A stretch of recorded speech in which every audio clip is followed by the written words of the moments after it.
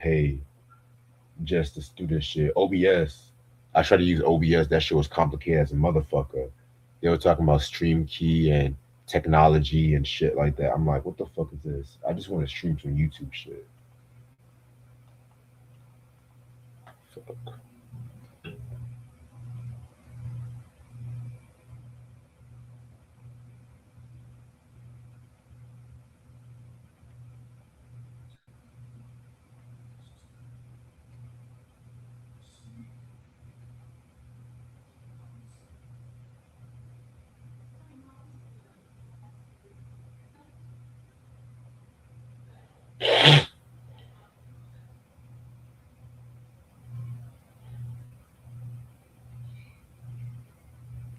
How's it?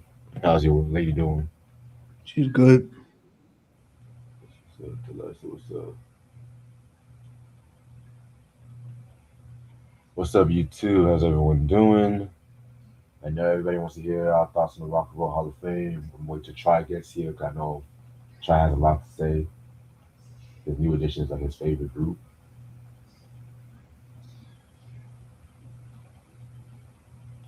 Yeah, Oasis got in before New Edition. That's interesting. I don't know that Oasis. Yeah.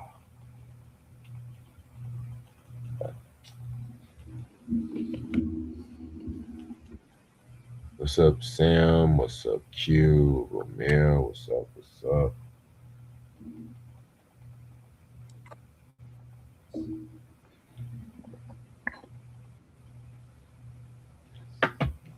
White That's privilege, that's why. but at least Wu Tang, Luther, they're in there. I'm not too mad. Yeah. Now the question is, who's going to induct the Wu Tang Clan? It got to be somebody epic. It can't just be no random motherfucker. Maybe Nas. Maybe Nas. I can see Nas doing it. Maybe Nas. Maybe it got to be Buster. somebody. Buster Maybe Rhymes. Buster. I mean, hmm, But you know that'll I can turn see into a Buster. church sermon. I can see Buster inducting like Queen Latifah, or MC Light though. I can see him doing that. Yeah, especially Queen Latifah because of the native Yeah, tongues. You know that'll turn maybe into a church sermon. right. Maybe Queen Latifah. Not maybe Kendrick Lamar induct the rule Yeah. because they'll probably get somebody like who was influenced by that sounds Nah, and they should shit. just have Nas do it. Yeah, I feel you're right. You're right. I feel like Nas would be the best bet, but you never know. They be having some surprises and shit. But Like, don't do like no Justin Timberlake or no like yeah, like Christina when Aguilera. T.I. inducted Tupac. Raw. Well, actually, Snoop Dogg conducted Oh Tupac and yeah, shit. Ti just dressed like him, but looking still, mad suspect. he looks like a thugged out Barbie doll or some shit. But yeah, Luther Vandross. You don't understand the They, significance of what I'm wearing right now. I ain't gonna know How that could new he that have new said song he that got. shit if somebody asked him? Now we out of my way Wow, expeditiously. if I hear that word one more time, expeditiously. Mm. Q said, "Who's going to induct Luther Vandross?" That's a good question too.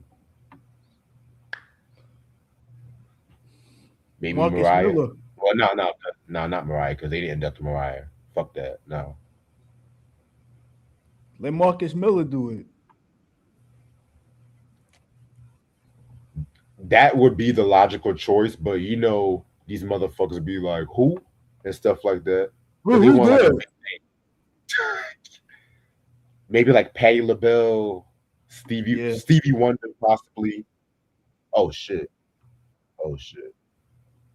Maybe Stevie Wonder maybe because Stevie done inducted everybody at this point. Yeah. But I'm one for surprises and shit like that. Like when Jim Carrey inducted Soundgarden, I was surprised by that shit. when Because to Chris me, it has Rock to always inducted be Red Hot Chili Peppers. who? Oh, Chris Rock, yeah. Which Yeah, that was the problem. I'm like, Chris Rock, what the hell you got to do with Red Hot Chili Peppers? It'll be ironic and petty if they got Chris Rock to induct Will Smith or DJ Jazzy Jeff for the Fresh Prince. It'll be petty as fuck. yep. Shit. Now Sade, mm, that's a good. I'm thinking who's gonna be a good one to induct her. Maybe Maxwell. Maybe Yeah.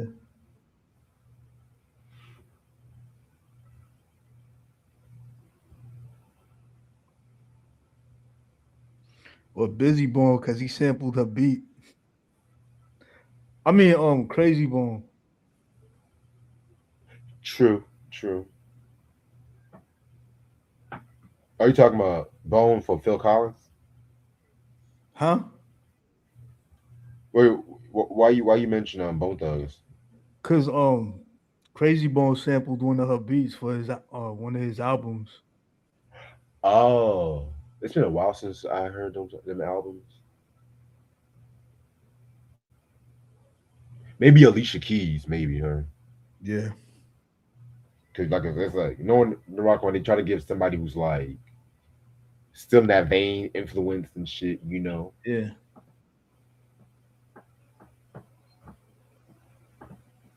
That's why I say Stevie Wonder and Nas would be the logical choices for like Nas and for Wu Tang and Luther respectively. Mm-hmm.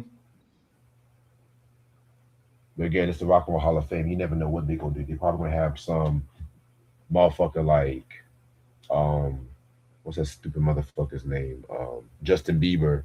They probably have like Justin Bieber induct like Luther Vandross or some shit like that. That doesn't make any sense. What's good? What up, nigga? Salute, What up? salute. What's good? Yeah, but at the same time, it's like I was talking to Ant Try Uh-huh. about the Rock and Roll Hall of Fame. I know you got a lot to say about New Edition snub and shit. So just let it How all did they out. get snub? Bro, they were number one. They hopped They over Phil were. Collins, who was voting. He was leading number one, and they hopped over Phil Collins to get 1,000,000 votes. And y'all don't put them in, but you put Phil Collins in and Oasis. And I love That's Phil I, thought Collins. I thought Phil was your boy though. He is. I'm just saying. I've never seen no shit like that where he's leading in votes.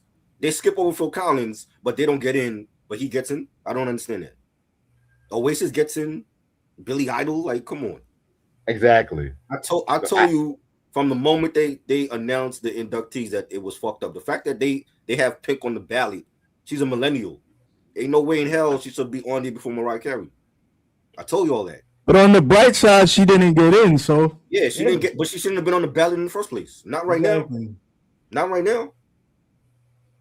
She You know what stopped I'm getting saying? invited to the barbecue after her If there first wasn't a album. Mariah Carey, there wouldn't be a Pink or Britney Spears or any of the millennial artists. She's a millennial. She came out in the 2000s. She shouldn't be on there right now. No. You know what I'm saying? Wu-Tang Clan, Method Man came out to social media and bitch they complain about the voting and they get in. Maybe we need somebody from New Edition to bitch and complain also. That this is a highway robbery for them. The best and that's R&B the group, thing.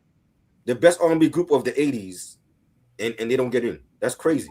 Without New And Edition, that's there the ain't no New Kids on the Block. There ain't no NSYNC or Backstreet Boys or 98 Degrees, any of those other boy bands. and that's the thing right there that was crazy. Method Man talked about there was like a lot of racial bias with the voting and stuff like that. And I think to myself, oh, Wu Tang might not get in. But when I saw Wu get in and New Edition, that was like That's something was is fraud. kind of off with that. And I'm like I said, I'm glad Wu got in. I'm glad. But here's the thing though, New Edition was topping a lot of the polls and shit. Right. It Exactly. was a shoe in. So that's why it's kind of crazy how they gave both Queen Latifah and Light the early influence awards and stuff like that too. And what I does that call it mean? What is that? How would the committee looking at a Queen Latifah and MC Light and be like, oh, well, they're not going to get in as regular artists. They're going to get in as early but influencers. What the fuck is that? I feel like honestly they should be more performers. If you want to give it to an early influence, Roxy and Shantae, Sylvia Robinson, um, Angie Stone, the what's the group shoe, the Mercedes Ladies. Sequence. Yeah, Sequence, yeah. But still, the Mercedes ladies, y'all looking at the first female hip hop group. Shout out to my homegirl Sherry Sher. But still, those are the early influences.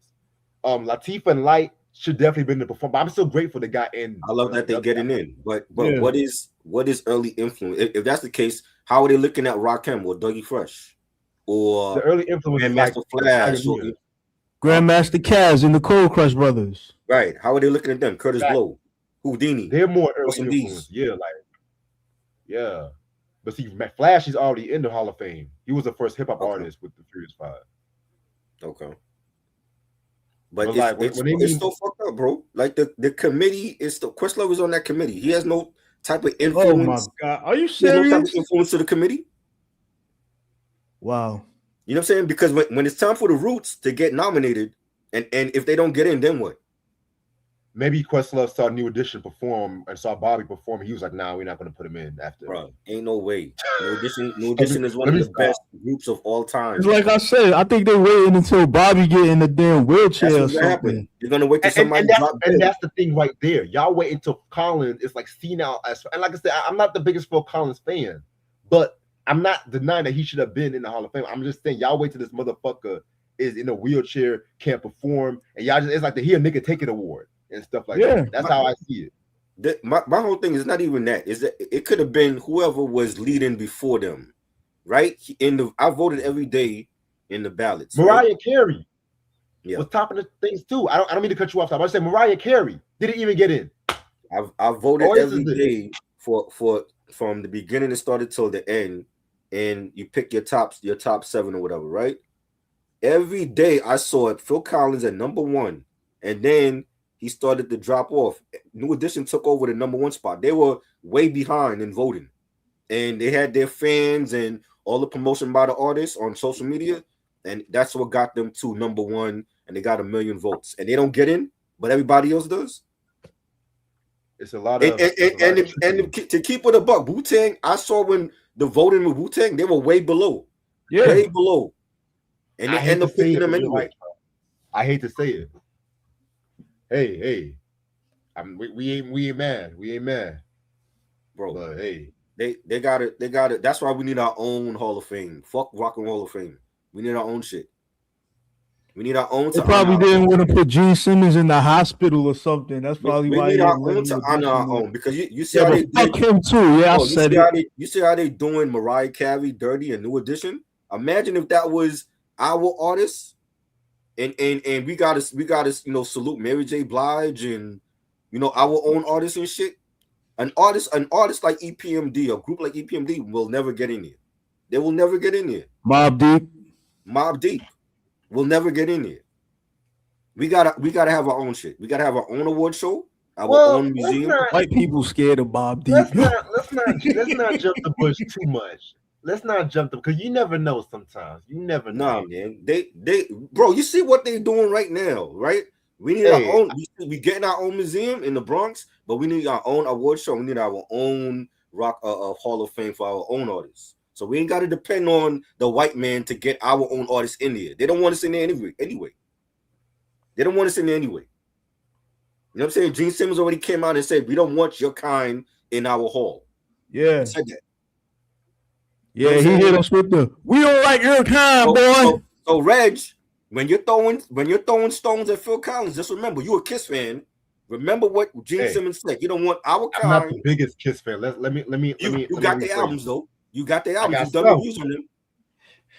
You were never reviews too. You were never reviews too. I don't fuck with Kiss. I have no Kiss albums. I don't fuck with them like that. I know a couple of these. Fuck with the disco album. I hated that disco. You want to do that fucking disco album? Yeah, but I don't have it. That's the problem. I don't have it. It's not in my collection. Never bought it. Nigga. Just because I like it don't mean I'm gonna buy it. You love that. You crave that disco album. The Dynasty album was cool. I never bought it though.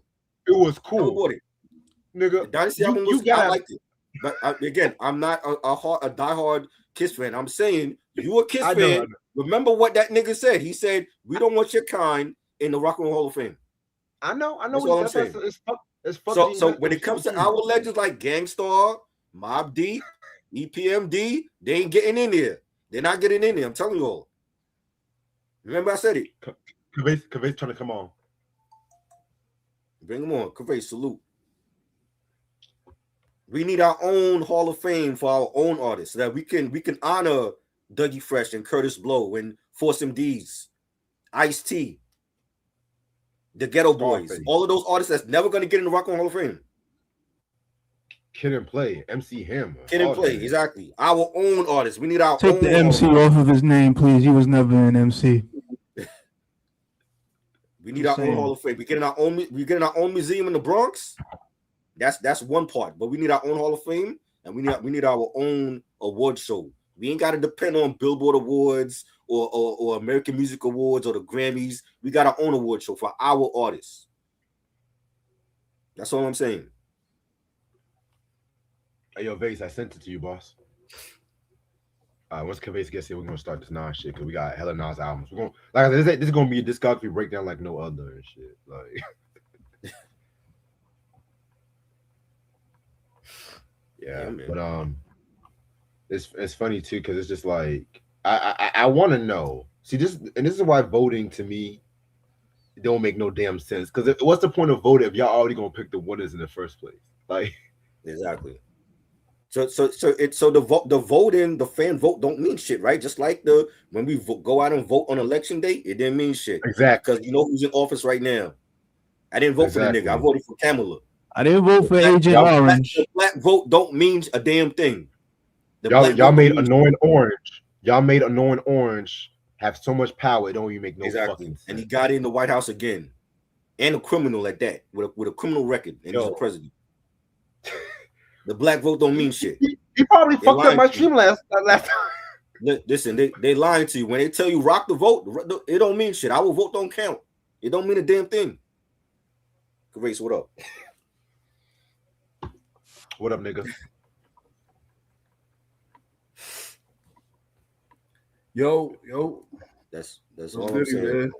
In other news, we got the Hawks first round. That should be a gentleman's sweep or just a straight up sweep. 4 or 5 games I'm giving them. They're getting at their ass beat. That's gonna be light work for us. You know, and the pick and roll is finally working too. Bro, you got Jermaine Dupri coming out and he's like, yo, we got a rep for the Hawks. Y'all going there. Y'all ain't got Trae Young this time. These fair weather fans, like they going there. They going there. We ain't playing this here. Yo, if we lose to the Hawks, Trae Young is not walking through that door, son. I'm tired of losing to the Hawks, man. Dominique Wilkins ain't walking through that locker room. You know.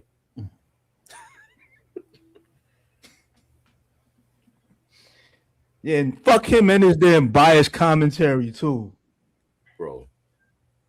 We gotta make quick work of the Hawks. We know who we want. We want Detroit in the conference finals. I want Detroit in the conference finals.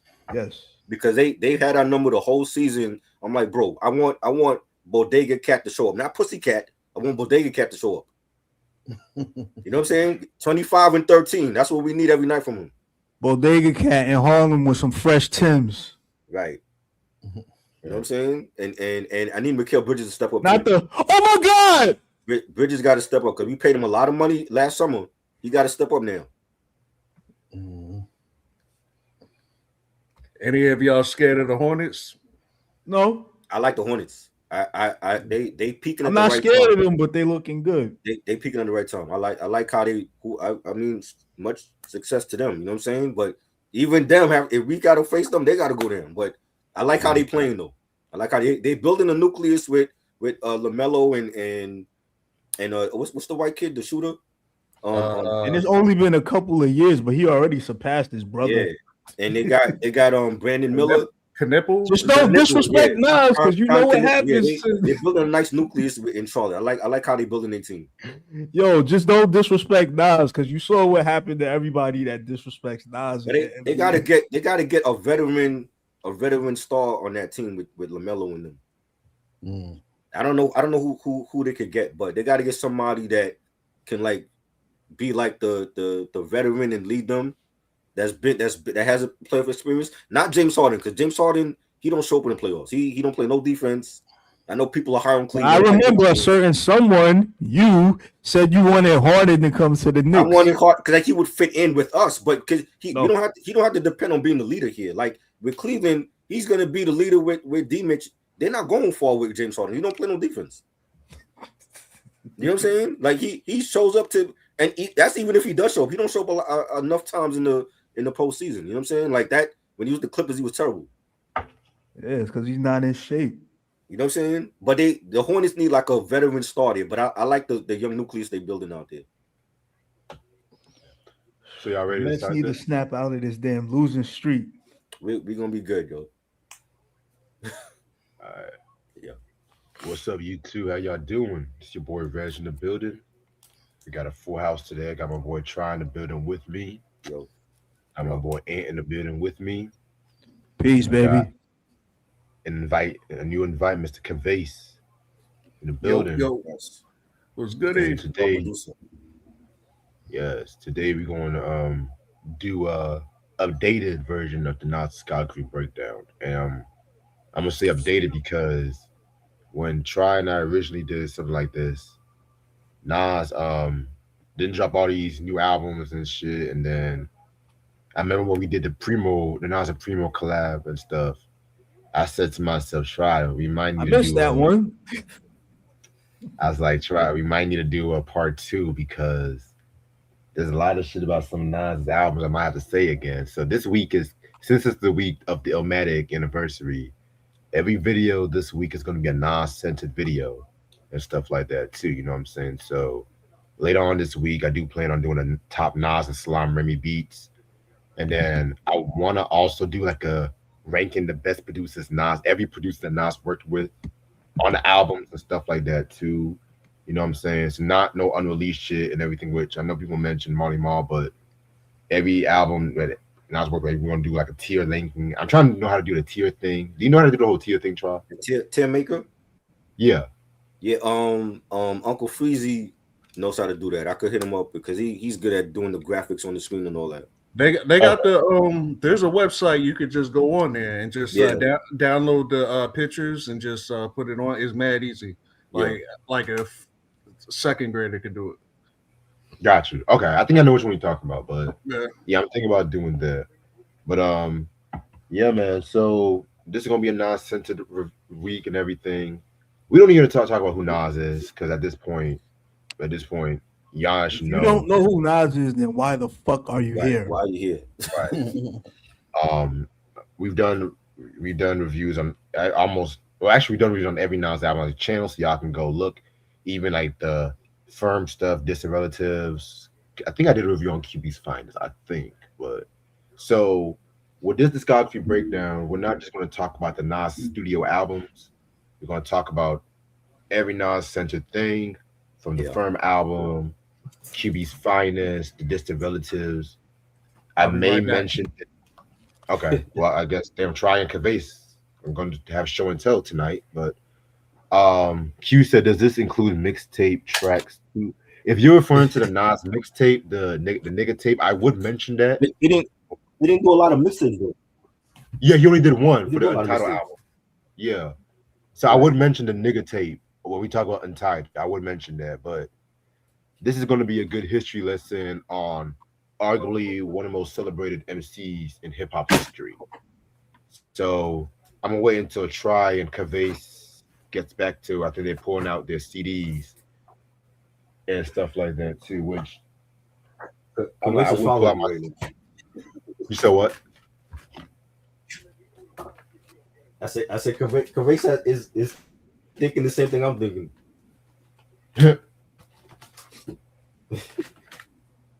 Yo.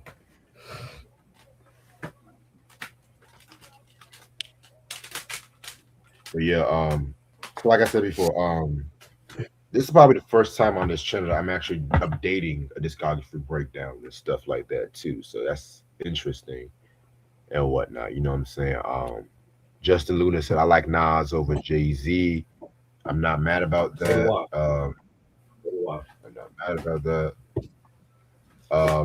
Q said I'm surprised Nas only did one mixtape. Well, you gotta also understand, like, when the mixtape culture was really blowing up, that was like the mid to late 2000s and stuff too. So a lot of artists was like putting songs that didn't go on the album because like sample clearances or they felt like some of the songs were something on the mixtapes. But then you got people like Lil Wayne and then Jeezy, of course 50, they used the mixtapes as like Whoa. Let's go further back since you went there.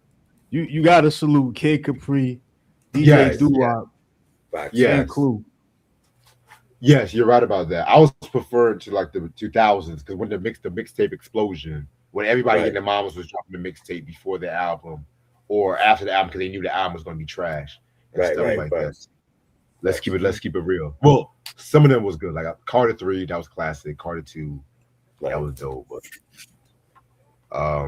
y'all still looking to getting y'all shit together? I'm good. You're good? Convince you good?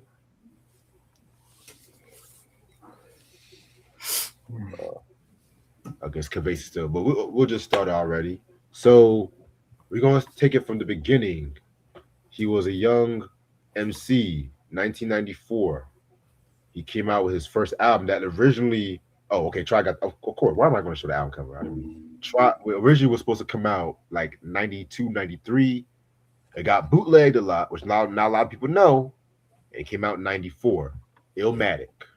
Yes. So to many people, this is like the greatest hip hop album of all time. To many people, this is like the hip hop Bible and everything. You got to remember, Professors do lectures in colleges about this album. Exactly to this day. Yep. But you got to remember when it came out, it didn't sell. It didn't sell a lot. And say that about Reasonable Doubt. Right. I had to. Exactly. And it's kind of weird because both Nas and Jay-Z, their debut albums, even though they're classics, they didn't really sell a lot. And they mostly peaked in the 20s in the charts and stuff too, which is kind of ironic and shit. But back to, I'm not trying to make this whole Nas and Jay-Z because we already have a whole album, but we're going to talk all about that. So Illmatic is definitely a classic album and stuff like that too.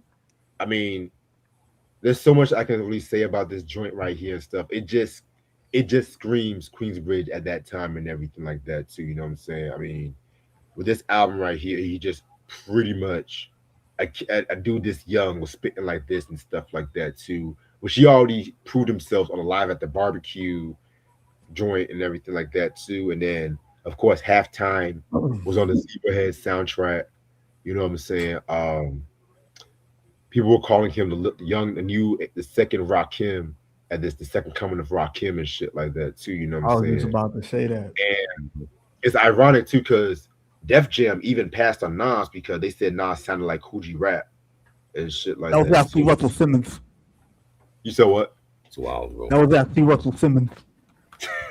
So yeah, that's crazy as hell. So the tracks and shit like that too. I mean, Who the World Is Yours. That's probably like the song that made me want to check out the album in the first place. As much respect as Pete Rock, I always fucked with the Q-Tip version more and stuff like that too.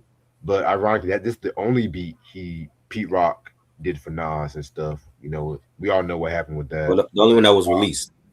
Only one that was released. Yes, you're right. Because he did do stuff. Memory Lane, Sitting in the Park, classic. New York State of Mind, just the fact he did that shit all in one take and everything like that too, just breathtaking. Crazy. Gotta mention it ain't hard to tell for this fly ass Michael Jackson sample and stuff like that too. You know what I'm saying? I mean, now One Time for Your Mind is like the track everybody loves to bash and stuff like that too, which I hate when people bash that one because that joint was more like a freestyle joint and everything, which not say he was a freestyle because all the other tracks on this album had like more of a conceptual vibe and stuff too. But yeah, man, I got the OG version. Unfortunately, I got the 2004 remastered edition, which I don't. Let me be real with you. If you guys are going to get Illmatic, do not get the 2004 edition. The reason why I say that is because they have these stupid remixes that you can tell was made in the 2000s. Yeah. Get the OG version or the Illmatic 20th anniversary and stuff like that to get those best versions. But Illmatic 5 mic album classic. I love it. This is the best rap album to me of all time. Like I remember saying this years ago. It's the rap hip hop Bible, and Nas really he changed the game with having 5 different producers on one album, his debut album, and that wasn't done before. You know what I'm saying? And before you had like one MC, one producer, and then Nas Yeah. comes in and he brings in Q-Tip and LES and Premier and Pete Rock and Lost Professor, and they crafted a masterpiece on an album for him. And the lyricism, he was ahead of his time, even back then in '94 with his lyricism. He has hip hop quotables in the Source magazine. You know, he came out with the right song, the right singles. It ain't hard to tell with the Michael Jackson sample. The world is yours, and I love halftime. I think halftime is dope, and you know, represent was one of my favorite tracks. One Love with that storytelling on that track, and you know, just a masterpiece of an album. But for really, it's really non-songs and the intro. But for what he did at that time in '94 with the producers, and we have legendary Hall of Fame producers on this album, and they still doing their thing now in 2026. This is the best Nas album of all time. Like I know people gonna debate with the second album and all that, but if it wasn't for this album, there would be no It Was Written. You know what I'm saying? Because he had to learn. You know, he switched up for his sophomore album and did things differently, and some of his fans didn't care for it, but I understand why he did it. But this was Nas when he's still living in the Queensbridge projects, when he's still in the hood, when he's still rocking his gold fronts and the Timbs and the army jackets, and I love this Nas, nasty Nas right here, all time classic, 5 mics all around. Absolutely. Classic album. Yo, honestly, this is the hip hop version of Marvin Gaye. What's going on? Right, You know what I'm saying? Like everything about it. Well structured album. Even the intro, he threw in a little jab at Wild Style. You know what I'm saying? Nobody caught that unless they was in that age group. So when I first heard it, I was like, yo, what's up with the trade going by? And my pops was like, you never seen Wild Style, have you, nigga? Sit down. So like, like just everything. This is yeah, a perfectly structured album. This yeah, is basically Nas graduating from high school on here on this album. And some people do graduate from high school when they're 19, by the way, in case some of you people in the comments want to have something smart to say. Ain't nothing wrong with that. Most of these people never graduated from high school to begin with. Let's stop. True. They This, don't this, even know the difference between there and can't use it in their sentence properly. right. Period. I mean, there's nothing much I can say that y'all didn't already say, man, about this album. Definitely a 5 mic album. Nas is my goat. I honestly think he's like a prophet. Like he like the chosen one. Like if you go back to that album and listen to like the shit he's talking about at that time, at that Right. age, it's like, yo, how? Yep. Like, How? is he human? Like, how is somebody that young at that time in hip hop that advanced at rapping, like and just lyrical wisdom? It's just amazing when you listen to that album. Like, damn, this young dude had a lot of wisdom, yo, at that Especially, age. Man. especially on One Love. Yeah, like how in depth his songs are with the lyrics and stuff like that. It's like, yo, this dude really. I don't know. He might not be human, man. But yeah, I'm gonna give him 5 mics, yo. For that. Definitely.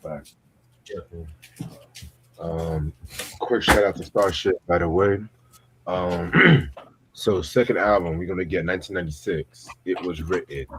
So by this time, 1994, 95, he was pretty much raising his profile with guest appearances.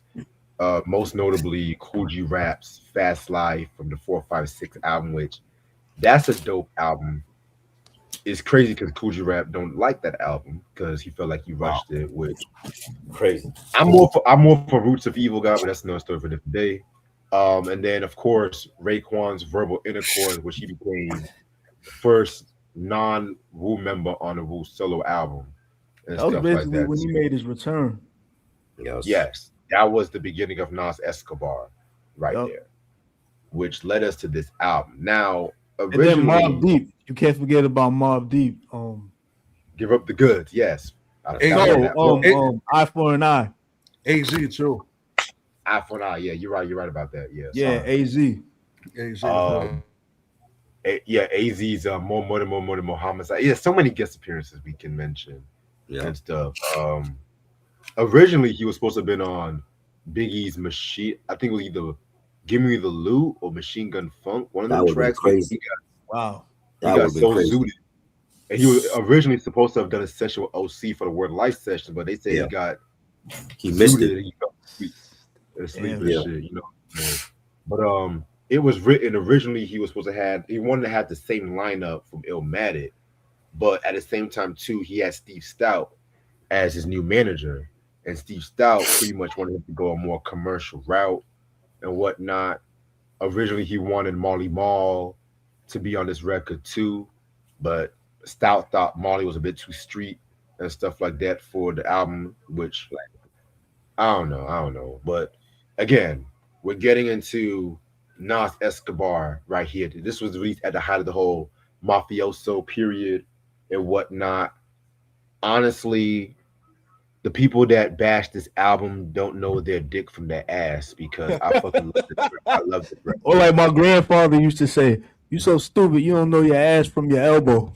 Right. Exactly. And you know what I think? I feel like with this album, influenced a lot of MCs that popped out in the mid to late 2000s to the 20 teens. Mm-hmm.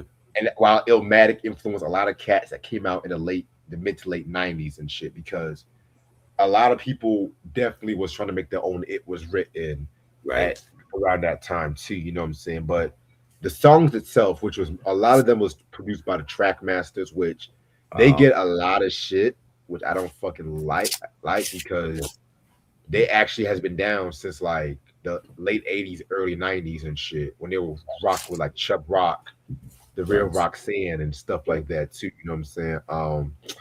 And we got into tracks like The Message, which honestly threw the first shot at Jay-Z. Let's keep it a buck. A lot of people thought, well, Jay-Z and Biggie, a lot of people thought it was a Tupac diss, even Pac thought it was a Pac diss, you know what I'm saying? And he didn't like the fact that Pac used the same sample for All Eyes on Me for Street Dreams, even though me personally, I prefer the R. Kelly remix and stuff like that too, or as Ant would call it, it was all right. Shit. Hey yo, wait! Y'all don't fuck with the R. Kelly remix? It was okay. I mean, it was okay. I actually love it. I actually like it. I like the original version better though. Man, you know what I'm saying? I mean, the remix was too R&B, was just too melodic. I'm like, give me that gritty beat. You know what I'm saying? I like it. I agree. Oh mercy. Please, no. R. Kelly's Isley Brothers fascination and shit. Right. But I get what you're saying, Try. I grew up on that remix and shit. You know what I'm saying? But other than that, we getting into I Gave You Power, probably my favorite song on the album and stuff like that. Talking through a gun and stuff like that too, which he really was not the first one to use that concept. Technically, it was Ice Cube with Man's Best Friend. Then Pharaoh Monch did it on Organized Confusion Straight Bullet. Yep. A lot of these rap genius heads will try to say Nas was the first. I love Nas, but he was not the first to use that concept. He wasn't. Affirmative Action, which debuted The Firm, Stay Tuned, and stuff like the original Firm. The original Firm. Stay tuned. Take It in Blood, which has the Tupac reference, the Live Squad, which was Stretch's crew, did that one, that beat. Now, out of all the songs on this album, what If I Rule the World? I gotta mention If I Rule the World, classic track. Right. Out of all the songs on the album, Nas is coming with Dr. Dre. Again, stay tuned on that. They didn't like it. I just felt like he could have done more with that beat, because this was around the time when Dre was this experimental Dre, when he was doing the Presents the Aftermath joint, which I like the album. Try don't like it, by the way. You know what I'm saying? Like it. I have it. Don't like it though. I feel like that album has some of Dre's most underrated beats, but I totally disagree with. You want to talk about a producer that he needs to work with? It was Dr. Dre. Like he needed to work. He don't have a hit song with Dr. Dre. Which is crazy. Unless you want to count East Coast, West Coast killers. I mean, yeah, I was about to say unless you count Phone Tap, but that's the firm. It's not like on a Nas album though. But what about East Coast, West Coast killers when he was on that? That was on Dr. Dre's album though. That's on Dr. But Dre's still, album. That ain't no big hit. Benny had done that was the big hit off of that album. East Coast, West Coast killer. I mean, they played the video on Rap City, but it wasn't no huge hit like that. Nah. But if y'all had the European version, Silent Murder, my god, nigga. It was on the cassette. That's the version I got and shit, man. But this is just as good as Illmatic. Some days I kind of bump this more than Illmatic. Some days I bump Illmatic more, but at the end of the day, it was written as still a 5 mic classic. The source gave it like 4.5, which they got it wrong. For the time being, and I forgot to mention this is also Nas' best-selling album too. I forgot to mention. The source got it wrong. There's no way. This was a 5 mic classic the day it came out. You know what I'm saying? Like, but like I know fans, their frustration with why he went from Illmatic to this album. It was a different sound, different producers. I mean, but I think it was a phenomenal sophomore album. Like to have DJ Premier on one of my favorite tracks on this album, I Gave You Power, a great storytelling track. We needed a video for that, Nas. We didn't get a video for that. We need a video for that. Taking in Blood, Black Girl Lost with JoJo from JoJo Haley from Jodeci. That's another song that should have had a video. Love that song. The setup, the Havoc beat was fire. Live Nigga Rap with Mobb Deep. Are you kidding me? Yes. One of the best Mobb Deep and Nas collabs ever. I love that song. You know what I'm saying? Silent Murder, even the Silent Murder track that was only featured on the cassette. I never even bought the cassette, but it was only featured on the cassette. That was fire, right? If I Rule the World, the first single with Lauryn Hill. This is Fugees '96 when they blow up with the score, and Lauryn Hill is everywhere, and she found herself on the first single of Nas's sophomore album. I love that record. Every track on here, Shootouts, Fire, Suspect, all of the tracks I love. The one song I don't care for was Nas Is Coming because I feel like you can skip that. Dr. Dre, for as a GOAT that he is, a legendary producer and came from a legendary group as NWA, and you spawned the careers of Snoop Dogg and Eminem, Kendrick Lamar, Anderson .Paak, 50 Cent, and he has no hit songs with Nas on the Nas album. That has to happen at some point. Before Dr. Dre dies, we need to hear Nas and Dr. Dre come out with a hit song. We've seen Dr. Dre in the studio as recent up until the King's Disease album when they were in the studio doing shit and he ain't come out with nothing with Nas. So what was all that about? Was they trolling the fans? Question. Does I can't think right now, but does Dr. Dre have a hit with anybody from the East Coast? Yes. Cool. Mary J. Blige, Family Affair. That's singing though, like hip hop. Technically, Jay-Z wrote Dre. He produced in the club. In the club, okay, 50. Technically, Jay-Z wrote still. 50 Dre. stopped claiming New York a long time ago though. Yeah, but he's New York. In the Club was a big hit for 50. That's his record. Okay. Didn't he do 21 Questions too? He did Jay-Z. What song he did for Jay-Z? No, Jay-Z wrote still Dre. He's the new 20. Now he's produced for Jay-Z, but he did 30 the new 20 on the Kingdom Come album that nobody he did on Blueprint too. He did the Watcher too. Yeah. Oh, didn't he do like the intro on what was that? Carter 3? What's that? What song was that? Oh, he did Watch. He did Watch Me. Watch Me. Okay, right, but he didn't produce it. He was Irv Gotti produced that joint. Oh, okay. Yeah, I was just thinking. I was like, right. that was a good point. Which you say that he didn't have any heavy joints with Nas, but now I was thinking it's like, damn, who on the East Coast did he? He did Eve. He did didn't he do Blow Your Mind? He did Blow Your Mind with Mr. Farley. Mm-hmm. Did that, yeah. But yeah, this is a 5-mic classic, one of the best rap sophomore albums ever. I love it. Definitely. And right before I Gave You Power started on that skit, when they threw the gun, guess what song was playing in the background? You told me De La Soul Plug tuning. You told me that, yeah. You gotta listen closely. Yeah, you're right. Yeah, it's definitely a 5 mic album.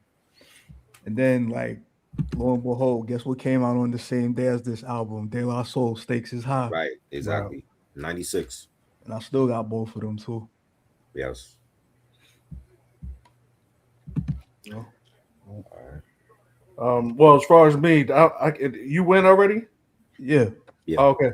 Oh, as far as me, yeah, it's a five mic album. Love this joint. Like, you know what I mean? You could say like arguably like there's 3 songs on this album that could be in like a Nas top 20 songs of all time, like Right. in my opinion. So it's gotta be a 5 mic. Definitely. Yeah. And I wrote a 5-page paper on I Gave You Power when I was in college. Really? Got an A+ too. Oh, wow. Yo, And I made them listen to the song. That's Now, dope. y'all gonna listen to this. Sit down and Right. shut the fuck up. teach those dumb motherfuckers. Facts. Yeah. No All doubt. right. So now, 1997. Before we get to Oh our shit! now, one of the reasons why I want to do a discography breakdown was because some opinions have changed on certain albums. Right. Now, if you guys know me, this next album we're going to talk about, I didn't really give a. I have a very complicated history with. Not that one. Not that one. We're Not going to, not yet. We're talking about the Firm album. Oh. Oh, The I Firm? told you. Oh yeah. Shit.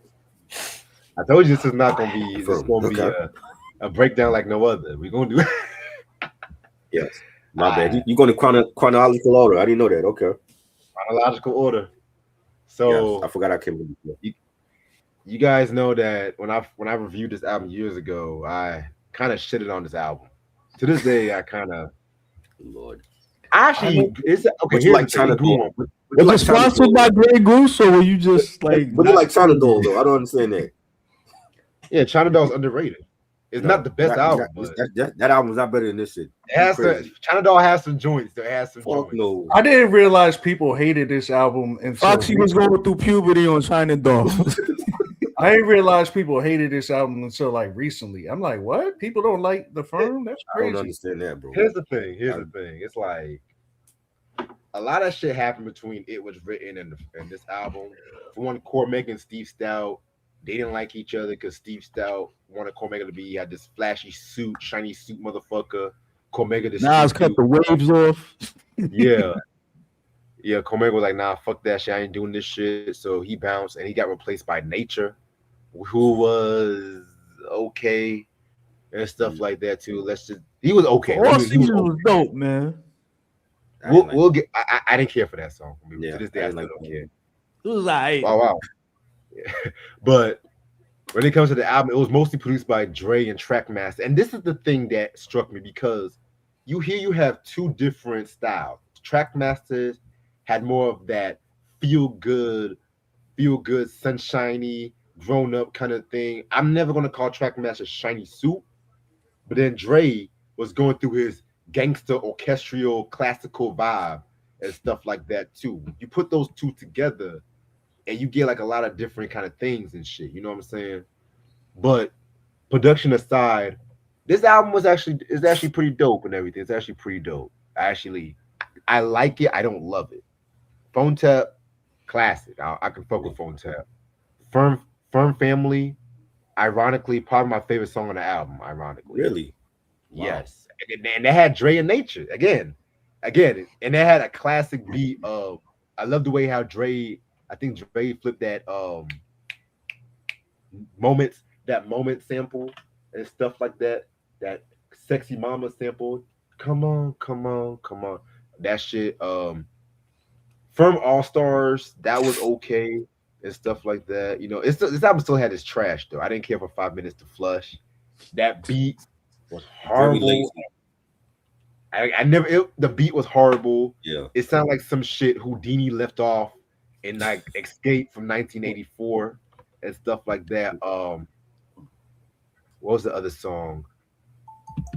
Firm Biz was okay. It's nice hearing Don Robinson. You know what I'm saying? That was his artist. That was his art. And then again, look what happened to that shit. Like, Right. But Lucy Pearl, anybody? Right. yo, is Don still living I in the felt car? bad for Raphael Sadiq at that time too. Is Don still living in the car? I'm not trying to be funny. Is she still homeless? That's what you're saying? No, I'm really not trying to be funny. I'm really. I don't not know. trying. I don't think she's homeless. I didn't think she was homeless. I think she was just using that for clout. Whatever. But I'm gonna give this album. I think I gave this album in the past like a 3. I think, but I'm gonna give this to 4 mics. I feel like it's deserving for 4 mics and shit. Reg, you know, like when you smell something really bad and it's hard to get the stench off. Yeah. That's how I feel about this album because of the problems they had with the. It's like a 300-pound person farting in the car, and the smell doesn't go away until after you get out the car. That's how I felt when I heard Ja Rule's "The Last Temptation." Honestly, no, come on, stop that. Stop. It's just the joint production. It didn't mesh well. Like Dr. Dre has a certain sound, and then Track Masters have a certain sound, and they both Track Masters was more hotter at that time in '97 than Dre was. You know what I'm saying? Because Eminem wasn't even out at that time. You know what I'm saying? So he was still coming off of the Aftermath album. But to me, if I had to pick, I would have had Track Masters do the whole album because they've worked with Foxy on her first album. They worked with Nature on his first album. They did the stuff with Nas on It Was Written. You know what I'm saying? I would. They have more of a rapport with with those artists, and I think they work with AZ at some point. But Dre, I feel like Dre wanted a part of this project because he never worked with them before. So he's like, you know what? I got to get in on this project. Like, I know it's a Track Masters project, but I got to get in on this. I want to produce for AZ and Foxy, and you bring in Nature and Nas, and the Nature thing was a problem too because we didn't know who the fuck he was. I didn't know who Nature was until this album Unless came you out. heard the Clue tapes, then you knew who he was. You know what I'm saying? I'm like, bro, where's Cormega? This was, in my opinion, the worst introduction for Nature to be a part of a firm album that people was expecting Cormega, and then you bring in Nature. This was the worst introduction for him on this album. I don't think you got to introduce him on this. Oh, if you put him on the album, you put him on like a song or two, but not as the main group, because we wanted Cormega, we didn't get Cormega. So now people wondering who the fuck is Nature? Who's this guy? Where's Cormega? You know what I'm saying? They wanted to hear Mega Montana, we didn't get that. That was another issue. The singles was another issue. Like Firm Biz, I didn't never like Firm Biz. I never liked that song as a first single. I prefer Phone Tap. I think Phone Tap was a better single, but it was like the second single. Yeah. You know what I'm saying? Like Red said, like some of the songs, the sampling, that 5 minutes of Flush was trash. I don't want to hear Dre give his own version of Houdini's 5 minutes of Funk. That was just lazy production, and he's better than that. You know what I'm saying? Like you got to think, this is 97, all the great stuff that he did after 97, and you give us 5 minutes of Flush, that was garbage. You should have flushed that down the toilet. You know what I'm saying? Flush. But I didn't like it. But they also flush this album down the toilet. They also gems. You got I'm Leaving. I love that joint. I'm Leaving with Nori on that. No. Desperado with Cannabis. Yes, From Fiasco was fire. One of my favorites. Phone Tap to me is like the biggest smash on this record. But it's not a classic album. It's not a great album. I think there were many issues with this album going into it. So for me, it's 3 mics. It's 3 mics. It's not a whack album, but it's not a classic album. But I feel like because the stench was so bad, they got to give us another firm album. They got to give us a Firm Reunion album at some point. You know what I'm saying? Like that firm track on King's Disease. People felt like Nas is gonna give us a Firm Reunion album. We still need that. Foxy's verse didn't make no sense, but it's Foxy, so she get a pass. I would like to hear, if it's not too late, a Nas and AZ album, hopefully this year. And I want a Firm Reunion album with Cormega. We could kick Nature out. We don't need Nature. Nah. Bring in Cormega, the album that people wanted back in 97. We need that album. Yes. Every time I think of the Firm, I think of Foxy, Cormega, and AZ and Nas. They were great. I love the fact that Foxy had her own little solo joint on there, and AZ did his thing, but Nature was not this was not the proper jump off for Nature to introduce him to the world. I just feel like that was a bad thing about Steve Stout. Terrible. Yeah, man. I gave this album a solid 3. You know, the only thing that saved this album for me was the guest features with Nori on I'm Leaving and Cannabis on Yeah, Desperado. Desperados. Yeah, Other than that, everything on here is like fucking skippable. And like right. then you have Foxy's brother on there, and then we like, who the fuck is this nigga? Yeah, Pretty Boy. You know what I'm saying? Yeah, I don't know, man. I don't know what y'all talking about, man. I love this album, bro. Wow. This shit was fire, man. When I think about this album, I think about like I remember like niggas like always driving around. They had the CD with the shit. They was bumping that shit in the car. I just think about that. That's like everybody was fucking with this album from where I was at. You know what I mean? And in the Firm Biz joint, I thought it was cool because at that time we was we was kind of going through that bad boy era and shit like that. And I think that's what they was kind of trying to chase. The Mace had the Feel So Good shit out. right. It was kind of like that. Yeah, it's kind of like that vibe. So you got to get at least one of those joints. You know what I mean? So I wasn't really mad at it.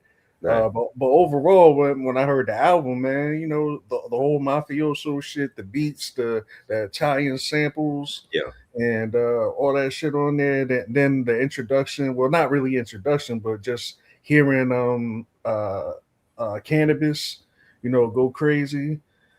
I thought all that shit was fire, man. I didn't really see a real discrepancy between like the two different producers. Besides that trash song that we all think is trash with Nature, but that's about that's about it. Straight garbage. Yo, that's like the song that's on Michael Jackson's Bad album with Stevie Wonder, Just Good Friends. Hey, just skip that shit, son. No, that shit's garbage. You know what I'm right. Don't come for that track. That track it's too soon right now to say that. I'm gonna give it a 4 point. I can't give it a 4.5, but I'm gonna give it like a 4.2. And I'm gonna also say they left one of the best tracks off of the album, La Familia. Y'all ever heard that song? La Familia should have been on that album. But we got 5 That's one of the best. That's one of the best from tracks ever. You talking about where they redid the symphony? Yeah, no, not that. That was the Affirmative Action remix, not that one. Oh yeah. The song called La Familia that it was unreleased. That song has a real mafioso sound to it that should have been on the album. Let's not forget Affirmative Action 2. He threw shots at Biggie on that joint. Right. Yep. Yeah. All right. So now, 1999 was a busy year. See, now y'all got your albums ready and shit. My bad. I didn't know you was going in order like that, though. So I told you. We're gonna do every now. Yeah. Yes. All right. So I am 1999. I was in high school. Yes. The Knicks just got Sprewell. I was in Stone Cold Steve Austin was trading the WWF title back and forth. Right. Yeah. So originally, we all know the story with this one. This was supposed to have been a double album and stuff like that too. But you fucking bootlegging, cocksucking motherfuckers. Yeah, man. As Ant points it out, it got bootlegged. Like, and this is around the time a lot of albums was bootlegged, like Mobb Deep's Murder Music. I want to say Lil Kim's Notorious K.I.M. Even though I heard that too. Yep. The bootleg. It was no better than the album was just trash. She was making a lot of money at this time too, and Canal Street. she had some unreleased tracks that didn't make the album on the. I heard him. It was trash. It was just true. It was trash. Oh, man. But anyway, hey, papi, tempo. Now, Nas almost died during the making of this album. Damn. The album cover, all gold and shit. Yeah. Apparently, the material almost suffocated him and Crazy. Stuff like that too. You know what I'm saying? He almost died, but luckily they removed that shit. So think about that shit. But they have the pictures for that too. They have the pictures online for that. Yeah. Other than that, this album was very dope.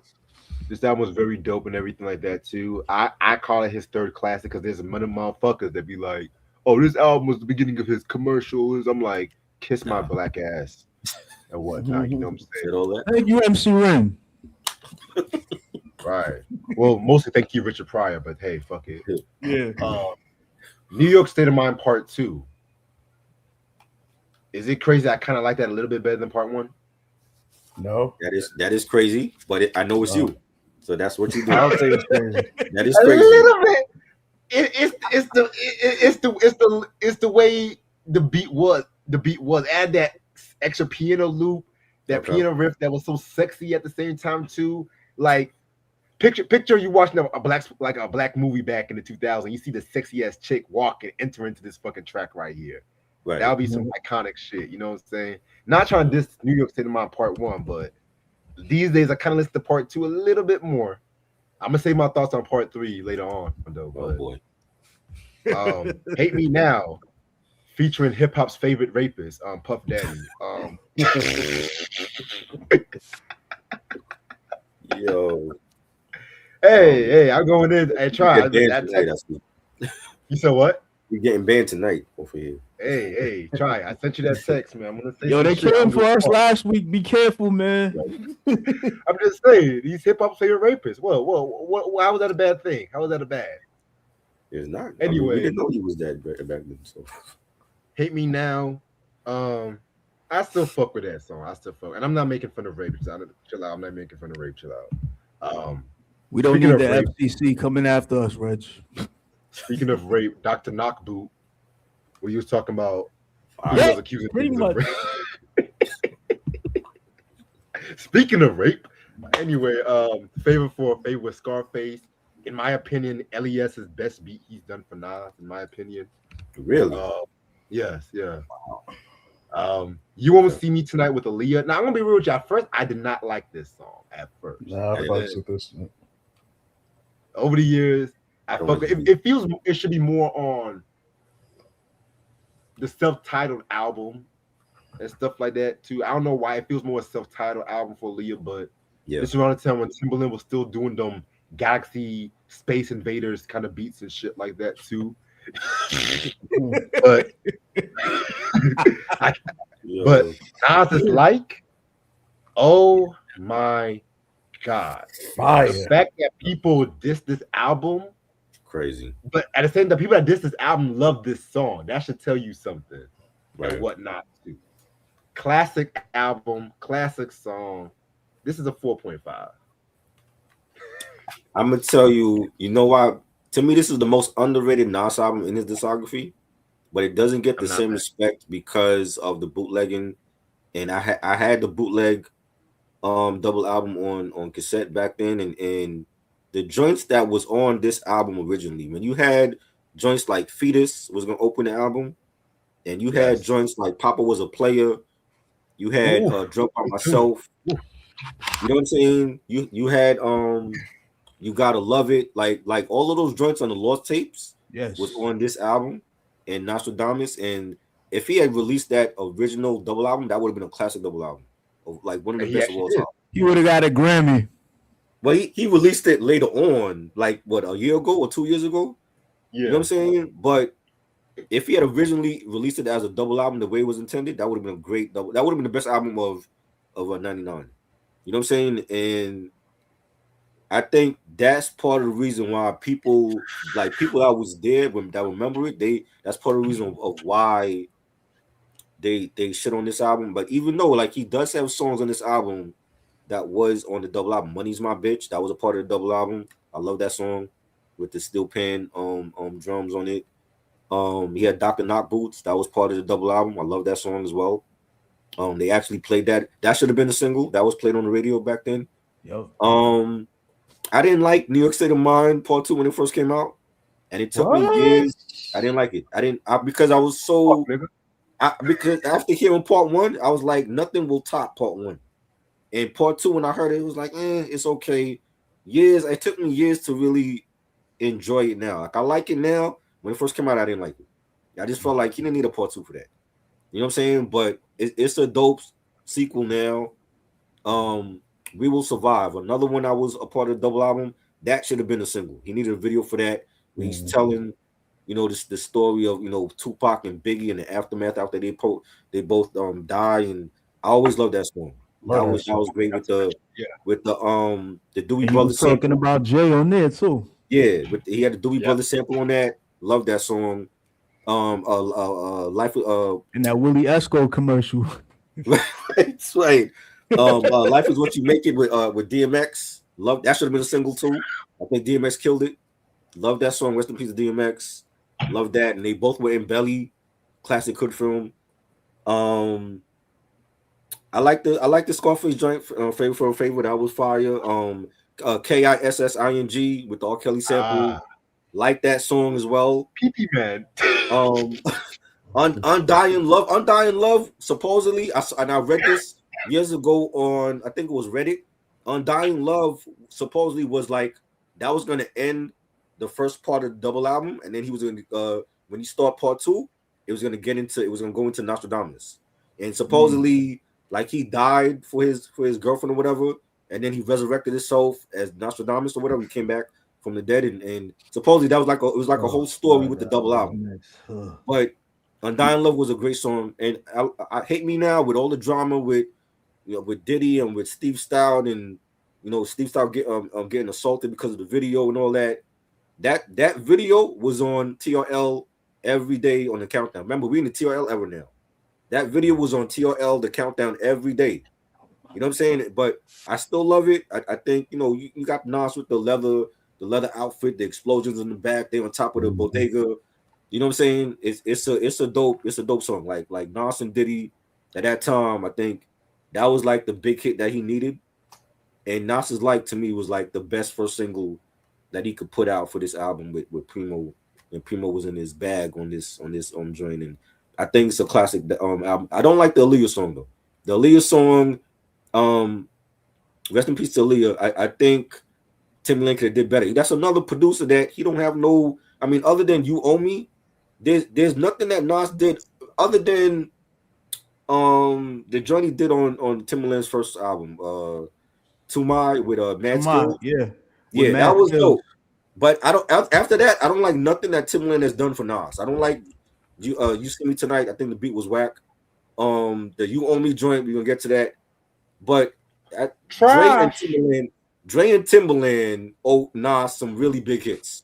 I feel like they haven't given Nas their best shit. And this is at a time when Timbaland was giving Missy classics. He was giving the Leah classics. This is when Timbaland had the fucking crown. Yeah, I like the joint Timbaland had with Nas and Mad Skills on. Yes, Timbaland. That was on Timbaland's album though. That for my guy Mad Skills. Yeah, I'm talking about like for Nas's albums, Dre and Timbaland are the two producers that to me haven't given Nas big classic records, and I don't know how that happened, but I think this album is still a classic. I'm definitely giving 5 mics. I think it's his most underrated album in his discography. Yeah, criminally underrated. Yeah. I think it got like 4 from the source, right? At that time. Yeah. I mean, people will say 4 mics. I think it's better than 4 mics though. Mm-hmm. Yeah, yeah, it was a solid album from him. Then we got the next one. Oh wait. I'm gonna say it's a 4.5. Okay. There's something I wanted to say about it, but I was thinking about something else. But yeah, I think it was a good album. Like you said, it's a slept on album. A lot of dope joints on there. I actually like the Aaliyah joint. I actually like a lot of them. Even there's some joints I even forgot. Like when you was naming them off, I'm like, yo, this album really was like I already liked the album, but it really was good.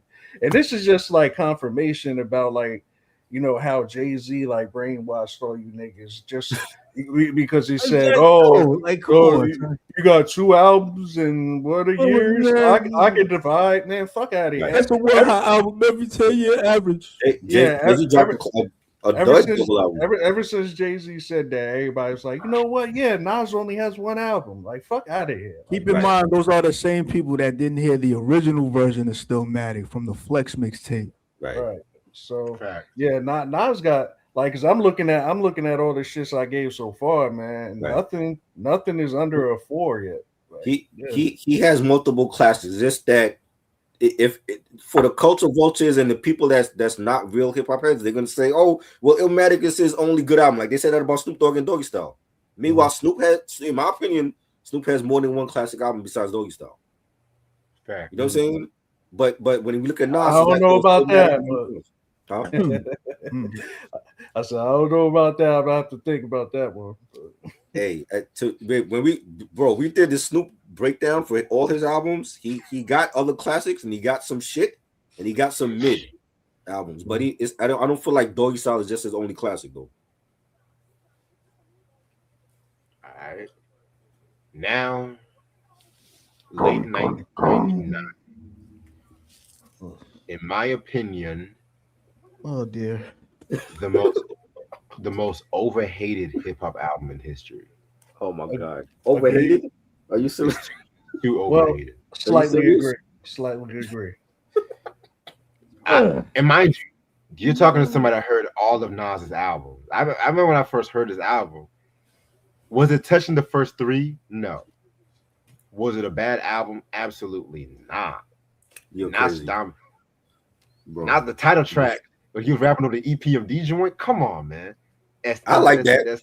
A lot of people like. I like the title track though. I used to hate that song. It was just the video, man. Like the video was not good. I don't like the video, but the problem with this, the problem with this album is, and I didn't realize it until like recently, because when it first came out, of course, it was disappointing. But now, the album started off really good, and then the back end is very bad. Yep. That's the only thing. Yep. You know what? I would agree with you on that. The last couple tracks, I would agree.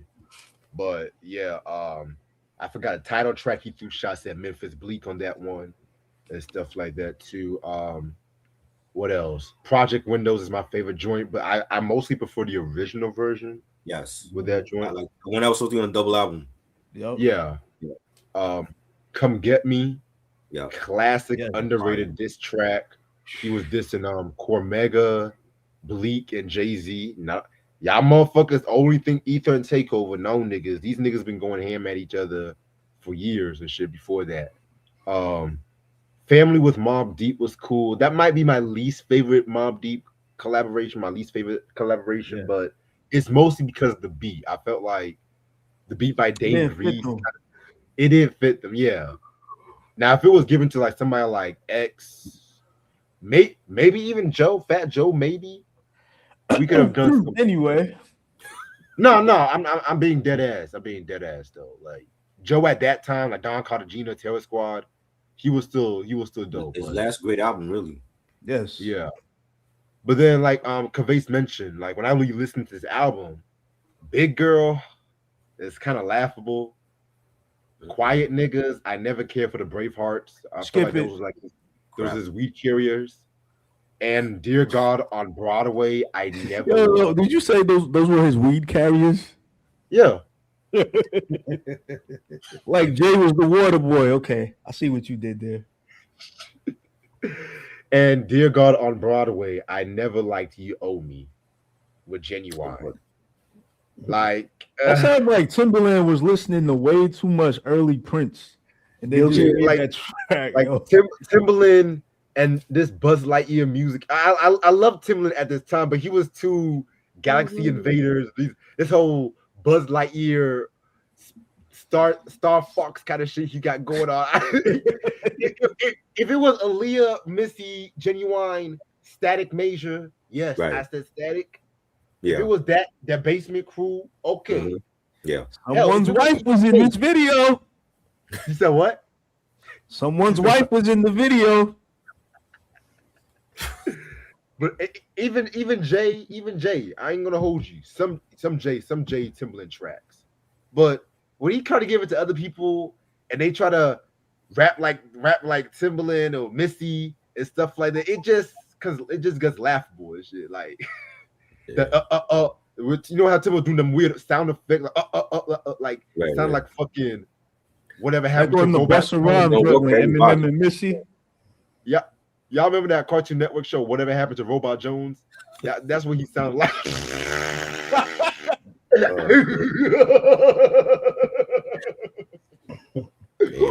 fucking That is the exact same fucking- laugh that used to be on the Clue tape too. fucking man. Urkelbot Family Matters looking at. But other than that, but minus those 4 tracks, Nostradamus. Oh, I wrote a joke about Laura from Family Matters because of how Sticky Fingers was doing her and Rod. I was like, yo, whoever wrote this script was probably mad about how she kept leading on Urkel all those years. So this was payback.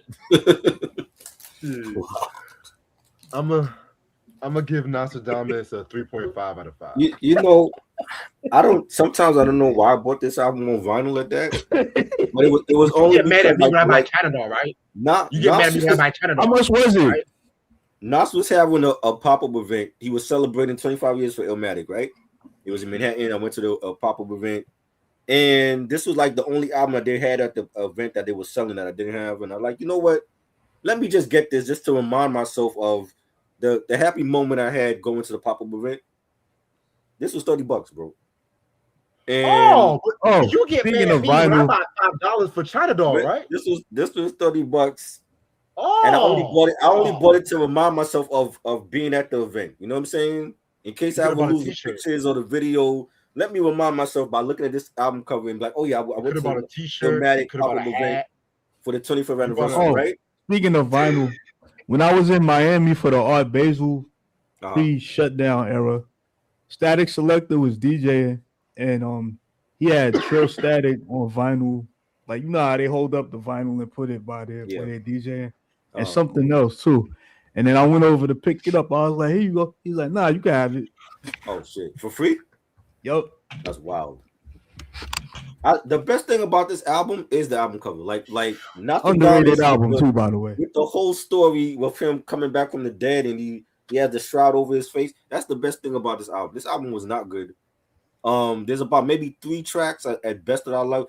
Project Windows was dope, but I love the original one that was supposed to be on the double album, and they don't have that version on here.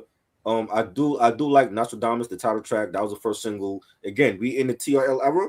That video was on TRL every day. You know what I'm saying? The video sucked, but I do like the song. I like how he flipped the EPMD beat. Shoot 'em up, the Havoc beat. I like that. That was a dope track. And I love Come and Get Me, the Primo track. You know, he's taking shots at Jay and Bleak, and that to me should have had a video. But that's about it. I don't like anything else. The Mobb Deep collab was not good. He's had better collabs with Mobb Deep that were better than that joint. And I don't like the production. Production suffered also. And again, like the classic tracks that were supposed to be on this album that we didn't get because of the bootleggers, this could have been another classic, and it wasn't. And I don't fault Nas for, you know, putting out 2 albums in 1 year, because Tupac did the same thing. He gave us All Eyes on Me and Machiavelli. They both are classic albums. DMX too. And DMX, both classic. So Nas looked at Pac and DMX and said, you know what, I could do that, and he failed. I Am was better, but Nostradamus is not a great album. I know people love it, but I'm holding the vinyl. I'm telling you, this was a whack album. So that should tell you something. That should tell you everything right there. You know what I'm saying? Yeah. I'm giving it 2 solid marks. 3. I'm giving it 2 marks. This is like a solid 3 for me. You know what I'm saying? It's only a couple songs I like. And the only reason I listened to the song he got on here with Mobb Deep, because it's Nas and Mobb Deep. Yeah, I you didn't know what I'm saying? But other than that, I can't, like, I just can't listen to this album anymore, yo. Like, it's times when, like, I'm having like a bad day, and that's just gonna make me feel worse if I play this album. So, like, that's how bad this album is, yo. Right. All right, so I'm gonna have to give it. I'm torn between like 3 or 3.5. Maybe I'm just like a super Nas like fan or whatever. But I fucked with. I actually showing a little bit. I actually liked. I liked Hate Me Now. I Hate Me Now. What's the song? The song with Genuine. You Owe Me? That joint. Yeah, You Owe Me. I actually like that joint. You know what I'm saying? Like, I don't know, man. I like that era of music, like that whole Bad Boy Shiny shit. Like, right. I actually like that. You know what I mean? I was what, a sophomore, right. junior in high school and shit like that. That was like that was my fun era of hip hop and shit like right. that. The whole Mace and shit like that. So I fuck with that song. And of course the Windows joint. Um, there's a lot of good songs on there, but like I said, it just the ending of that album was just so bad. Like I don't blame people for saying it's whack. So Right. Oh, yeah. But this is the thing. This is the thing. Like, if it wasn't separated albums, I think it all would have made sense within a double album, and how that was sequenced and the whole lore behind it. But he tried to do what Machiavelli. He tried to do what Pac and DMX did, and to me, he failed at it by having two albums in 1 year. And I just felt like, but he made up for it though. He made up for it. I just felt like this was like his first bad album though. Yeah, I agree. Okay. Now, before we get into Stillmatic, in 2000, he dropped the QB Finest album. Yes. Back when he had his first record label, Ill Will Records, which is of course not active at the moment. Right. Now, this was like his love letter to Queensbridge. Now, this is a controversial compilation album, to be real with you, because around this time, he was beefing with a lot of niggas from Queensville, like Prodigy and Cormega. I did a whole video about this on my channel. Y'all can check that shit out. Yep. There was I think it was like Prodigy that said he wanted to do something like this together. He felt like Nas stole the idea from him and stuff like that too. You know what I'm saying? And then this whole compilation is really known for a couple of tracks, most notably that horrible Uchiwali song, which I never liked that song, but whenever I'm DJing, that was a vibe, man. Stuff like that, niggas go crazy when I play that song. Go figure. And then of course the bridge. What? That was a vibe. The Bridge 2001. That should be the other way around. Like the girls should be going crazy for this, not the niggas. Niggas, girls, you know, I mean, niggas as in like the crowd, like you know what I mean. Oh yeah, like you know what I mean. Everyone's a nigga. That's what I mean. But the Bridge 2001, which pretty much threw shots at Rocket, but he had like literally everybody from Queensbridge, like Capone, Marley Marl, Mobb Deep, Tragedy, formerly known as the Intelligent Hoodlum, who coined the term Illmatic, MC Shan, and whatnot. Which honestly, that's the reason. Before he started looking like the Pepperidge Farm guy in the commercial. Yeah. Everything else, I mean, Capone Noyega's Our Way was pretty cool. That was fire. Power Rap Freestyle with Prodigy was dope. Yeah. Everything else is kind of I will give this like a 3 out of 5. You know, it was alright. Now this is when he made up for that to Nostradamus. Like he made a whole compilation album and got all the Queensbridge artists on this compilation and comes out with the Bridge 2001. And I felt like Nas's verse, you could tell he was taking shots at Jay. You know what I'm saying? Yeah. And that was great, and paying homage to MC Shan and to Marley Marl. I love that. Uchiwali was a huge hit song for the Bravehearts, and Nas jumped on the remix. That was a big hit in New York City when that came out.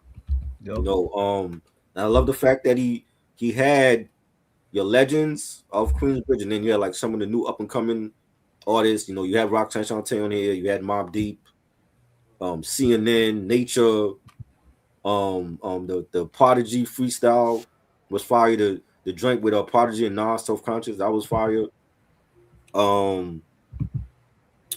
You know, the we doing this our way. The CNN joint was fire.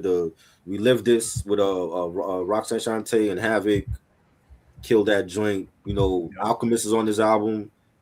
You know, this was a great homage to Queensbridge and to all the legendary artists on, you know, in that area. And I feel like this is one of the best compilations of all time to me. Like, they really promoted this compilation. Like, this is on Columbia. Like, you know, compilations at that time was coming from the DJs. You had the professional series, you had K Slay and his series from Master Flex, but outside of that, you didn't really have like a compilation from artists that was memorable. This was like it came out of nowhere too, because I didn't hear about this compilation at all until I saw the video for the Bridge 2001. Well, I mean, at that time, those DJs were making like studio albums, though. Right. Like DJs and producers were making studio albums, compilations, studio. So you got High Tech with High Technology, you got Tony Touch, you got DJ Clue, you got shit, even Funkmaster Flex, even though those are kind of like freestyles and shit. Yeah. And those were great, but it's like from an artist, for Nas to do something like this is like, you know, we never got like a compilation for like Bronx artists. You know what I mean? Like there's so many legendary artists from the Bronx. We didn't get like a compilation of them. Well, I mean, digging in the crazy, breaking my heart right now. That's the crew for them, though. It's not. It's not like they didn't have other Bronx artists on that. It was just that crew. Right. If you're not Fat Joe or Big L or OC or AG, it's like they wasn't putting you on that album. You know what I'm saying? That's just for them. Yeah. I mean, and then you had Terror Squad, but again, if you're not Terror Squad, you're not making that album. You know what I'm saying? But for Nas to pay homage for all the legendary MCs, think about all the legendary MCs from MC Shan to now coming out of Queensbridge is crazy. And he made a whole compilation for those artists, and then they have a part 2 for that. For the artists that didn't make part 1, there's a part 2 for that.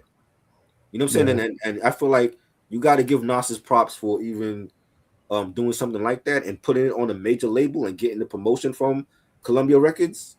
So I feel like this is a great compilation album. It's highly slept on, and like I loved it. I think it's 5 mics, definitely. Like the production was on fire. Mics. Wow. Yes.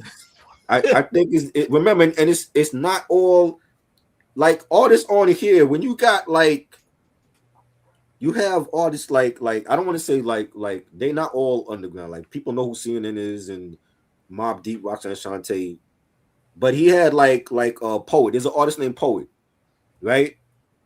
And he did a what's the joint he did? The joint we did with Poet was Street Glory. I love that song, and I don't know who Poet is, but I don't know. It wasn't Black Poet from Schoolboy. I'm assuming this was another Poet, but I'm like, bro, like he had a dude named Mr. Chalice. I didn't know who the fuck Mr. Chalice was. Then he's on this record. He had Craig G, and Craig G, he's legendary to us, but mainstream wise, he never got that mainstream respect. You know what I'm saying? And he put Craig G on here, and it was like a little old with a little new, and I loved it. I feel like it's definitely one of the highly underrated compilation albums of all time to me. Yeah, it's a solid compilation. Yeah, but I'm not giving it 5 mics. I think like again, like this is not a DJ compilation because DJ albums was popular back then, like Kaveh said. But for an artist to do a whole compilation with artists, so you would put this compilation over the DITC. No, but that's a collective. That's not a surrounding area though. Oh, I'm talking about like for Queensbridge, the area in New York. I get what you're saying. Well, all the artists from that area, legendary artists, for him to do a compilation for those artists is that's, and there's nobody else outside of Queens. Nobody else is doing that. Like there's no Long Island compilation for those artists out there. Nah. Right? When you look at Staten Island, it's only Wu-Tang Clan. Right? But for Queensbridge, for the area of Queensbridge, Nas did a great thing by saluting all of them. And that's why I think it's a legendary compilation just for those, because he didn't have to do that. He could have been like, fuck it, I'm gonna make Stillmatic and I ain't, you know what I mean?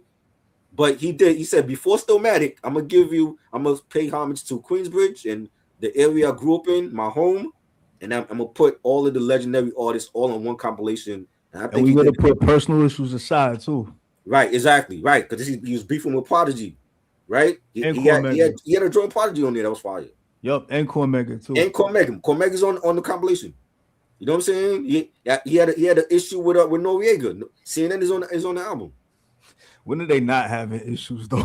I'm saying, you know what I mean? Nature's on the album. And if you read Prodigy's book, you know what I'm saying. Nature's on the album. People hated Nature being on the firm. We didn't know who the hell he was. Nature made the compilation. I'm like, this was a legendary compilation for that area of Queensbridge. That's what I'm saying. Like there's no other compilation like that where they pay homage to their area. There is, but I'm gonna talk about it on Monday. Okay. Um, well, it's I was gonna say there is two albums that are like that that came out around the same time. One will be Live on Linux by Dim Grease, which was I remember that. it was terrible though. I ain't gonna lie. And then you also have Out of Queens again. You got the 41st side, which I actually liked. It's not This like is part two. This is part two though. yeah, This is it's part not two. it's not one of the best albums, but I actually like that one. You I got actually, mad shit in your collection, so I'm mad at you right now. So. I'm a Nas fan as Olio. What you talking about? I gotta support. No, I'm just fucking with you. I actually listened to that. I actually listened to that more than I listened to QB Finest. Okay. But yeah. As far as QB Finest, I thought it was okay. Right. I don't think I love Uchiwali. I thought because I grew up like rapping and shit, so that was like a big beat to rap on. Yeah, like I remember that shit being on mixtapes and beat tapes and shit like that. So that helped me really like that song. Yes. So I fuck with that song. But as far as the other joints on there, it's like I don't really care too much about. Yeah, so I'm gonna get that album about like a 2.5. Yes. Part two had like the artists that didn't make it, like Lakey the Kid. He was mainly featured on here. You had Chinky. She sang a lot on with Mobb Deep on the Murder Music album. You know, and then you brought back. I mean, you had Bars and Hooks. Younger. Yeah, you had Bars and Hooks. They were on the album. You had Littles. Littles was down with Mobb Deep. He was on that. So this was more of like the other artists that didn't make the first compilation. So they were more featured on part two. But part two was dope. But part two is slept on also. I found this in Super Beat Street. If anybody don't know Super Beat Street, I found this there because nobody else was selling it like that. So I'm like, yo, you have to go to Super Beat Street to get it. Thanks. All right. We had a Beat Street on Fordham Road in the Bronx. Yeah. Damn, I missed that store. So 2001, everybody was saying Nas is done. Yep. Everybody was saying Nas is over. He proved them all wrong by dropping the classic Still Mad. Yes. Now, best album cover of all time, in my opinion. I don't care what nobody says. Classic. I'm just gonna get it out the way. Ether, fuck it. What a diss track. Yes, for sure. Now, here's the thing. I love Takeover. I love Ether. Takeover was just speaking facts. Ether was a Richard Pryor roast. Let's keep it a buck. Let's keep it a buck. Yeah. Yes. Yo, and now, in my I'm sorry, Reg. If you really want to get a chick if you really want to get a chick from Brooklyn upset when you in the car with her, just throw on Ether. Yes. Wow. Yes. Is that really good? I mean, because I'm born and bred in Brooklyn, and Nas to me is better than Jay-Z. I've been saying that. True. And I was on the Rockefeller Street team at this point. You know what I'm saying? Jay-Z to me is. They didn't fire you, did they? Nah, they didn't fire me. Jay-Z is top 5 all time. But I'm like, bro, like Takeover to me was a better record, but Ether was a better this song. Yeah. You know what I'm saying? Like lyrically, it was better than what Jay had to say on Takeover. But Takeover, you could bump that in the club. Yeah. All I'm gonna say about in the club like that. All I'm gonna say about Takeover before I go to Stillmatic, I love the setup of Takeover because he used the same setup as like To the Break of Dawn, like talking about himself in the first verse. Then the second verse he dedicated to Prodigy. Then that last line, ask Nas he don't want to withhold. Classic. The Summer Jam performance of Takeover. Yeah. The best version of Takeover. Right. Yeah. Especially with the Prodigy just as Michael Jackson and Michael Jackson coming out. We might have to talk about the Summer Jam. Comment. We might have to talk about that one day. One day. But I don't want to make nobody goes to Summer Jam anymore. Right. So what? It's trash now. Nobody goes to Summer Jam anymore. Yo, the last Summer Jam I went to is when Kanye said, "Fuck the governor's ball, I'm going to Summer Jam," and then he brought out the whole good music. Bro. That was before we lost Kanye too, by the way. Right. But what about the rest of the album though? Now, the album is still fire. Got Yourself a Gun, classic song right there. Soprano sample. Rewind, which is a non-song I feel like a lot more people are rediscovering in recent years and stuff like that, which I feel like storytelling wise, that's a top 5 non-song. He has and a lot of people don't even know, especially the younger cats. That's a T La Rock sample from This Yours. Yeah. Bingo. Facts. The Flyers with AZ, underrated collab with him and AZ. Definitely. That also feels like it could fit on the Asiatic album too, in my opinion. Yes. A very underrated album from AZ. That and Nine Lives. Oh Nine my Lives. God. I love Nine Lives. Niggas shit on 9 Lives like oh my. They really do. For sure. It's only Motown album, I believe, right? Because he was on time to Motown. There's only Motown album. Yeah. What else? Destroy and Rebuild. Y'all thought Ether was the only diss track? No. He took. And he giving y'all some of the Nation of Islam with that title Queensbridge. Too. He spanked Queensbridge, and he even threw some subs at Jay-Z. Moved to Marcy. Marcy, like nothing left to say, man. Nature moved to Marcy. Yeah. And Second Childhood, where he dissed Jim Jones, where he dissed Jim Jones 25 years before, right? Yo, that's why that nigga's a prophet, yo. That's why he's the golden child of hip hop, bro. That nigga is way before his time. And the best song on this album, One Mic, man. Probably my favorite Nas song, period. Very different stuff like that. You know what I'm saying? Like at this point, this was Nas Escobar evolving into the Nas we know today and shit. You know what I'm saying? Now, this is a 5 mic album. This a motherfucker be like, oh, still mad, don't deserve 5 mics. Shut the fuck up. Crazy. Shut the Who fuck are these motherfuckers? Wait a minute. Before I end this off, I got the reissue version because I never liked that Braveheart Party song. Didn't like it. And Mary J. Blige did not like that song either. That's why they have to reissue, because she said, well, I got the OG and the reissue, because the OG has the Braveheart, that terrible Braveheart song, and then but the reissue don't have it. They took it off with it. Yeah, the reissue got the limited edition, the snippets to live tapes. Speaking of reissues, shout out to anybody that has the original copy of Faith first CD with the original version of Love Don't Live Here Anymore. Yeah, got some lucky motherfuckers to still have that shit too. The reissue's not on there. Yeah, fuck you, Reg. Nah, nah, it's just Faith singing. Wow, that's crazy. Yeah, so with good reason, I skip that every time because it gets me upset. Yeah, get the OG. It's hard to find too. Like I can't find that shit anywhere. You can get it online. You can get it online for sure. Hey yo, Ant, I'll get it for you one day. I got you. All right. I got connections and shit. Appreciate it. Yeah, we'll talk offline about that too. Yeah. Well, yeah, man, I get this album 5 mics, and I think this was like the first time we ever heard A. Marie too, because she was on Rule. Trash with the clap. Yeah, well, yeah, but you know, it's just one thing. It's just one thing. I hate that. She had a couple of nice records, but she's not a singer to me. Like she was Pretty Face. She got a couple hits. She's not a true singer. Nice. She's gonna get mad. This is the issue I had with a lot of these singers, that they had pretty faces and nice bodies, but they couldn't sing a lick.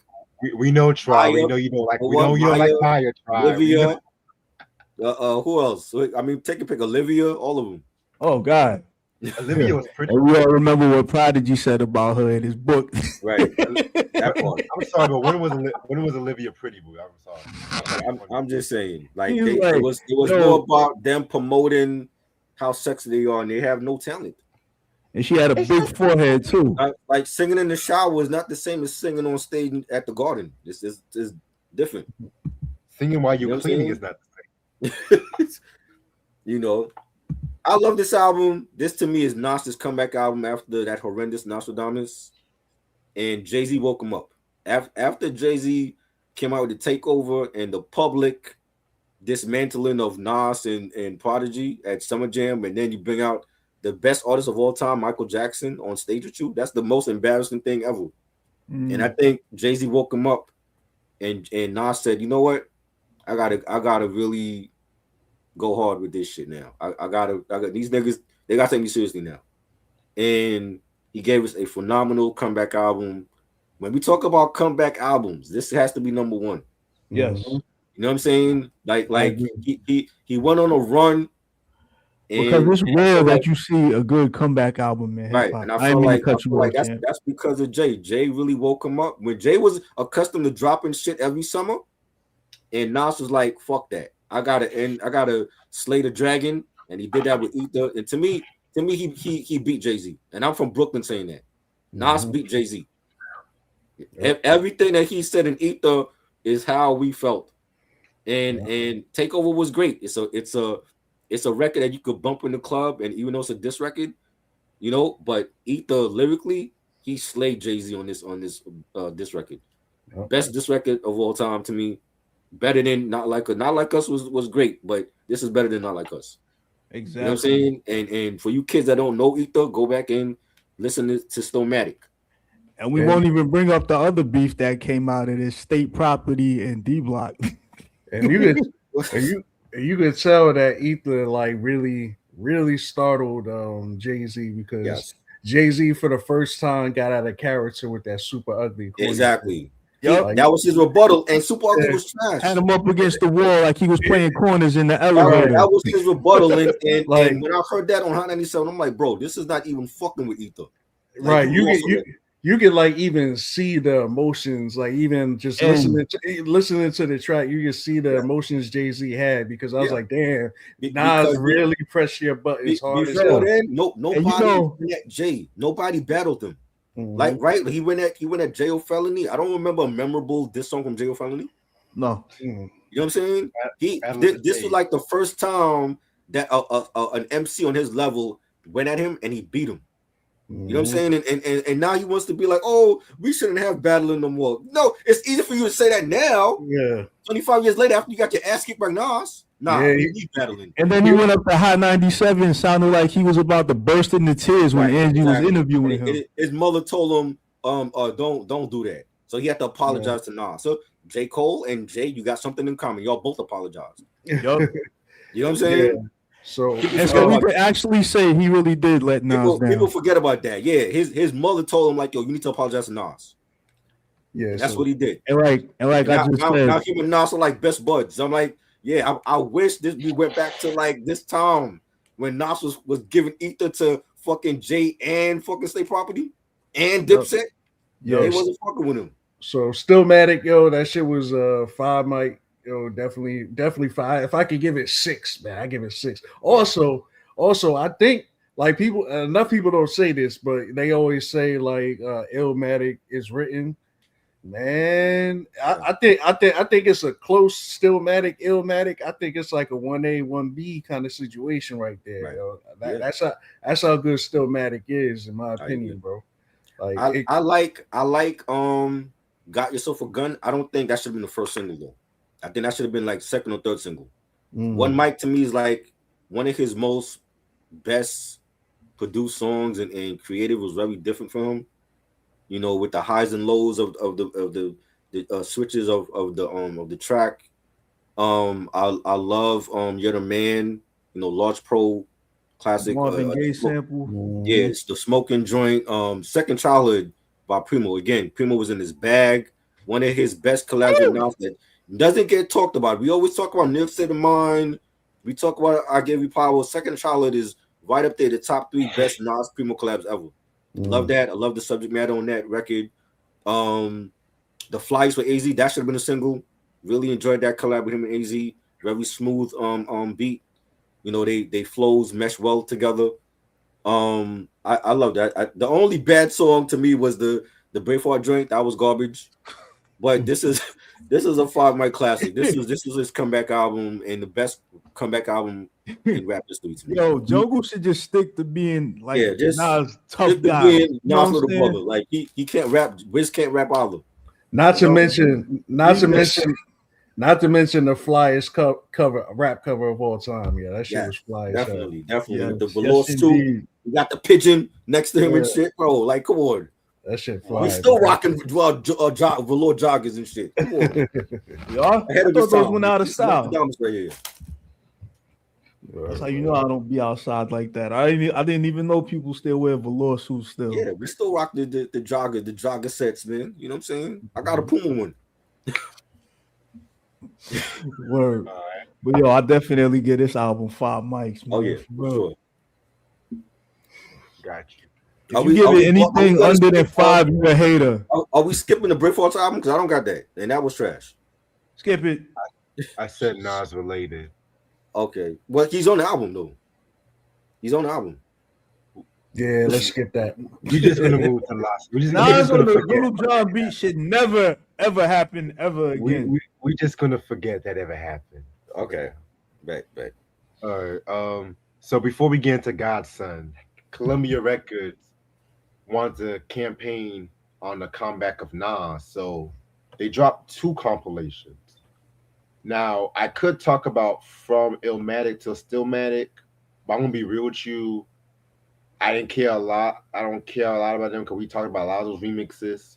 So I'm gonna jump right onto the Lost Tapes. Lost Tapes 1, that is. That came out September 2002. Yes. Now, for people who were saying that at the time, I Am and Stillmatic was kind of still getting shitted on. Columbia Records was telling the public, "Here, nigga, damn, take it," for the unreleased songs and shit like that too. You know what I'm saying? And they didn't have everything. They just gave like a certain few. But man, the songs that they picked was so dope. Yes. People even this compilation is so good. Some people even label it as like a mainline Nas album, which I'm still gonna keep it as a compilation. But this was a dope compilation. Like Papa Was a Player. Yes. Classic joint. Do Rags, My Way, love that joint. Alchemist was on that joint right there too. You know what I'm saying? And it's kind of crazy how that was done like 98, 99, but that beat by Alchemist sounds like it could have been done like in the late 2000s and shit like that too. You know what I'm saying? Like Alchemist, that dude though. I mostly like when he does these kind of beats, except for like that drumless beats that not everybody wants to fucking do now and stuff like that too. You know what I'm saying? But that's another story for a different day. Blazer 50 was dope. You gotta love it. I love that record. Yeah, man. Purple. Oh my god. Yeah.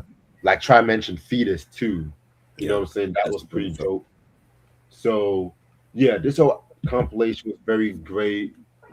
Controversial. I'll give this a 5 mics and stuff. Yes. I'll be real. Yes.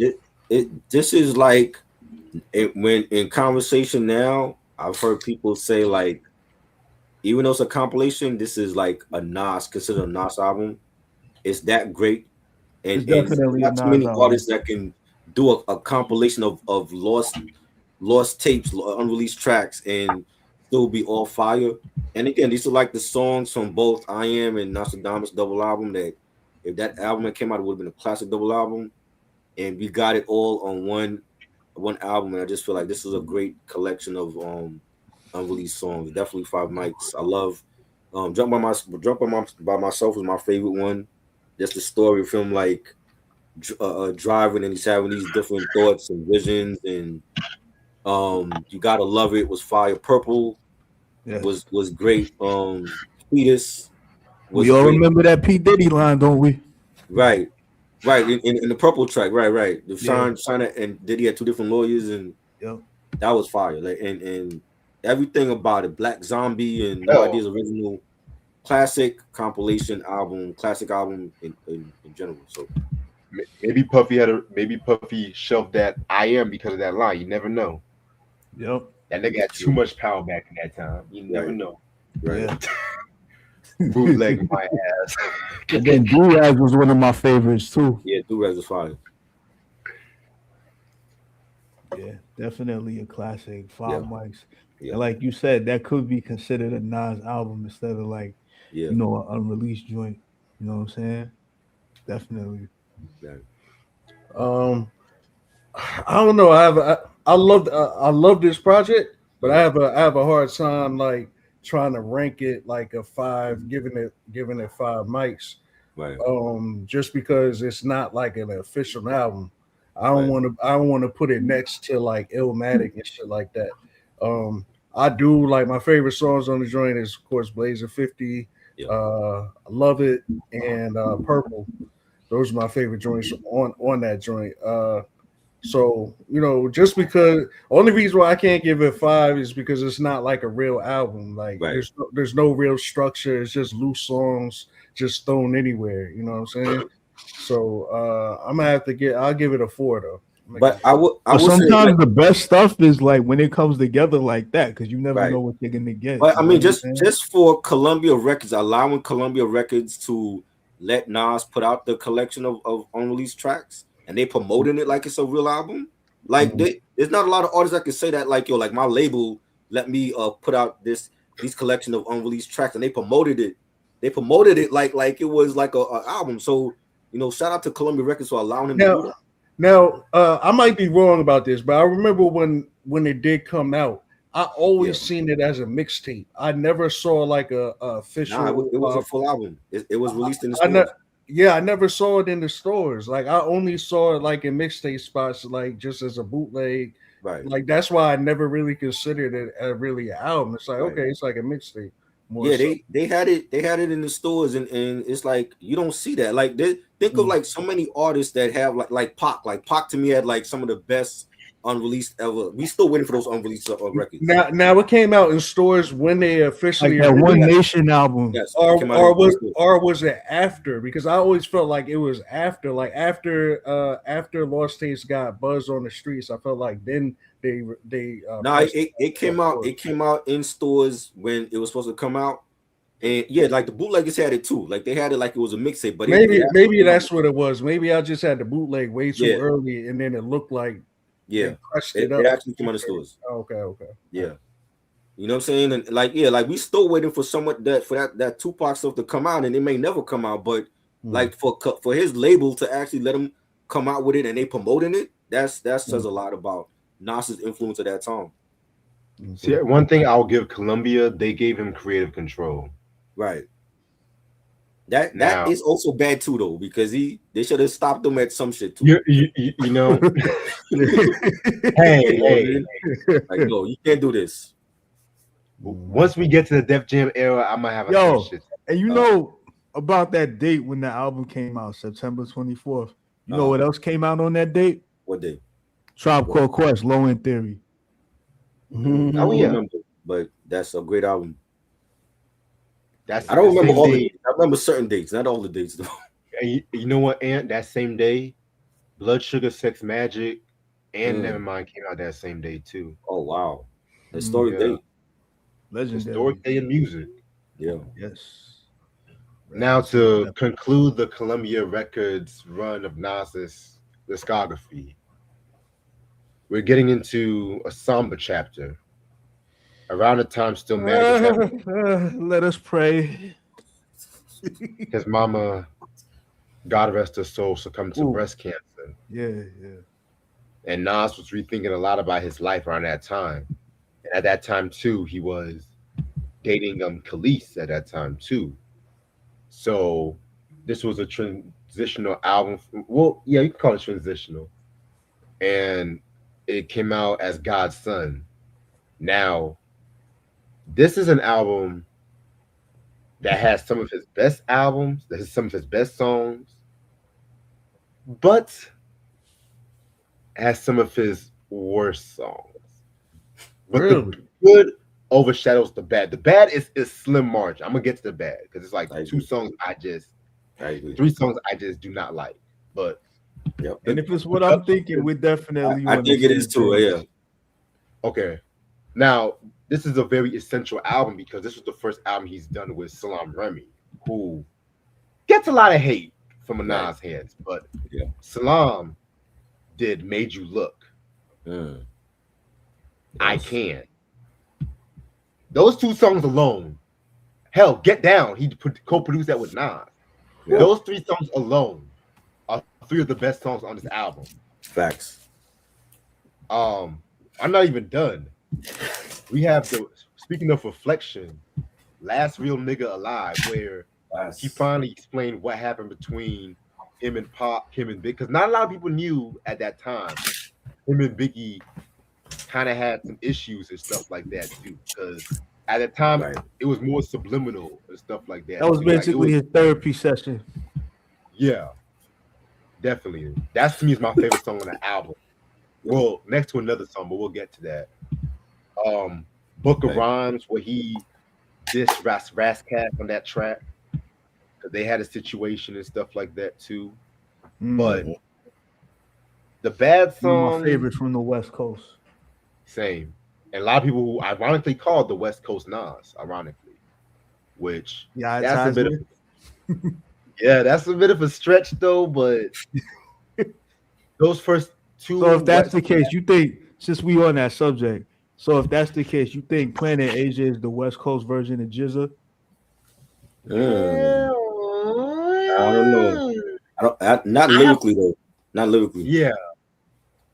I don't listen to a lot of Planet Asia. I'm gonna keep it a buck with you to make that judgment. So, but now the songs, the Bravehearts returned for the trash Zone Out, which that was bad. He didn't learn his lesson from Stillmatic. Like, why would you put him on the album? And this is where Salam Remy kind of gets his because Zone Out and Hey Nas was 2 of the weakest songs on the album. This is basically one of those times, like when you was a kid and you used to bother your little brother, and your pops was like, "Leave your brother alone, nigga." Right, exactly. Right. Following him. I've been in that predicament before. Sorry, Austin, but yeah. And then Thug's Mansion. The posthumous Tupac features, I never cared. Like, I didn't care when they did the posthumous Tupac, when they did the Big L Deadly combination. What else? Warrior song with Alicia Keys. That fits more Diary of Alicia Keys, in my opinion. And ironically, Alicia Keys produced that track. I like that song. Yeah. But then you had a song Dance, which, my God. I can't do that. Yeah, to me, the best song, but I have to be ready for that song. I have to be ready. Wait, you don't like that? I think that song is dope. I just can't because listen. my brother passed away on the following year, so I can't listen to that. Yeah, I can't. Yeah. And controversial opinion, that's the only song I can tolerate Nas singing. Because some of Nas is singing. Drake, though. He's not Drake. Don't bring Drake. Please don't bring Drake. Please, no. I'm saying he's not known for his singing. I mean, if he did it, it was cool. He could have had somebody else sing it, but it's not like it wasn't the worst shit ever. This is like that scene in The Sopranos when Tony was in the hospital and Paulie kept talking and like his blood pressure kept going up. This is exactly how I feel right now. I know what you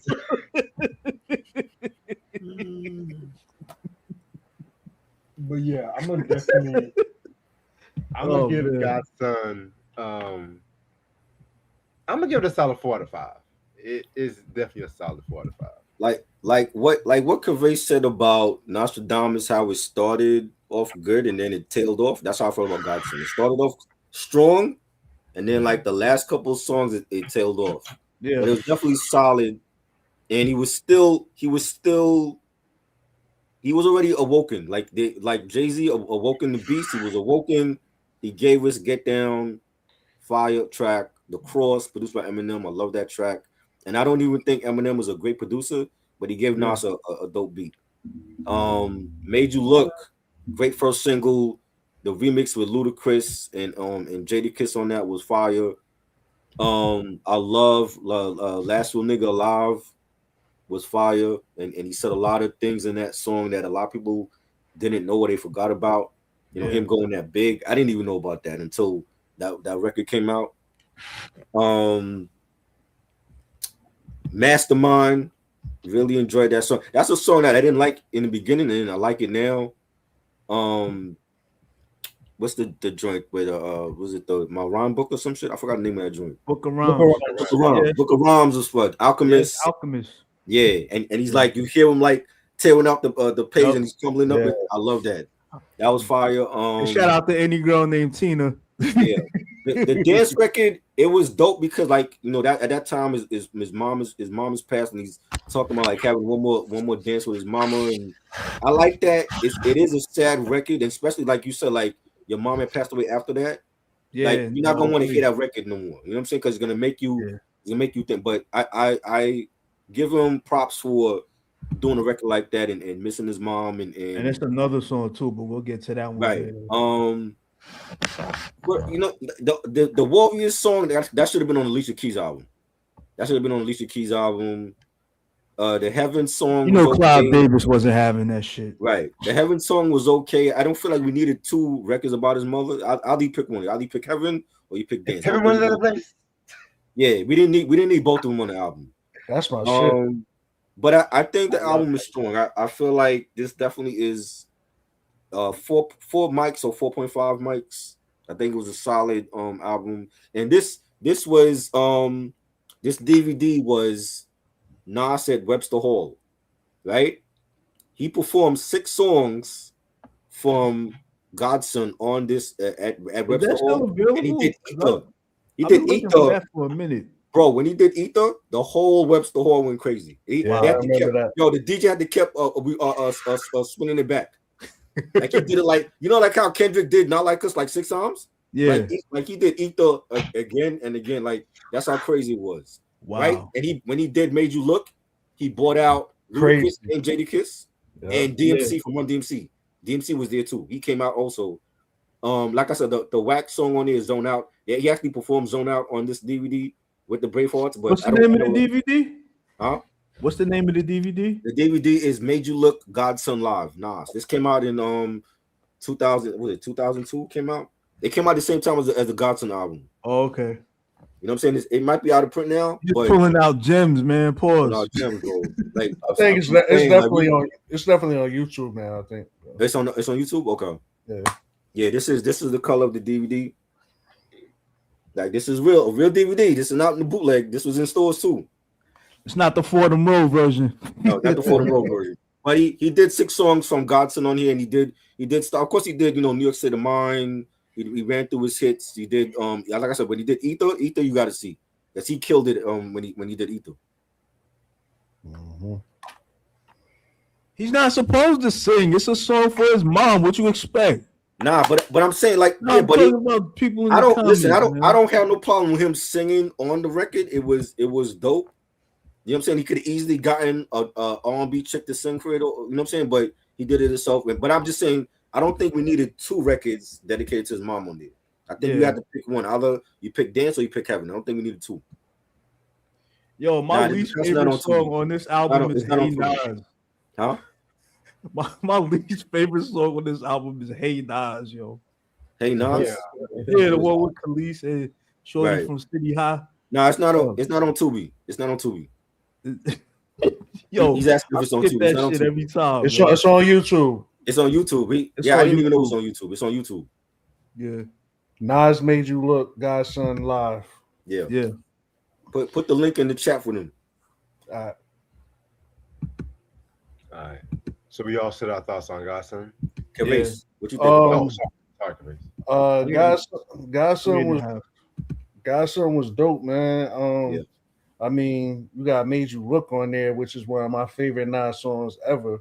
Yeah. Like that beat is crazy, just the energy, the way he was still clapping at Jay, you know, and with the hook and shit like that. Like, you know what I'm saying? It's just, I don't know, man. Just the energy he had on that whole album, yo, was just crazy. He had a few good songs on there.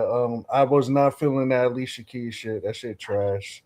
Right. The Braveheart shit was trash. Yeah.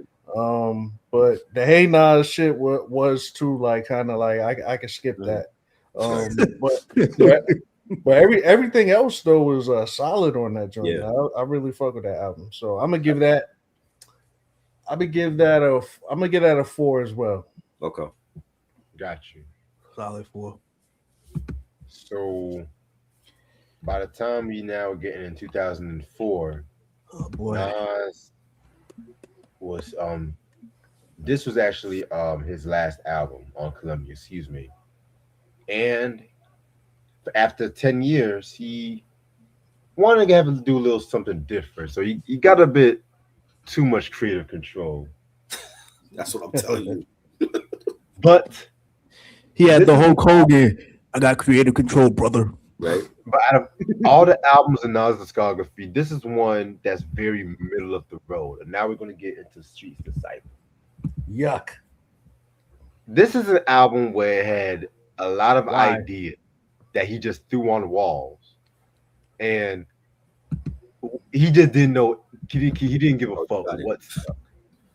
But let's okay, the good. Let's talk about the good. Uh-huh. A lot of songs I did like. I liked "Message to the Feds," "Sincerely We the People." You know, that was a very dope record and stuff like that too. Um, what else? What else? "American Way." That fire. was a very. You said what? I like that. The one with Khalees. I like that. Yeah, record. that Yo, was a didn't very, Q-Tip do that beat? Yeah, a Q-Tip did very that. weird Q-Tip beat. That Yeah. was very weird because It don't sound like a Q-Tip beat. it don't.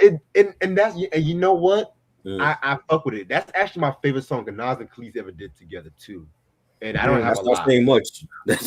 Yeah, Yeah. these Oh, are yeah. these are our heroes. Right. Where he was talking about O.J. Simpson and Tiger he Woods. mentioned Kobe Bryant, Tiger. Right? Yeah. And Tiger Woods in trouble now, right?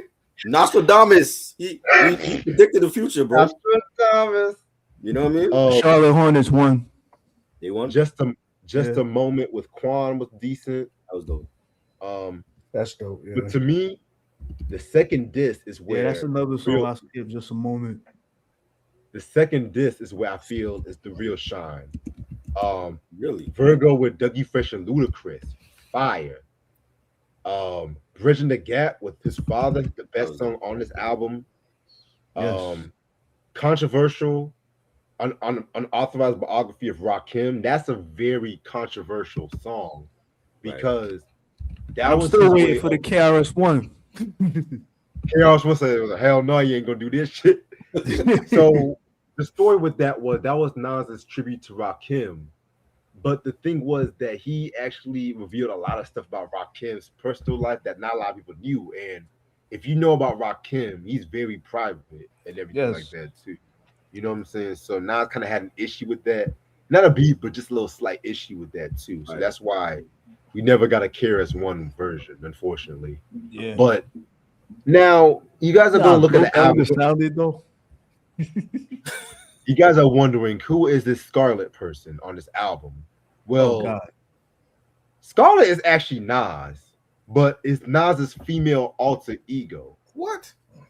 Come on. Yo, I actually thought that was that rapper chick Scarlet. Son. Right, that's what I thought too. This was, see, is it ahead of its time in a Was way? AI? This was Nas's Camille. If that's This it. is Yeah, I was just about to say that. Was it This AI? was AI? Nas's Camille. Like, Camille, yeah, Prince. She on more than one song, yo. so But did Nas do that before though? Like albums before this? Nah. nah, song? nah. What song am I thinking? He didn't do that on It Was Written. No. No. Nah. You thinking of the intro for Black Girl Lost? Or was it I Those Am? were actually girls. Those are yeah. I gotta go back. I'm thinking of a song, but I could have sworn he did that shit before though. Before now. Let me go back. So I'm gonna be real with you. I'm gonna give this a 3.3 out of 5. I feel like this is very middle of the road and everything. You know, this is not a whack double album. Like there's some joints on here. I actually want to get. I don't have this one. A surprise, right? Because I've been showing out all the other Nas albums. I actually want to get this one, but it's not a great double album. There's some joints, but they do have some joints that should have been left off the album. American Way was dope with him and Khalees. Like that's not saying much that it's the best Nas and Khalees collab. But I do like it with the Q-Tip, very different beat from him. He sampled the Atomic Dog, George Clinton, classic George Clinton's record. These are our heroes when he's talking about the uppity black Negroes like Tay Diggs and Tiger Woods. No surprise, Tiger Woods is in trouble right now. And this album came out how long ago? This was You 2004. spoke it into the We in future. 2026 and Tiger Woods is in trouble again. Wow. Yeah. So now I saw something. I love that record. Sekou Story. I like that. Now, this is one of the songs where he's featuring his alter female ego Scarlet. That was a dope storytelling track. And then Live Now is like the sequel to that. I like that. Just the moment with Quan, that was dope. That was a single as well. Whatever happened to Quan, I don't know. But that was a dope record. You know my style. This might be the most hated Nas record. I've heard a lot of people say that they don't like. What? Yeah, I've heard people say they don't like You Know My Style. This was supposed to be a single too. Like they teased this single because of the Run DMC sample. They teased the single before it came out, and they never did a video for it. But I actually like the song. It's very 80s. It has an 80s sound to it. But a lot of people shit on this record. My issue is part two. When you get to the first song, Suicide Bounce with Busta Rhymes, that is the worst Busta Rhymes feature ever. Terrible. That beat is terrible. That beat is terrible. And Busta, I don't know why Busta is on it because he sounded horrible on this record. And maybe Nas was trying to sound, too futuristic. He wanted maybe like a Judgment Day type of sound, and it just sounded crap. No. The Rakim autobiography, I didn't like that at all. And if you're not getting the green light from Rakim to do it, why the fuck are you doing it anyway? Why would you want to tell somebody else's story and they're not even giving you the green light to do that? You know what I'm saying? That makes no damn sense. So I didn't like that record. The Virgo song I heard that was on Ludacris album, and they just threw it on here. Yep. That was dope. I like the Street Disciple title track. I like that with Oludara. Remember the Times where he's talking about he's married now to Khalees, but he's like reminiscing about the different chicks that he was fucking. I like that record. Yeah. Bridging the Gap, he got nominated for a Grammy for that record for him and his pops. He should have won. I do like that record. It's very jazzy, very old time blues. That was dope. The War Song, produced by Salam Remy, that was fire. Everything else they could have skipped. Thief's Theme, I do like Thief's Theme. The problem is he used that sample before with Will.i.am on Hip Hop Is Dead. You know what I'm saying? I'm like, why are you using the same sample again? And Salam Remy did it better than Will.i.am. Of course, I never liked Will.i.am. Sorry. I like the Black Eyed Peas. I didn't want him to do over that sample. I like to play added that damn white girl. Well, they needed Fergie. They needed Fergie to sell. Like they know that they're not gonna lie to you. They needed Fergie to sell. But I do like Thief's Theme. But it's not a whack double album. It's just not a classic double album. But I'll give it 3 mics. I think there's some bangers, but there's some shit that he should have left off. You can just skip. Yeah, I'll give it a solid 3. Yeah.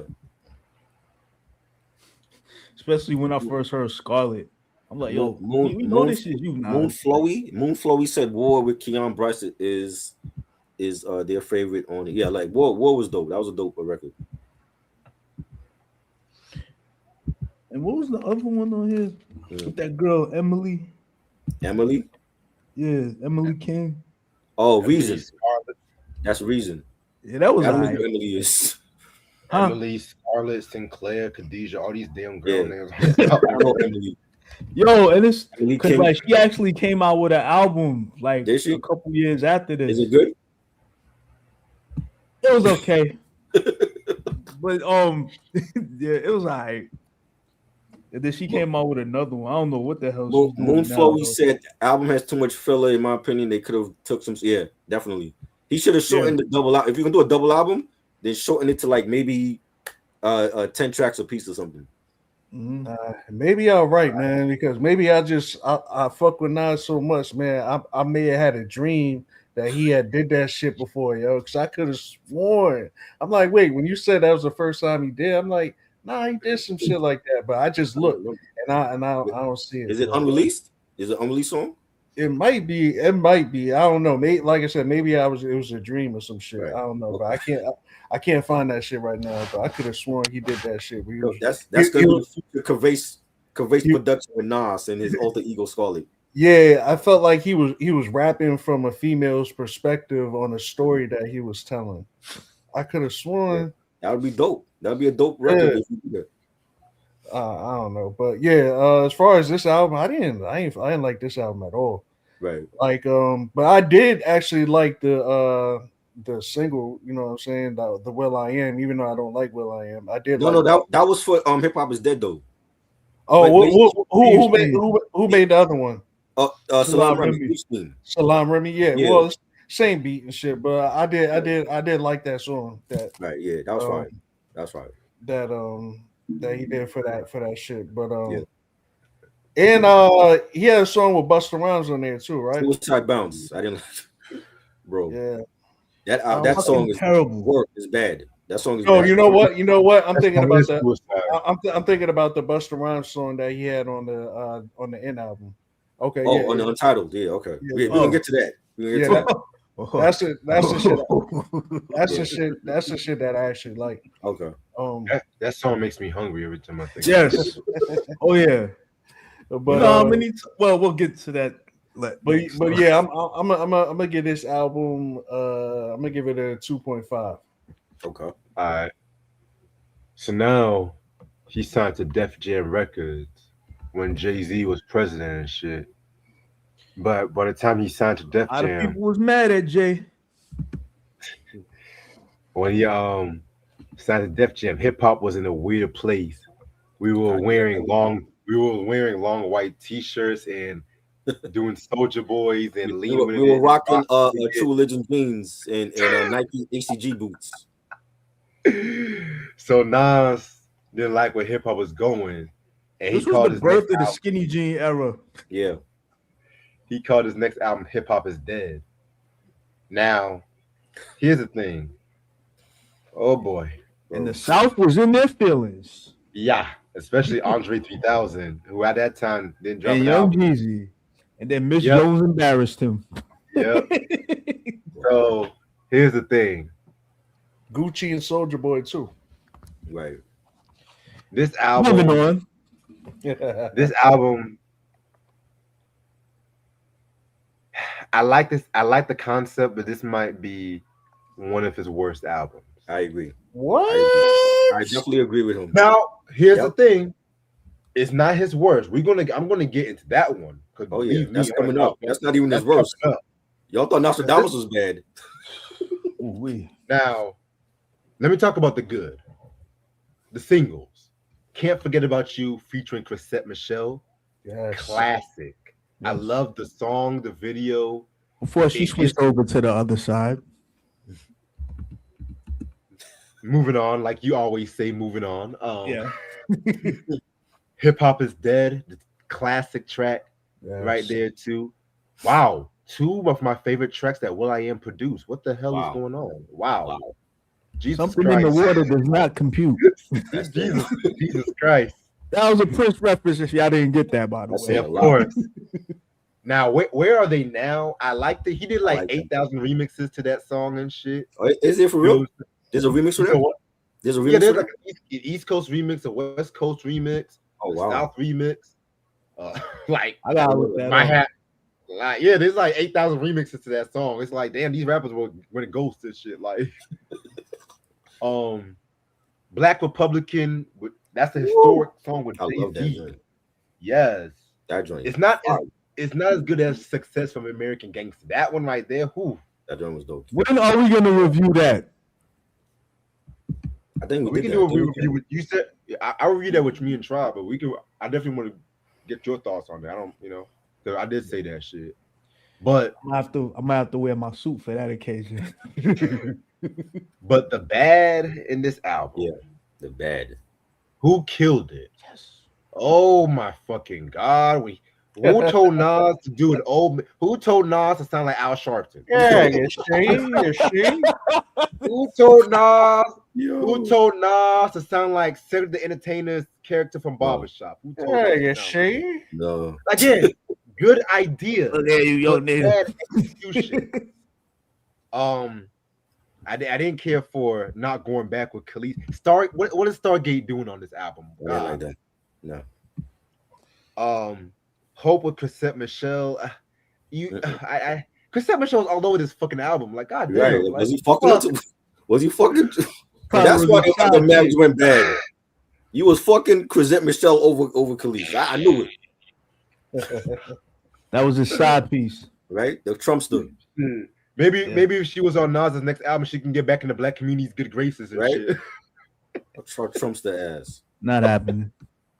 But yeah, I'm gonna give this a three out of 5 again. Now, no, mind you, a lot of the worst Nas albums I'm giving 3s. There's one Nas album I'm gonna give You below being a too 3 generous. again.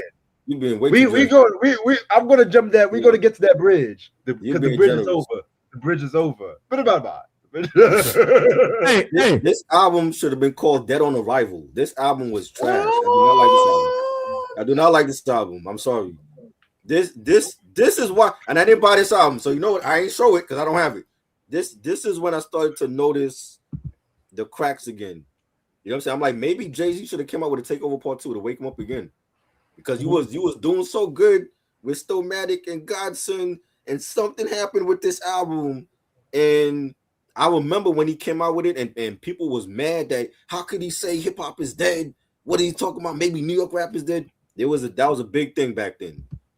It was. He does have some good songs though. Like Where Are They Now? Again, I love the fact that he paid homage to the old school and mentioning EPMD and Grandmaster Caz and Furious 5 and all of those groups and artists that we forgot about, and he paid homage to them on that record. That was fire.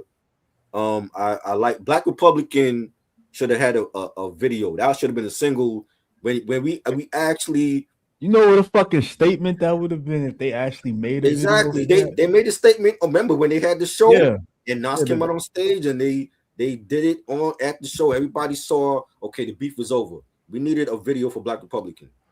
That beat is fire with the horns and the strings, and it felt like something epic was happening. Right? And I heard people freestyle to this. Like there's a freestyle of Joel Santana and he killed it. This is when Joel never mind. Oh no.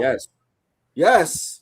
This is we in mixtape era. This is mixtape era, right? So when I mentioned Joel Santana, I don't give a fuck if this is analog era. Listen, when I mentioned Joel Santana, this was when he was hungry. This was when he was coming out with his first 2 albums, and they were phenomenal. And he was the MVP of Dipset Diplomatic Immunity. He did a freestyle of this that was fire. Okay, he actually did it on, I think it was the Come Up DVD.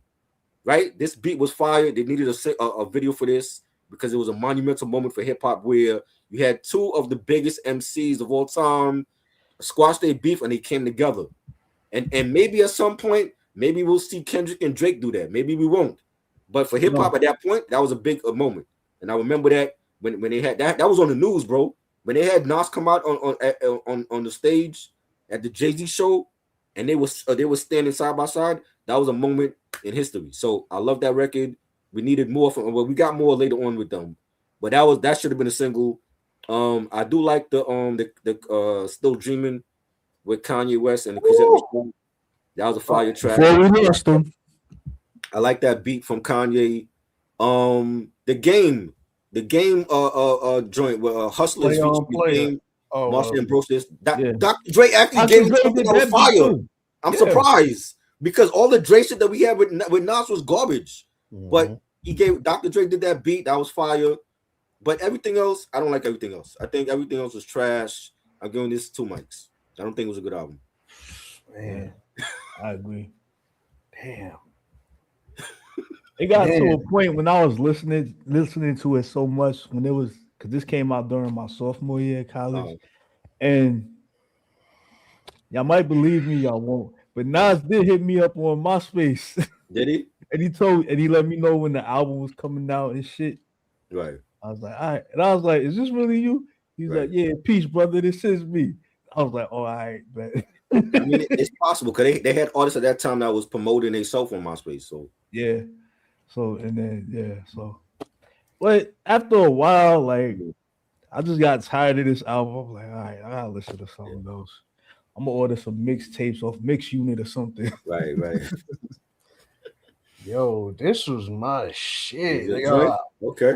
I think, and I did like the joint he did with Snoop Dogg on here too. Yeah, Play On Player. Like that Marvin Gaye beat.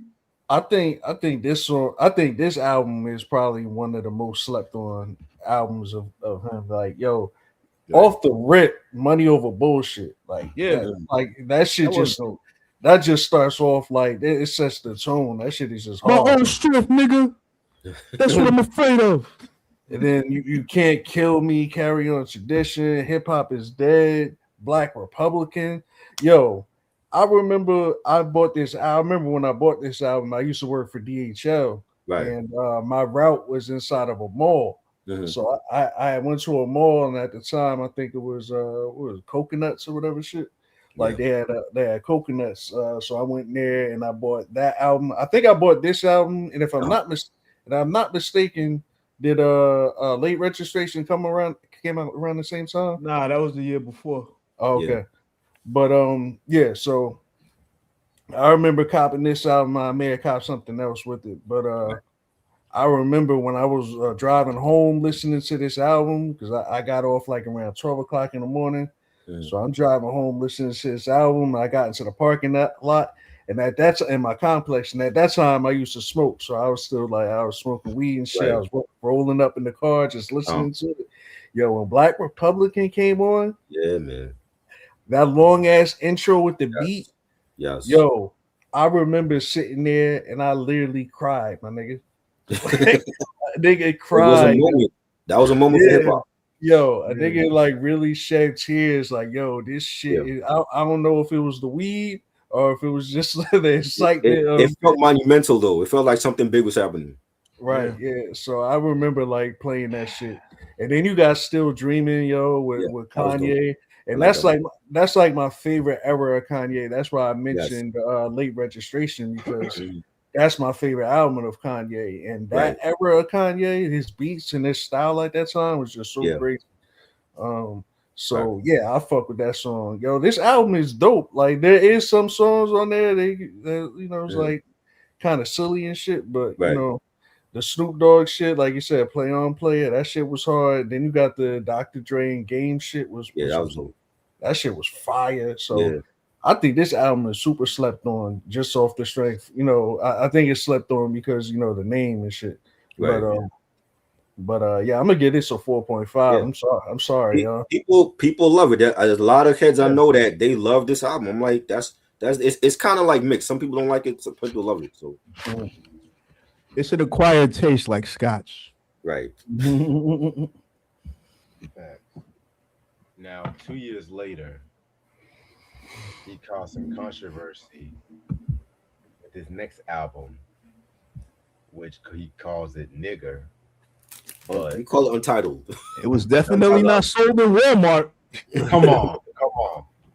Come on. I don't want to call. You know me. You know I'm a rebellious nigga. I'm gonna call it Nigger. I'm gonna call it like it is. Yeah, you know the N album.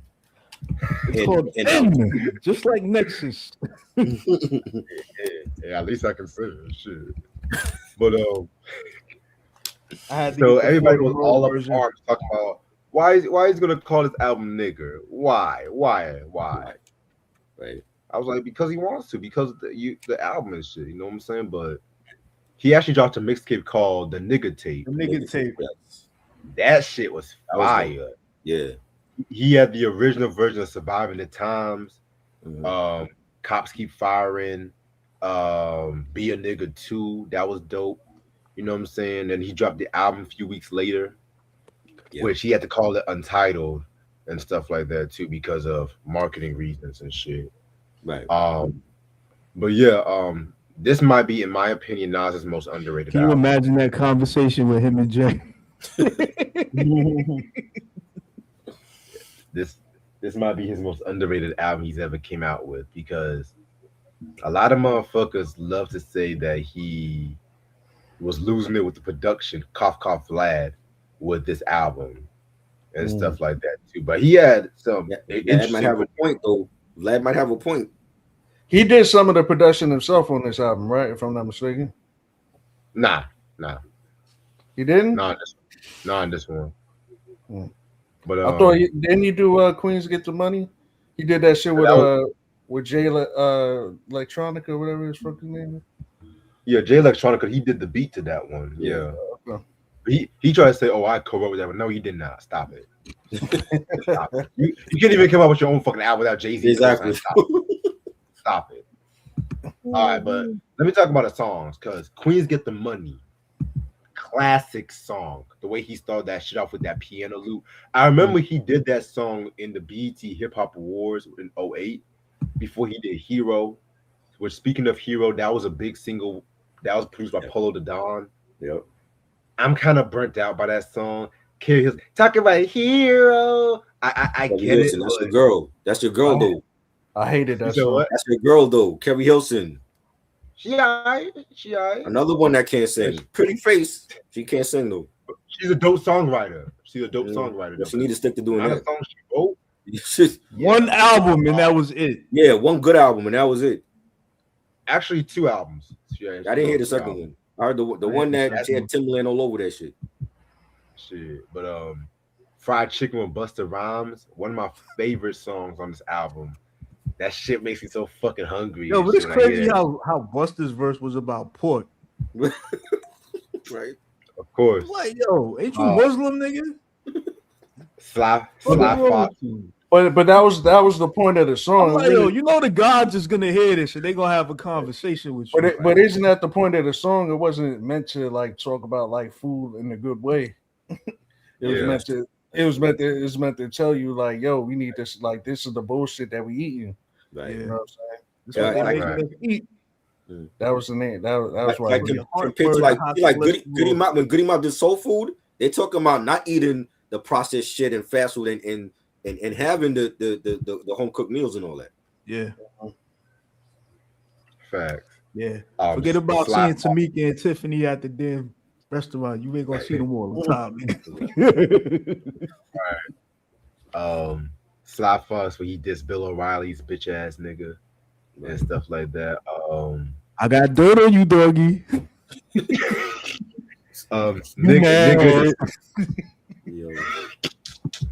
Nigga the Slave and the Master. That was not even a single, but that actually got nominated for a Grammy and stuff like that. That's crazy. See, a song called Nigger got nominated for a Grammy. Think about that. Right. Go figure. And of course, Black President, which uses Tupac sample and stuff like that. I'm gonna be real with you. I never liked that beat from DJ Green Lantern for that version. Right. Keyword that version and stuff like that. There's another version of this? Yeah, I think there's another version with it was a different beat. If I find it, I'm gonna send it to you. Okay. But this beat sounds like a marching band that you would hear. Like, y'all remember that show, The Game? Y'all remember that show, The Game? Yeah. It sounds like the Game theme song. That's what the beat sounds like. Like that's it, you know. This is a solid 4 mic album, in my opinion. I'm gonna tell you, bro. You didn't mention that the album got leaked also to the internet. Oh yeah, you're right. The track listing, because bro, like when the track listing got leaked to the internet, they had like some outrageous collabs. There was one track listing where they had Madonna was supposed to be a part of this album. Yeah, they had one. They had one where there was. So that's the reason why we saw that picture of her licking Nas' face. Remember that picture that went? Huh? Yeah, that was I never that was saw Madonna. Huh? She was licking his face. I never saw that picture. Yeah, like it was a while ago. But he ended up being on Rebel Heart later on. He was on her album. Wow. Like that was a rumor that she was supposed to be on the album. Brad Pitt and Angelina Jolie was supposed to be on this album. A lot of white people on this nigga album. Yeah, no, it was like I don't know if it was fake track listings or what. It was track listings on the internet that was being put out there. That had to be fake, yo. And they supposedly did a song with the Locks. Locks was supposed to be on this album too. What the fuck? Yo, if Nas did all that shit, the Brad Pitt shit, the shit you talking about, that would have lost me, yo. That shit would have been like that. But it was supposed to be like a skit though, so I don't know what type of skit they were gonna be like a part of. Like, what the fuck is Brad Pitt gonna talk about? Getting beat up by Mike Tyson? I don't know. Maybe he would have been a slave. Maybe it would have been Nas being a slave master. Yeah, you know what I'm saying? Because he was banging Robin Givens. What'd you say, Reg? No, because Ant mentioned that Mike Tyson whooped Brad Pitt. I said I forgot that shit happened back in the day. Yeah. Right. I like some songs. I feel like the album concept was good. I feel like there's very few MCs that can do a concept album like this, and the subject matter. Like Nas could do it. I feel like Talib Kweli could do it. Immortal Especially Technique. him. It's certain artists that could pull off this type of album. The production for me was the biggest issue on here. Yeah. Because I don't feel like he had some of his best producers a part of this album. You know, Green Lantern is a cool producer, but he's more of a DJ to me than a producer. You know what I'm saying? But I do like the record Green Lantern did on here. You know, the nigga song, The Slave and the Master, that was fire. The Pot Fried Chicken, I like that record. We're Not Alone. We're Not Alone is my favorite record because he's talking about the government cover up of the UFOs, and supposedly he mentioned in the song that him and Horse from the Bravehearts, they saw like a UFO in Los Angeles. His name is Horse. And yeah, that's his name, Horse. He's married to Heather B. He's married to Heather B. Horse. Yeah, he was in the Bravehearts. He was on the Uchiwali song. Oh, the bodyguard. Yeah, that's what Jay was talking about. Yeah, he left the Bravehearts, but in the record, like Nas is talking about, like he saw in Los Angeles a UFO or whatever, and Horse saw one too. But I like that record. I just feel like the production was not great on this album. I remember Hero. That was, remember we in the 106 and Park era. So that video was on 106 and Park every day. It was on a countdown. Hated that. That's why Rich. I think that's why And Rich this is when he had the horrible endorsement deal with it was on the countdown every day, and I was never a big Kerry Hilson fan, but that record was okay, but I don't feel like that should have been like a. That's why I what? Didn't you say you didn't like the record because you heard it all the time? Yeah, because it was always on. Yeah, it was on 106 and Park every day. It was on the countdown every day. It never got to number one though, unfortunately. I mean, yeah, but just hearing it, I'm like, yeah, that shouldn't have been a first single, but it's okay. I do feel like it could have been better if he had great production on here from like Salam Remy and Primo, and just some Large Professor. I think it would have been a great album. But I'm gonna give it 3 mics. It's not a whack album. It's just to me, I feel like the biggest downfall was the production. Yeah, I'll give it a solid 3. It's not my favorite, but yeah, it's just something to listen to when you're bored. Right. Mm-hmm. Yeah, man. I'm gonna give it I'm gonna give this a 2. Okay. Jesus, I respect it as like a concept. Like I respect the concept of it, but just the songs just really wasn't hitting. The hero shit. Yeah. It just didn't sound like Nas to me. It's like, you're trying to chase like this Kanye not late. What was the album after graduation? What was that shit called? 808. Yeah. Yeah. So you trying to chase like that sound and shit, and I'm like, I just didn't fuck with that song. The only songs I did like on here was the first joint was Queens Get the Money, and then I liked Fried Chicken. Testify was cool too, but everything else I could pass, like heavy pass. The Chris Brown feature, I didn't like that either. That beat was Chris Brown shit. No, you know what I'm saying? Again, didn't sound like Nas. It just sounded like some other shit. It's why you wait to this concept album to put those type of features on here? Like at that time, remember, like he was at the Grammys. Him and Khalees showed up on the red carpet, and Khalees was wearing the nigger jacket. I'm like, what kind of promotion is this? Well, this is like some promotion. I loved it. You like that? I loved it. Khalees was like, he did all that just to divorce a nigga. Like shit. Was it worth it? Will and Jada would never. Right, exactly. So now we're gonna before we get Life is Good, we gotta get to our distant relatives. Yes. Oh, this is an underrated album right here. Yeah, I told you we get it. We going in. Oh, so we about to go 3 hours, and I gotta wrap. I gotta go to bed for work soon. Let me stop. Okay, bro. Distant Relatives. This came out 2010. I did a whole college paper on this album too. That's crazy. You did really? Ninth Wonder's class. Wow. Shout out to Ninth Wonder. Yeah. What like I heard you and say that. Like what when you all write a paper about an album, what do you all talk about?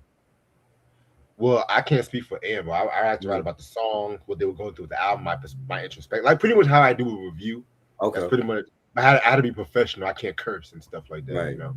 Right. That's hard for you, huh? Because you know, in a review, I be saying fuck like You're 8,000 Yeah, times. you got professors reading this, Reg. You know. I said curse words in my thesis. I don't give a fuck. Shit. Boy. I mean, I have to recite curse words in my thesis. Lyrics to me. Shit. Right. But this in relatives, this was actually a very different album for Nas. Yeah. I kind of called this in the same vein of the Untitled album, still like in the political side of things, but this time in talking more like about poverty, like more world issues and stuff like that. And Right. Damian Marley, in my opinion, he's hip hop's favorite Marley, in my opinion. Right, facts. I mean, that's the best way to describe it because you know Bob Marley has 8,000 kids and shit. Right. So yeah, like, I'm not trying to be funny though, but I think I might be ready to. Shut up. Shut up. I love As We Enter. I love that beat. Yeah, that was fire. Fire. Africa Must Wake Up with Kanan was a very underrated MC too. Right. Whatever happened? I don't know what happened to him. Shit. Kanan? Yeah. I think he's still putting out music, but he's dope though. I remember checking his mixtapes out like back in the 2000s. Yeah. Land of Promise. I love that record. Yeah. Patience. My Generation with Joss Stone and Lil Wayne. A very weird lineup, but you know what? Somehow it made it work. Joss Stone, that's another one. Yes. That was hot in the 2000s and shit. Yeah. So yeah, I'm gonna give this a. You know what? I'm gonna give this a 4.5 out of 5. It's just that fucking good. Yeah. And which album are we on now? This is Relative. Oh yeah, that's a solid 4. And they went on a great tour. I believe they got nominated for Grammy too. Yeah, but I feel like for Def Jam it wasn't promoted because I remember seeing this album online. I was like, oh shit, I didn't even know Nas was doing an album with Damian Marley. Like, how do you not promote that, Def Jam? You know what I'm saying? So this is like coming off of the success of Welcome to Jamrock for Damian Marley, probably his best album. Yeah. You know, and there's little promotion by the label. But As We Enter, there is a video for As We Enter. That was a dope first single. Nah Mean, that was dope. I remember seeing that video on World Star of all places. They had that video for that.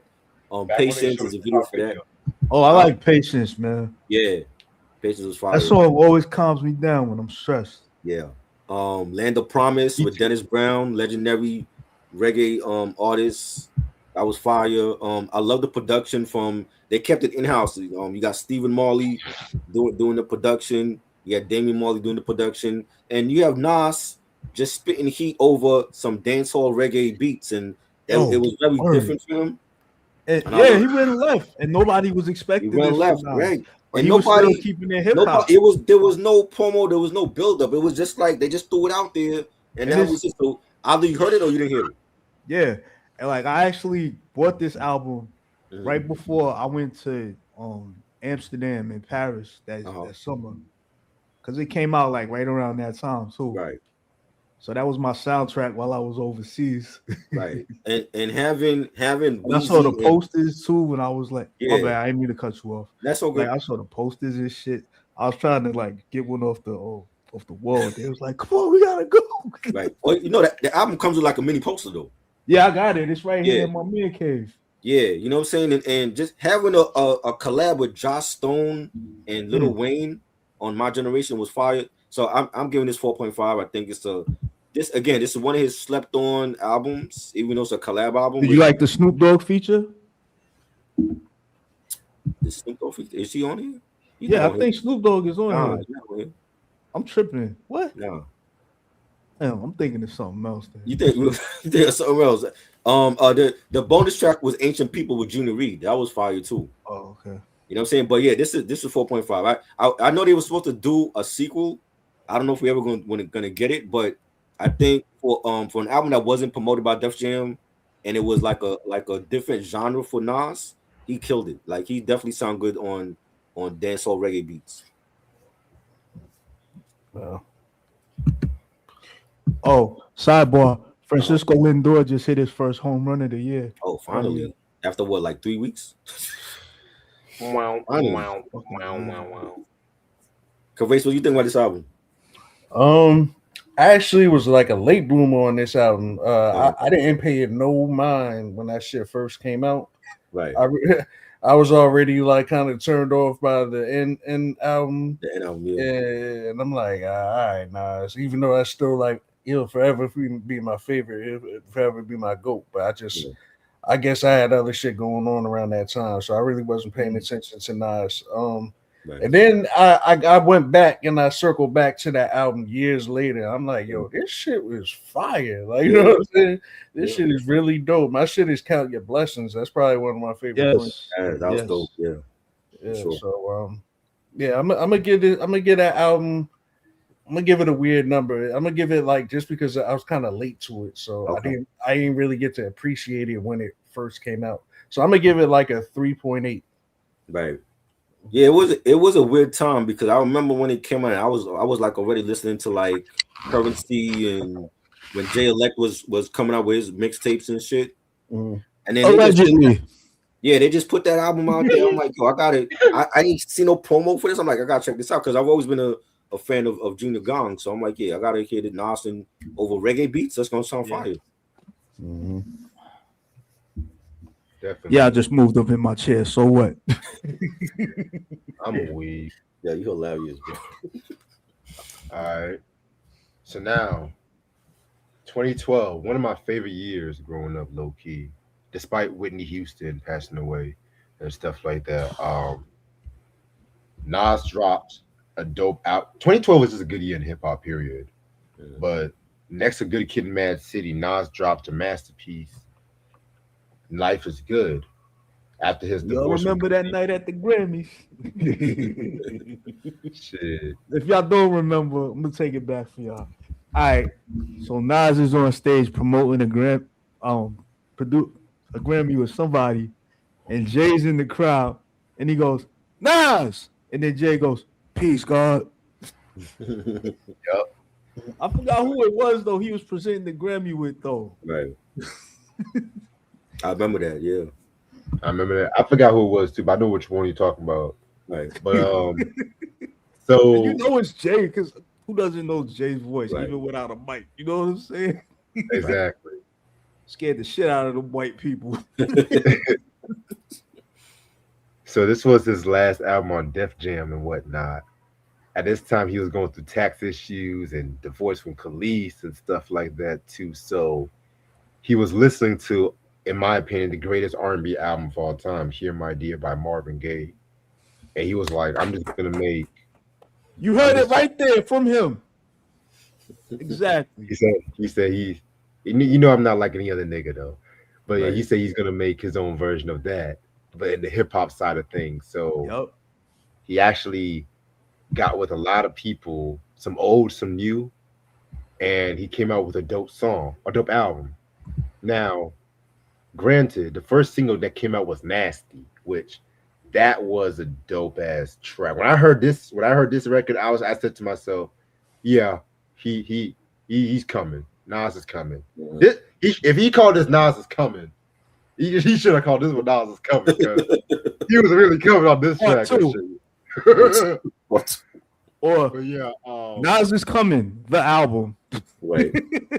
This is a weird album. This is an interesting album because I like every song on the main album. Keyword the main album except for one song. We all know what that one song is. I'm just gonna go over the good first. Locomotive with Large Professor. Very dope. Queen Story. Again, Salam Remy. Giving Nas some heat, but Salam Remy. Yeah. The Dawn. Rest in peace, MD. Come on, man. Stay. Beautiful track. Bye, Baby. Come on, man. What are we doing? What the fuck are we doing, man? The late great Amy Winehouse, Cherry motherfucking Wine, man. Come on. Yeah, that's a joint you specifically listen to if you cooking dinner with your girl or something. You know what I'm saying? This album could have been a 5 mic album except for that stupid ass Summer on Smash.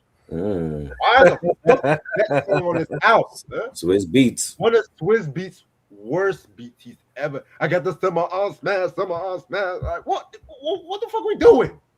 However, that song was the reason I was drinking Ciroc Peach. That song should have been the reason people should start drinking. Period. Shit. Mm-hmm. But And then he You had know to what? perform that shit on 106. But you know what Did the he gag really? is? Yeah. Right. This song is not touching the worst Nas album ever, which we'll get Right. into that in a minute. Right. Right. Man. But this is a 4.5. Yeah, y'all know what I'm talking about. I'm just gonna brace myself. I like the album. There's some bangs on here, like the Accident Murderers with Rick Ross was fire. Love Even the though Ross' verse didn't go with the fucking song, but you know. I mean, hey, at that point, Nas was collabing with Rick Ross. He's done all this stuff with Ross on his albums. He's That's done one of better. Rick's best guest appearances ever. Daughters, I love Daughters. I love that's my favorite song here because the message, Mm-hmm. you know, like when he's talking about having Destiny when she was younger, you know, she was talking like boys online, and you know he was feeling some type of way about that, and I love The that video record. was fire too. Yes, definitely. Yeah, the video. Video yes. That video was sad as fuck, man. Yeah, I don't even have a kid. I felt like I had a kid watching that video. Yeah. I mean, technically I do because I'm an uncle, so you Right. know. Yeah, same here. But Yeah. I mean, another Reggie or Regina, you know what I mean? they're out there somewhere. If you No, was no, rocking no. that daddy chain, they're out there somewhere. No. We just don't know about it yet. No. One thing about my pullout game is not Yeah. giving out no. That's what kids, they all you know? say. Yeah, she No. gonna show you your doorstep with twins. No. Reggie and Regina. No. Chill out. The Don was fire. Rest in peace to Heavy D. I love that record. Cherry Wine with Amy Winehouse. Love that collab with Amy and Nas. Bye baby, where he's like, you could tell he's shout like. out to the actress that played Faith Evans. She was in the Nasty video too. Was she? There's a video for Nasty. I don't remember seeing a video for that. Was it that one? It was the one where he was in the limo with her. Wasn't it that one? Or was it Yeah, What, that was, you talking about the Faith Evans shit? Yeah. Yeah. That was a Nasty. Yeah. Okay. Yeah. So I never seen that video. Okay, so Nasty was a single. But anyway, yeah. So, Bye baby, you know you I take the guess shots that. at police on that joint. You know what I'm saying? You're Aaron Hall on that joint. yeah. You know, I love it, and just the whole album cover, like that's the actual wedding dress that Khalees left behind. She took everything but the wedding dress. She kept the wedding dress in the closet. So yeah, this was fire. I'm gonna give it 4 mics. Definitely a She fire even album. bigged him up for that too. Oh, did she? Yeah, like in some Wow. interview she did after the album came out. It's crazy. Yeah, man, we gotta beat the fucking Dodgers tonight. Yeah, I'll give this album like a solid 4.5. Okay. You know, definitely one of my favorites in his mass collection. Yeah. You know, and I still listen to it a lot. And he should have won a Grammy, but we all know who did. Miss Aubrey. Oh, You know. of course. Fucking light skinned, right motherfucker. Yeah. This album was dope, man. Yeah. This is the beginning. These are the beginning pieces of the new Nas. You know what I'm saying? Like the more grown adult Nas. Right. You know, but what is crazy is when I heard the first single for this joint, which was, I believe it was Nasty. Nasty, yeah. I remember hearing it on the radio first, and it sounded so much like Illmatic Nas. I was questioning. I'm like, yo, is this an unreleased? Right. I'm like, what is Funkmaster Flex playing right now? I was like, yo, is this some shit that Nas had in the cut that he's releasing now? Is this something new? Right. It was so dope. I didn't realize. I was like, I didn't realize it was like actually new Nas shit. So that shit hooked me off the bat when I heard that. And then you got songs like which is one of my favorite songs is You Don't Understand. That's my shit right there because I just like his flows, like how he started. He's like, let's make a bet. I know the reason you ain't make it yet. You say you said, but you ain't see the tedious ingredients that goes inside of a rider. You hiding from problems, and you never knew how to make dollars. You couldn't make orders at McDonald's. Yo, he was just killing that shit. Yo. I was fucking with that, and of course, the "Bye Baby" that was a dope song from Nas. You don't really hear. And I also like the one he did with Mary J. Blige on here, and that was a shout out to the guys that should be in the Rock and Roll Hall of Fame, New Edition. Right. So I'm gonna give this album a 4.2. Okay. Yeah. Dope.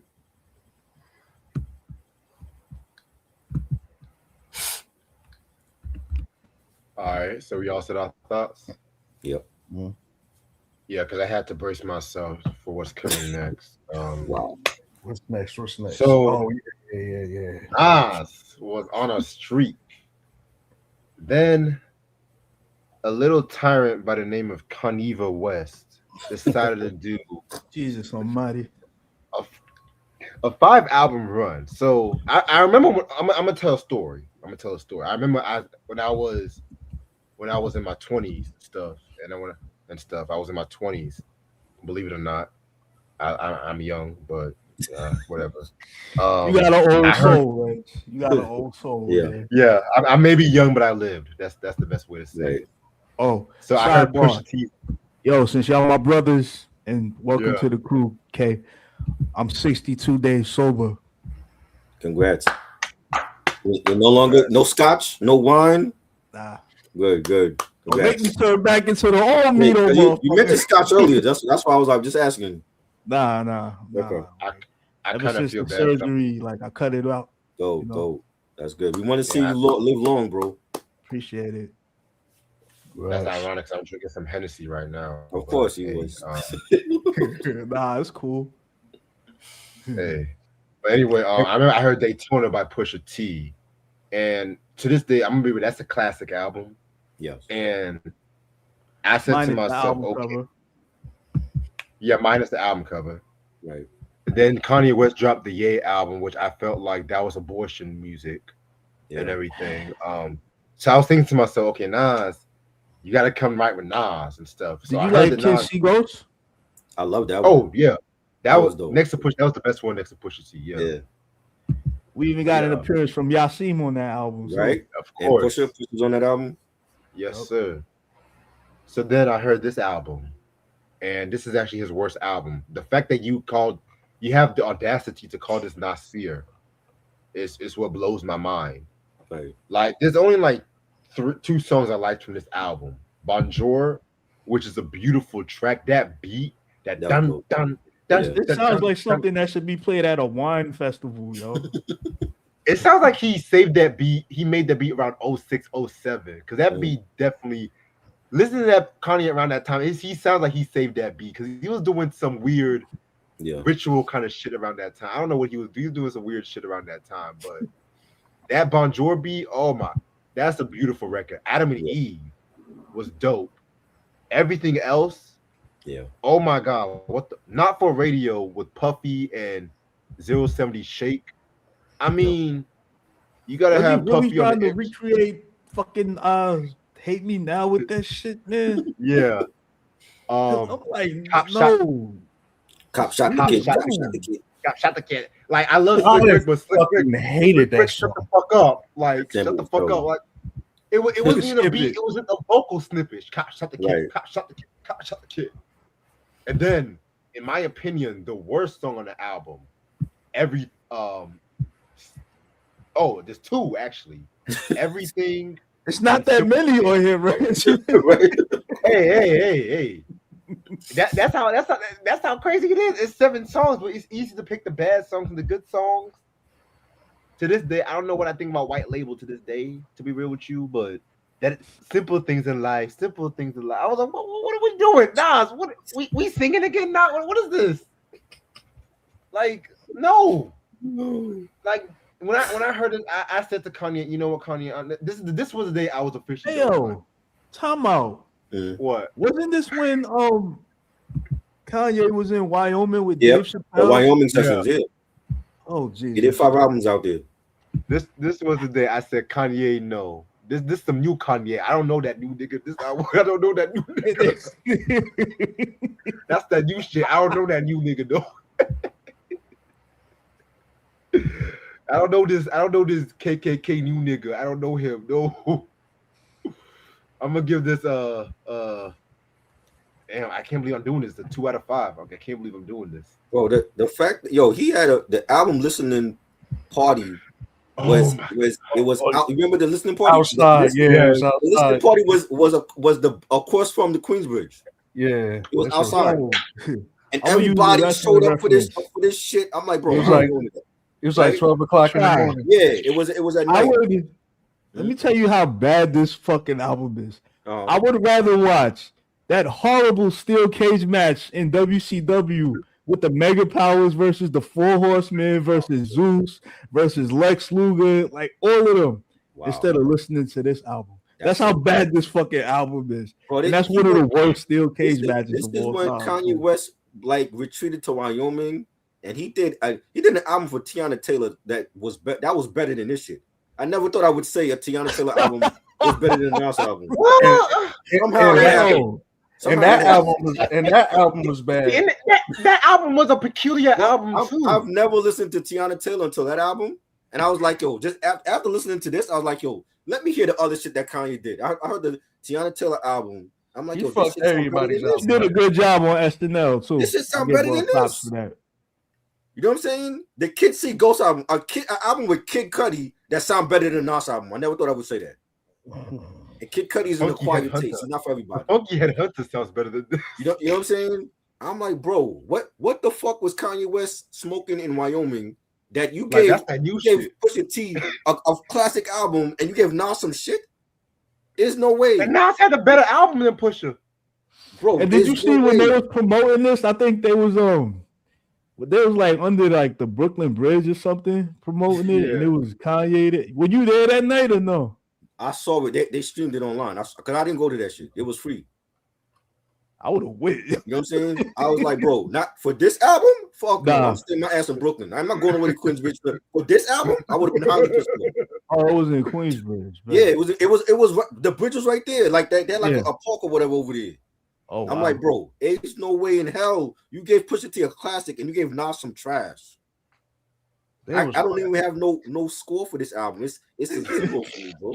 They was trying it's not even making 1. It's a 0 for me. They was trying to push that Pop Shot the Kids so hard. Yeah, that shit was garbage. And they did a video for that. Everybody and their mother was talking shit about that song. Bro, the fact that you spent you spent money on a video for that song. Out of all the songs on that album, you spent video for that shit. And then imagine how much he had to pay Richard Pryor's estate just to use the sample of Richard Pryor's voice too. I didn't even listen to Slick Rick for months after that song came out. That's how bad it was. I didn't even hear Hey Young World. Bro, you know how much I love The Great Adventures of Slick Rick? Yes. You know how much I love that album. I didn't even hear that. Oh yeah, you got the cassette. I got the look at a video. What? Why would the label green light a video for that record anyway? What I heard was Nas and Kanye wasn't getting along, so maybe Kanye was trying to. It definitely showed. He was trying to sabotage Nas's. It definitely showed with that shit. Kanye was off his meds. He was off his meds. Well, Kanye told him to do it. Kanye and Nas wasn't getting along because Kanye was saying that Nas can't rap on beat and shit like that. No, it's him. It ain't Nas. It's not. It was the production. That's the stupidest shit I ever heard in my fucking. I've heard some dumb shit. Yes. But that has to be right up there. You see that article when all that shit was happening? Yeah, Kanye was like complaining about how Nas needs to learn how to rap on beat. Have y'all heard his verse on Kerry Hilson's "Turning Me On"? That's offbeat. Come on, come on, man. No, it was. What the fuck you doing? It was Kanye that was the issue. Like even his own album was trash. That Wyoming shit with the Wyoming mountains and that shit was garbage. You know what I'm saying? Like no, it's not Nas. Nas wasn't the issue. He was off his bipolar meds. And I don't know what the fuck he was doing with Pusha T's album, but he made sure he had a classic, and he fucked up everybody else's album. And him and Pusha T don't even get along now. That's the game. Right. And Kid Cudi and him had a falling out. You made sure Kid Cudi had a good album, but you fuck up Nas's album? Come on, bro. And nigga went back to the Neptunes. Yeah. Back to cafeteria beats. He was like, this nah, is a zero for me. I wouldn't even buy this shit. Even if it was a giveaway, I'm not even entering the giveaway for this shit. Yeah. Or just throw it in the back of the closet somewhere so nobody can see not it. Even. I don't want it at all in my collection at all. And I got Nostradamus and I didn't even like that album. That's gonna be an ashtray if I ever get that album in my collection. That's gonna be an ashtray. It's gonna be a well decorated ashtray. I'm on fire tonight. I don't give a fuck. What the fuck? Yeah, so I think Kanye West like deliberately sabotaged Nas's album because they wasn't getting along in the studio. They couldn't see eye to eye and shit on shit. So crazy. On the bright side, at least we didn't get Dr. Dre and Rakim, but we got this. I'd rather get Dre and Rakim than this. But you know why they didn't do that, right? They wasn't getting along either. Yeah. Yeah. Because he wanted Rakim to sound like 50. Right. Like, he wanted hooks. Rakim don't do hooks. He's not Nate Dogg. You know. And then you saw how the video when George Clinton was like rapping the Lord, and then Dr. Dre slowly made his way up the stage, and then like he put his arm around Kim, and Rakim was like, "What you doing?"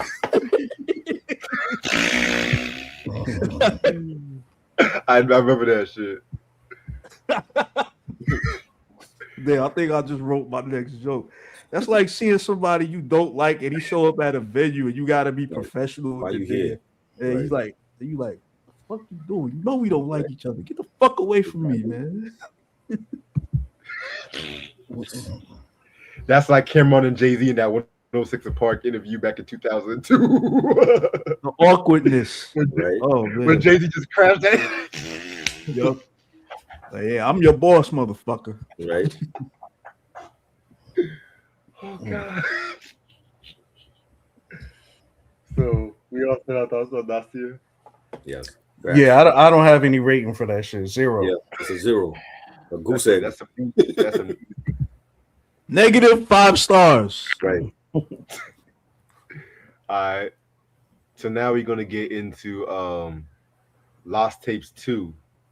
Oh Lord. Oh Jesus Christ. I think Nas is like the most ups and downs of anybody's career, bro.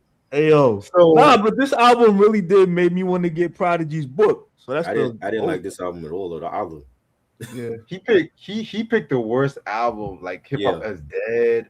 Okay, Untitled Life is good. Okay, those are good, but Hip Hop is Dead now. See, who was the unreleased shit from that album? Who was asking for that? You ain't like the Pete Rock beats on here? No, hell no. That was bad too. I feel like he just like, here nigga, just take it award and shit. That's the way I feel. Here nigga, just take it. But I'm gonna be real with you. The Lost Tapes 2, it wasn't really a lot of memorable stuff. Swiss Beats, I did not like adult film with Swiss Beats. It was and Alicia, Swiss and Alicia. I know that was them in the background. I like that. Yeah. Royalty with Ravon. I'm gonna highlight that because he has Hit Boy on that. Hit Boy, and that's a precursor of what's to come. Yup. And stuff like that. Highly Favored with RZA was okay. Like he just had an interesting. It's like, why wasn't these producers on the regular Nas album? Like RZA, right? We all know why Pete Rock. Yeah. Unfortunately, like DJ Toot nigga, T.I.'s nigga. Yep. Oh my good. Wow. But I did like Queensbridge Politics. That was good. Yeah. But decent. This was a 3 out of 5. The only songs I like Tenasia, the RZA track, because that reminds me of like old RZA when he had the afro and the fangs. I like the Queensbridge Politics. It was a decent Pete Rock beat. It's not the best, and the fact that he took the sample that we heard already from Uptown Anthem, Naughty by Nature. I think KG did it better. But that's about it. Everything else, I don't like the Yeah, Swiss Pete beat Rock shit. slowed it down. Right. I don't like the Swiss beat shit on here. The statics, all that other shit is forgettable. Like this to me, nobody actually. This should have been like on the cutting room floor, lost forever. So I'm giving this a 1 mic. I don't like it at all. I think back to back, we had two whack ass albums with Nasir and Lost Tapes too. Yeah. Yo, I'm gonna give it only because I like Queensbridge politics. I'm gonna give it a solid 2.5. Wow, you've been generous. Yeah, and I don't do that much. Yeah, but you know, that's the only song you liked on here. Nothing else. I like the other Pete Rock that he did with the Naughty okay. beat. I don't even remember that beat. But and I like skipped over a lot of this shit. Because that sounded like classic RZA. Yeah. And, DJ Thump beat. Right. Yeah, I'm not even gonna give this a 1. I'm gonna give it a 0.5. Another goose egg. Well, I'm gonna give it a 0.5. 0.5, okay. Because there is a song I do. There is a song. Stop watching Gordon Ramsay. There is a song I do like on here. I don't know why I like it, but I guess it's just the message on it. But No Bad Energy. Yeah, I always use that in my my IG shit. Mm-hmm. You know? Yeah, so didn't he do a video for that? No Bad Energy? He did. Yeah, I remember that song. All right. So now we're gonna get into the final and current stage in Nas' career, the Hit Boy era. So, by this point, we've been doing this for 3 hours. By this point, this is epic. Technically 2 hours and epic discography breakdown, yo. Yes. Yeah. We went through Nasty Nas, Nas Escobar, Brave Hot Nas, the Nas Renaissance. You from Boston? Brave Hot. I caught that. I'm just fucking with you. That's the liquor. Shit. Renaissance Nas and experimental Nas. Now we're going to get into Nasir Jones, the man, the mogul, King's Disease 1. Now, this is a good album that I have a feeling it's a slight curse in it, which I'll get to that in a minute. Ironically, this got Nas his first Grammy Award. His first Grammy Award. Right. I guess they were too busy. You know what? I'm not even gonna say it. Oh God. I don't want to bring any because there's gonna be a lot of discussions. Let me stop. But go ahead. That's what we here for. Go ahead. No, I was just saying because I think at that time when it came to best rap album, they usually give it to like people like the Kanye's, the J's. I think the Grammys were just like, here, nigga, just take it and shit. You know what I'm saying? So, but because it's like how they did Spike Lee at the Oscars. Yeah. For Black Klansman, a movie about a Black Klansman got him his first Oscar. Go figure. Crazy. Mm-hmm. But this is a good album. And stuff like that. I liked Ultra Black was pretty cool. Car Number 85 with Charlie Wilson. It's nice that Charlie Wilson's still doing hip hop collabs. I fuck with it. It proves that he does it with other people other than Snoop Dogg. I guess Snoop Dogg was too busy campaigning for Trump at that time and shit. Replace Me.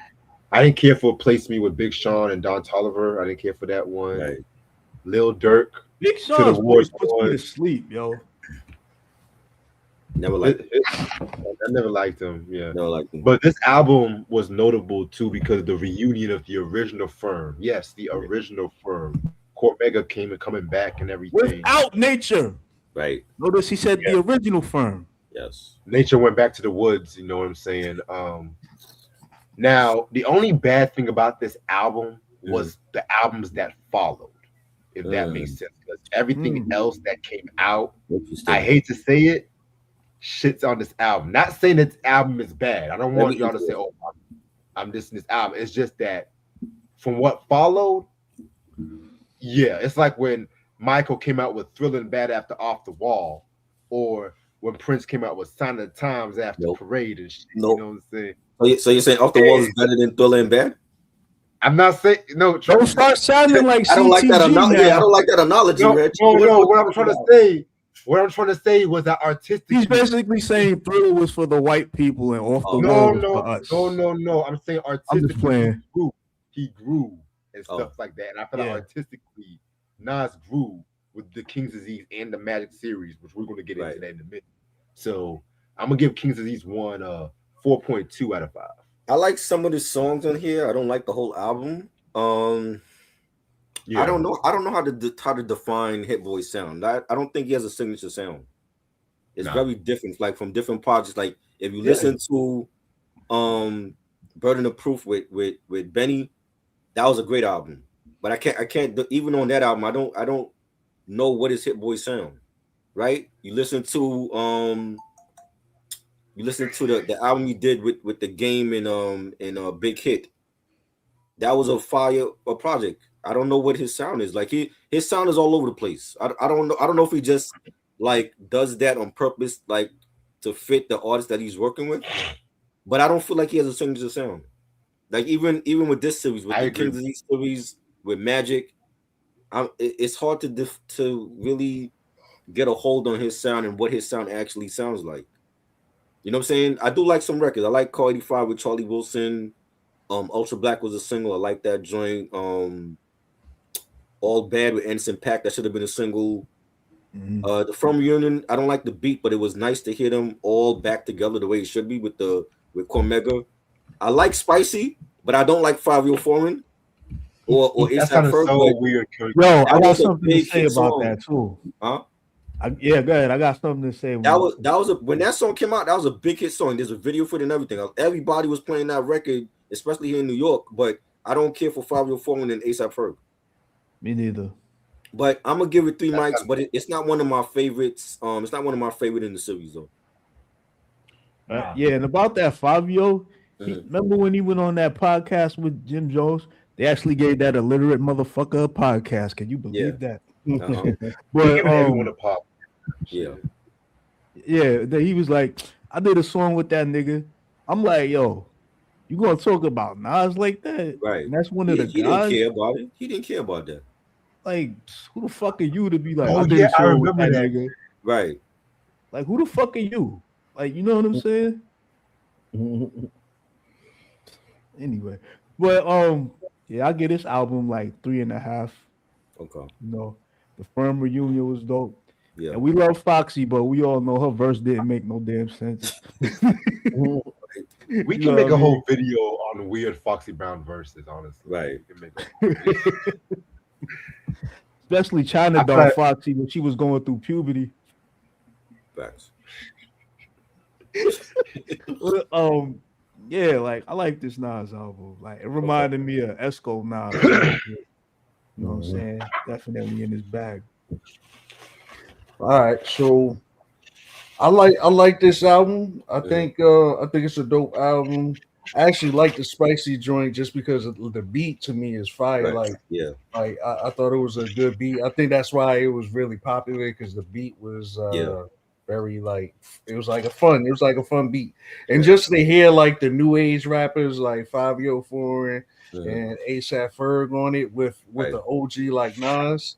I just thought that was cool to hear. So I fuck with that joint. Overall, I like the album. My issue though with King's Disease and Magic, like the whole series, is, and I was saying this when they were dropping, I felt like he's not allowing these albums to be appreciated because he kept dropping nonstop. Yeah. That's what I didn't like. So it's still to his Prince bag. Still to this day, I haven't really gotten a chance to appreciate all of the albums because it's like damn, like I haven't really got a chance to sit down with one of them individually and just sit down and really listen and grow with it. So there's like a slight disconnect, even though I like all of those albums in both of those series. There's still like a slight disconnect because I didn't get a chance to really grow with it. I'm gonna have to give it like a 3.5. That's how I felt because like we never seen Nas put out music at a rapid pace like this. So it was like you're dropping part 1 and then part 2 is already coming out and then part 2. You know what I'm saying? So I do have a favorite in each series, but it was like for the rest of them, it was like some of the songs I remember, some of them I just felt like it was being rushed. Yeah, it was like actually digest the damn project before you drop the next one. Mm-hmm. Well, you know what? I'm not mad at Nas for that because, for one, a lot of acts these days now, like Griselda and everybody like that too, they dropping albums like within 4 to 6 albums apart and shit like that too. And technically, Nas has been kind of not like rapping like that, so you don't know how many stuff he have recorded and stuff like that too, you know what I'm saying? So, but at the same time too, I do get what you're saying. Like, that's one thing about the King's Disease and Magic series and everything like that too, because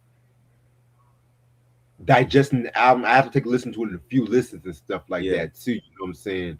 That's just for me personally. Now granted, once we get to the later albums we're going to talk about, some of those was just instant, like I just remember that shit because I think like 5-10 years from now, that's when we'll be able to really look back and really be like, yo, this certain album in the Disease series was like that's that shit. Right. You know what I mean? But for right now, it's like still a little too murky. Yeah. Pretty much. Definitely. All right, so now we're going to get into King's Disease 2. Now, this one right here definitely was a step above first one and everything like that too, in my opinion. Like, this one right here was definitely a very dope one. Um, definitely has that summertime feel to it and shit. Like, a lot of celebratory tracks here. I love Store Run and Moments back to back. Two of my favorite songs on the album. Death Row East was pretty dope. I love that. Yeah. Charlie Wilson returned again with No Phony Love. Brunch on Sundays, that should have been a single. I don't give a fuck. That should have been a single. Yeah. EPMD with Eminem and EPMD was decent. You know what I'm saying? It's funny. I feel like some song he was just naming it after memories of the past. Like, that's what EPMD 2. Right. I was waiting for Cold Crush Brothers and Grandmaster Flash, a song named that, like some shit. Right. But serious note, this is actually a very dope album. I'm gonna probably give this a 4.5. I like some of the songs. Others didn't really stick with me. Like, I like Real. Like, Real was a single. I like that. Store Run was fire. Moments. The Lauryn Hill collab, Nobody. It was great to hear Lauryn Hill again with them. Yep. Brunch on Sundays was dope. Everything else, I didn't play a lot of the other shit. That just didn't stick with me. Like Carissa said, like, releasing the albums at a faster rate for him, for his caliber, it just didn't stick with me like that. So I wasn't like playing the whole album like that. I just had my favorites, and I would just make a playlist and just put my favorites, and then everything else I'll get to it like 20 years down the line. But right now, it's okay. I'll give it 2.5 mics. It's not one of my favorites. Yeah, I'll give it a solid 3. Okay. You know, especially the Lauryn Hill verse. That was like the moment on that album right there. Right. You know, definitely good to hear her back on the mic at that time too. I'm gonna give this another 3.5. My shit on here was Count Me In. That's my shit right there. That was one of my favorite joints on the album. I really wasn't feeling the EPMD shit at all. Yeah, I didn't like that one. The Eminem verse is like, all right, but Rare was dope too. But I'm gonna give this a 3.5. Definitely. So this nigga done pulled a curveball on us. So out of nowhere, he done started another series. This time, we're gonna call this Magic and everything. And I said to myself, and mind you, he came out with this on Christmas Eve. I'm just like, nah. Yo, word. Nah, you're spoiling us. I was still becoming how dope King's Disease. Because mind you, King's Disease 2 came out August. This shit came out December. Yeah. I'm like, oh my God, nah. I remember exactly where I was that night. So Same. Yeah, but oh man. This album right here, this is Nasty Nas 2020 version. Yes. This might be one of those albums I might have to say top 6 albums. Wow. In his discography? In his discography. Top 6, you put it that high. Controversial opinion. One of the later albums is going to be in the top 5. Maybe better than Stillmatic. Wow. What? Wow. Controversial, we go there. I'm dropping a bomb before I go off. I'm dropping a bomb. Wow. I'm dropping bombs like Iran and shit. Oh man. You dropping bombs like Flex. Right. I'm dropping bombs like Trump doing Iran and shit. Watch. But this song is sponsored by Wendy's. It might be a top 6 Nas album. An MC literally in his 4th decade. Right. Might be a top 6 album, but the only MC that might be ever done that is probably LL Cool J with The Force.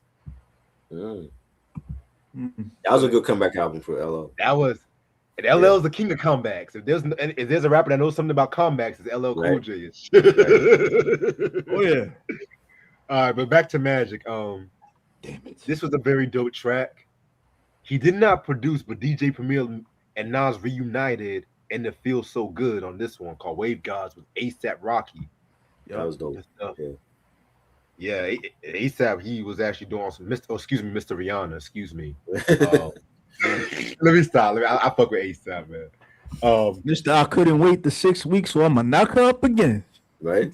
Let me stop because Rihanna's a billionaire. Let me stop. Shout out to that family though. But Ugly was dope. Yeah. Hollywood Gangster was pretty dope too. This was a pretty dope. This is like giving me that winter Queensbridge kind of vibe and shit like that, but 2020 and stuff like that.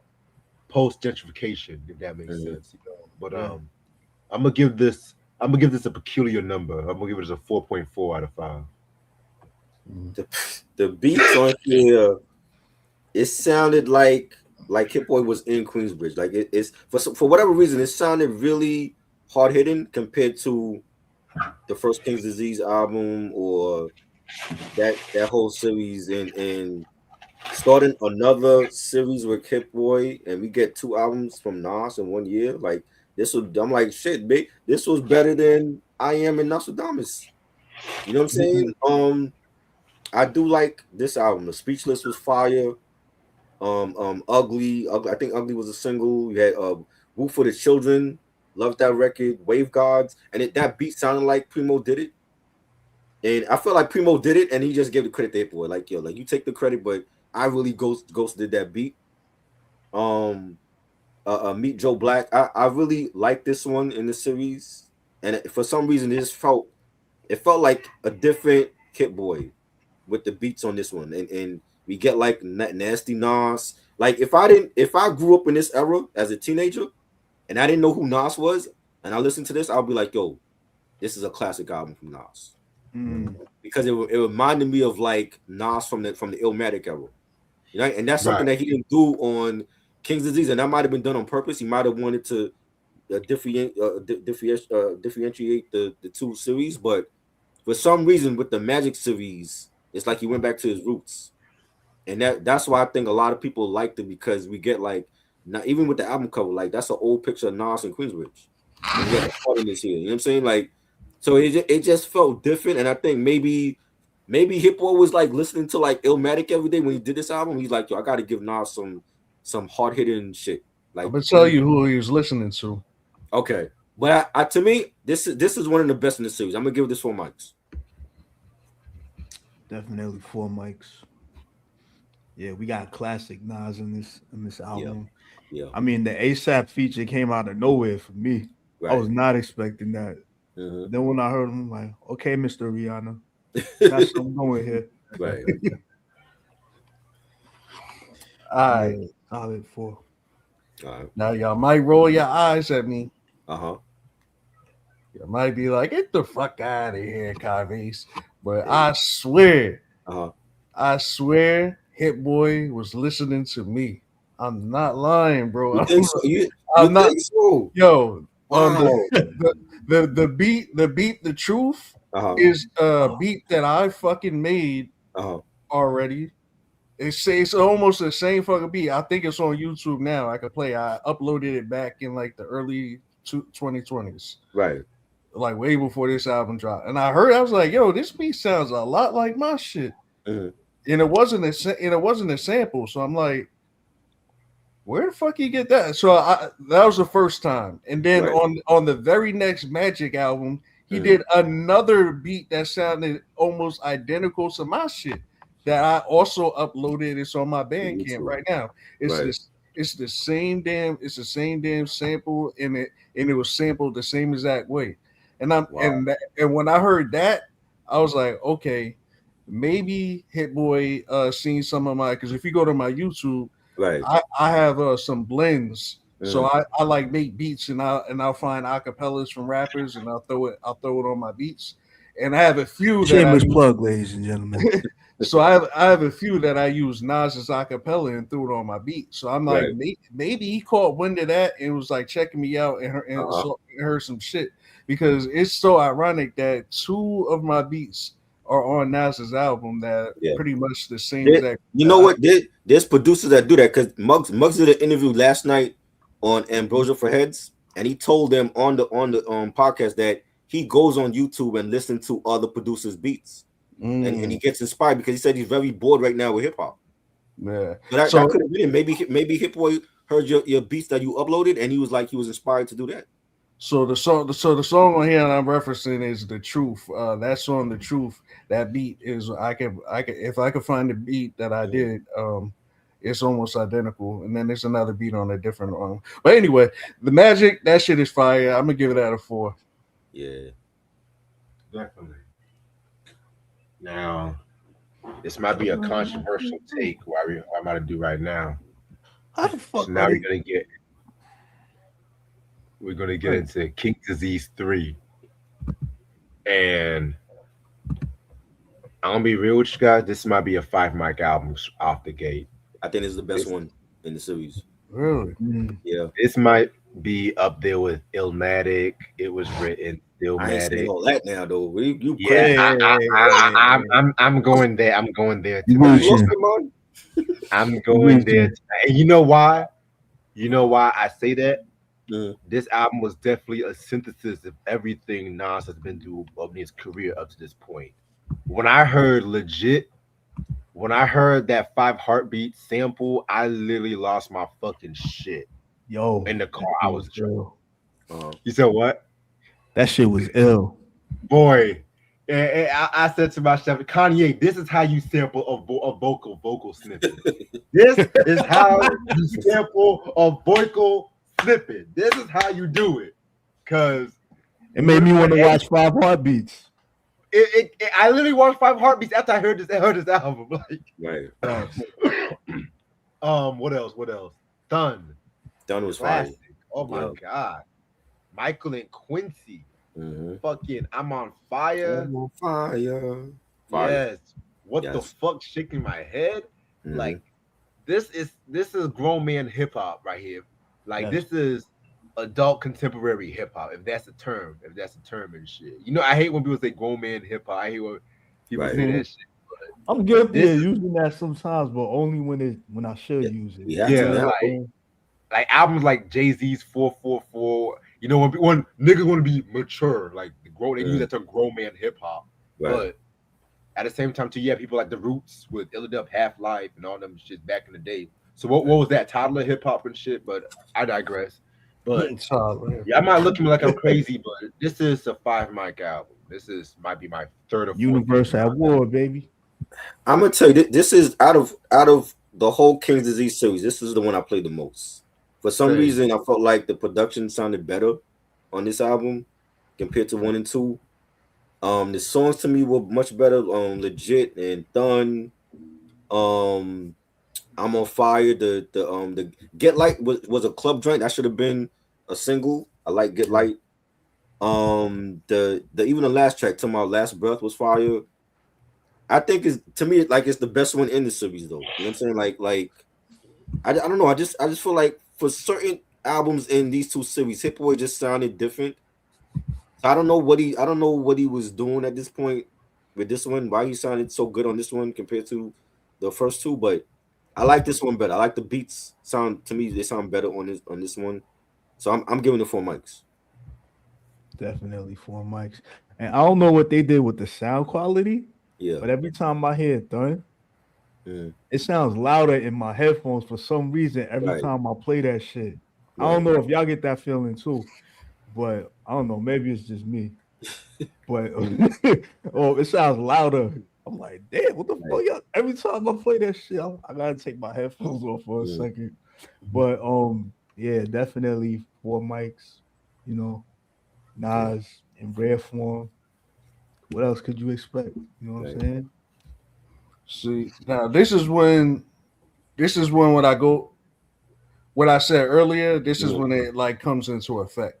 Right. So all of y'all are saying that this shit is like a 5 mic album. No, I no, Red said that. I said 4 mics. I'm giving no 4 mics. even a 4 mic. Uh-huh. I couldn't even fathom to say anything like that only off the strength because I didn't really get a chance to listen to it. Like still to this day, I Right. still haven't really got to sit down and like really listen to it. So I'm like, damn, Yeah. I wanna say it's 5 mics too, but I just haven't got a chance to listen to it yet like that, man. So I really I don't know what to say about the album, Right.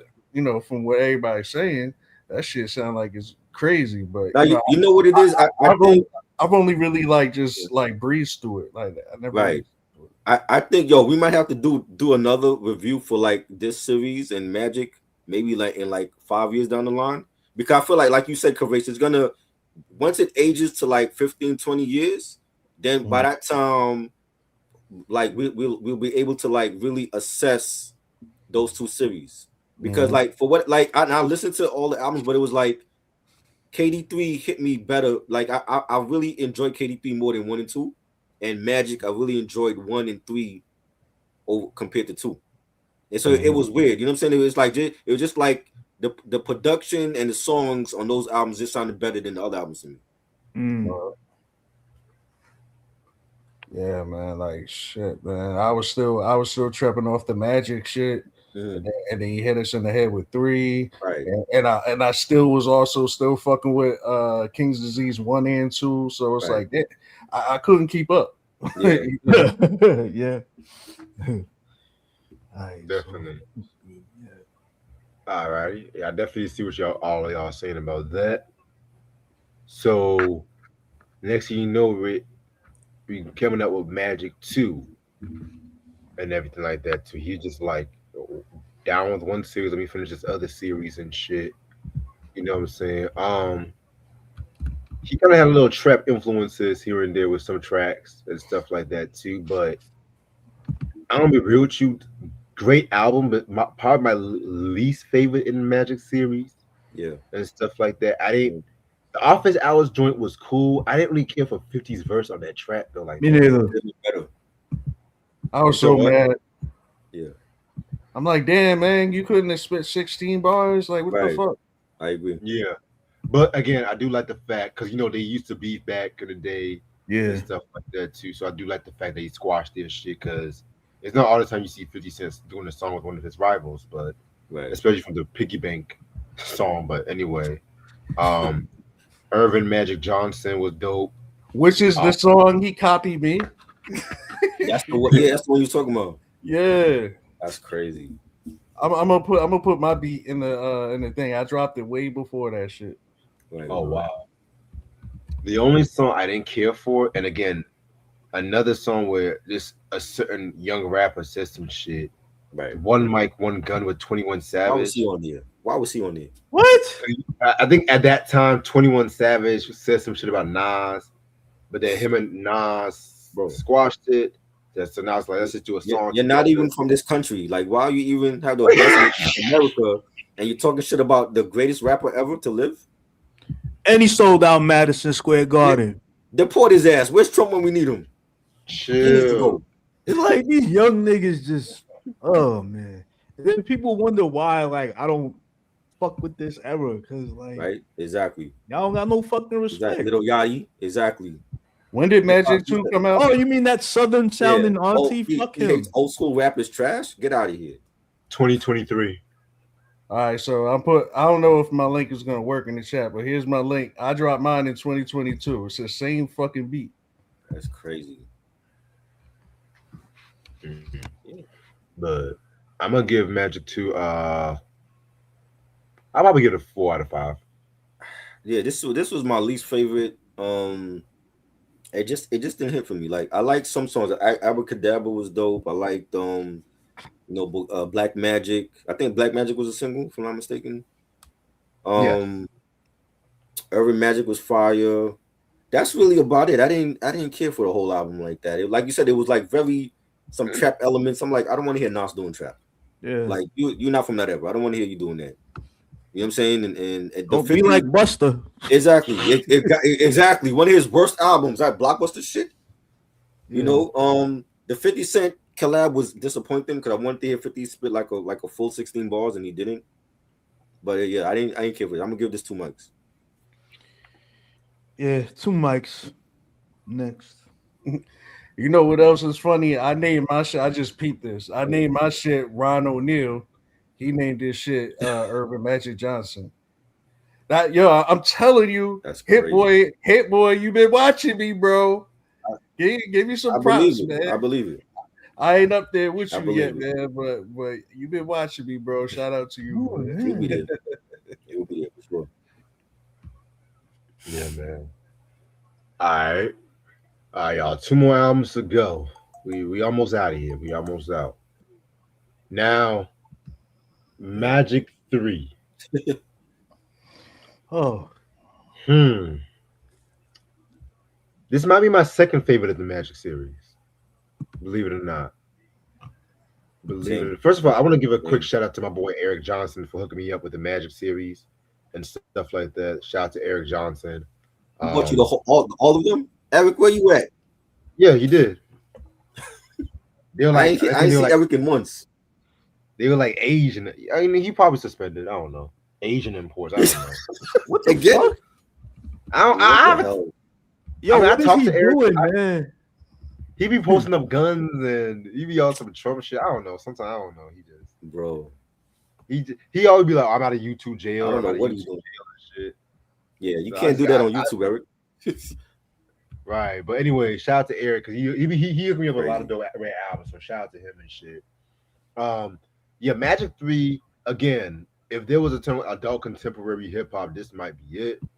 I kind of feel like King's Disease is upscale. This is more downtown and shit like that. Magic 3 was more downtown. If that made sense. I love this feeling. It was very dope.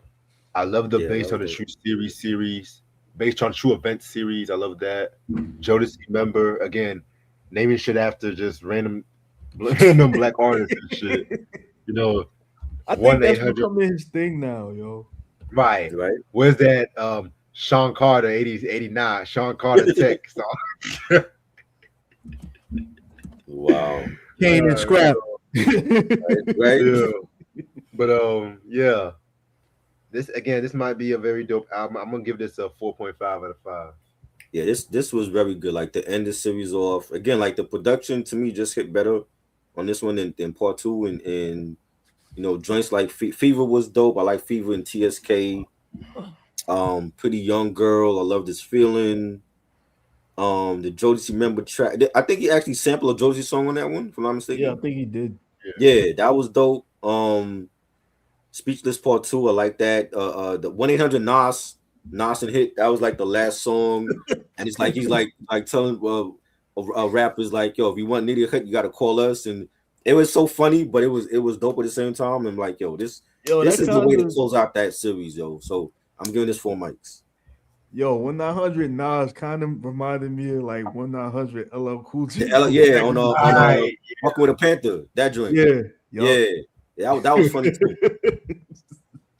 Good Lord, every time I think about that album, I think about that fucking review that we did. God almighty. Oh man. Oh. That was a classic review we did, man. That review was because y'all saw how angry I was fucking getting. I was trying to hold it in, so right. Like, yo, go back and watch it. You can see I'm visibly getting upset. I saw. That's why I was like, yeah. But like, I was trying to stay cool. But anyway, back to the album. Like,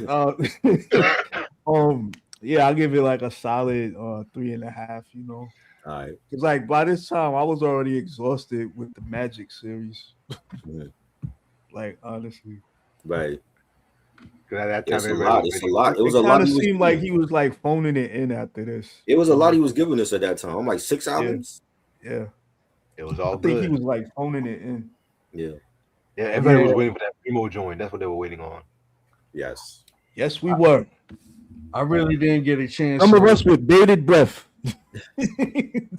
I ain't really get a chance to sit down with this album just like the other album before this, just because it was just too much shit. But I will tell you, Mhm. and I can't believe I'm saying this shit, but that nigga Lil Wayne whooped Nas's ass. Ooh. I'm gonna keep it stacked. Okay. I'm gonna keep it a stack. Lil Wayne whooped that nigga ass on that song, man. I'm not even gonna lie. Mm. So yeah, that's probably one of my favorite songs on the album is the Never Die shit. And Oh, that's the only song I really remember. yeah, man. Interesting. All right, the victory lap. Because I really got to get to bed for work soon. Light years, the long. I feel like this is a perfect finale for this Right. video Right. because this has been anticipated for years.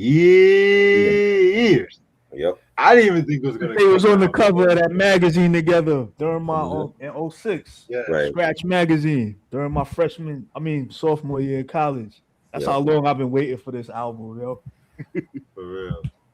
Now, just like Kanye Nas put out the whole Mass Appeal series, Right. and just like Kanye, not every album was But he perfect. did it better. Yeah, but not every album was perfect. That Supreme Clientele 2, I liked it. It just wasn't a classic though. Yeah. it don't deserve the name. Um, Big L's posthumous album, I didn't care for like that. No, Split no. Bricks album, I like that visually. It's better visually. yeah, but he saved the best for last with this. Well, I forgot. Raekwon's album was dope. I love the way it was That was made. dope. Yeah. Yeah, That was that was dope. but I like he the saved the Daylight best for last. album. Yeah, I forgot about was Daylight too. still playing that. Yes. Yeah. Absolutely. So with this album right here, people have been saying that this album was supposed to happen years ago, but they finally came out with this. And honestly, nice way to end it off right here. This album They definitely, did the whole album in Barbados too. yes, they did the whole album Barbados and shit. Wow. I know a lot of people were like, "Oh, Primo let Nas down," because they were so hip to the whole Hit Boy You era. scratching too much. Like shut Right. the fuck up, man. But Yo, I- saying that honestly- Primo scratches too much is crazy. Exactly. exactly. And But what, honestly, You rather hear him yell like DJ Khaled? like, what Right. do you Excuse expect? me, Khaled. But yeah, but Take honestly, the DJ off your name, motherfucker. compared to other Primo production, this might be some of his best recent years and Thank stuff you. like that too. You know what I'm saying? New York State of Mind Part 3. I love the fact that they paid homage And there to is Billy one Joel. team we forgot to shout out on that song too. You said what? I said there is one team he forgot to shout out on that song too. Which one? The Liberty. Oh, fat. But yeah, New York State of Mind Part 3 was very dope. I love that one and stuff like that. The beat took me by surprise. It was like that dang, dang, dang. Right. Like Yeah. playing that song in the speaker was very dope and shit. Yes. I love that shit. I love Riders was very good, paying homage to like the MCs. It's Time. That featured the Steve Miller band. Yep. You know what I'm saying? Time keep on Yo. slipping. They use that Oh no. Fly Like an Eagle sample, Right. Yup. which fuck the Seal version of that song. That's all I'm gonna say. You know what I'm saying? I never liked the Seal version. Like the original version was more mysterious. Seal Right. made it. I would have I was like, come on. I never liked Seal. I never liked his music. Anyway, Nasty Esco Nasir, pretty much all the eras of Nas in Yeah. one. Bouquet to the ladies, paying homage to female MCs and producers. Third Childhood, That was interesting as hell too. You know what I'm saying? Honestly, I kind of feel like Second Child don't even deserve a sequel, me Right, personally. right. But hey, at least we didn't get it. I gave you power too. I'm like, okay, Nas, now Oh you God. just Well, no, What he would have played in that? they might have that in the vault, Reg. I don't What he know. would have played in that story? You was what he was like the gun. What do you play in the he was a victim? gunpowder. He was a What you gunpowder. play? You gotta be playing the victim Gunpowder. now, right? So Nah, you don't man. need no sequel in Oh that. shit! Nah. But Let anyway, Snoop and Dogg lie. You you know? know what? I'm gonna give this a 4.5 out of 5. Very good and everything. I might have to listen to it just to see where it gives, but we did a review on it. I feel like it's nice finishing that for now. This I didn't get album, my invitation. long awaited. I was skeptical because I'm like, yo, like if you follow Primo from No More Mr. Nice Guy all the way to now, minus the Gangstar stuff, right? The stuff he's done classic stuff for artists like Bahamadia and Lord MOP and Finesse. Group Home, right?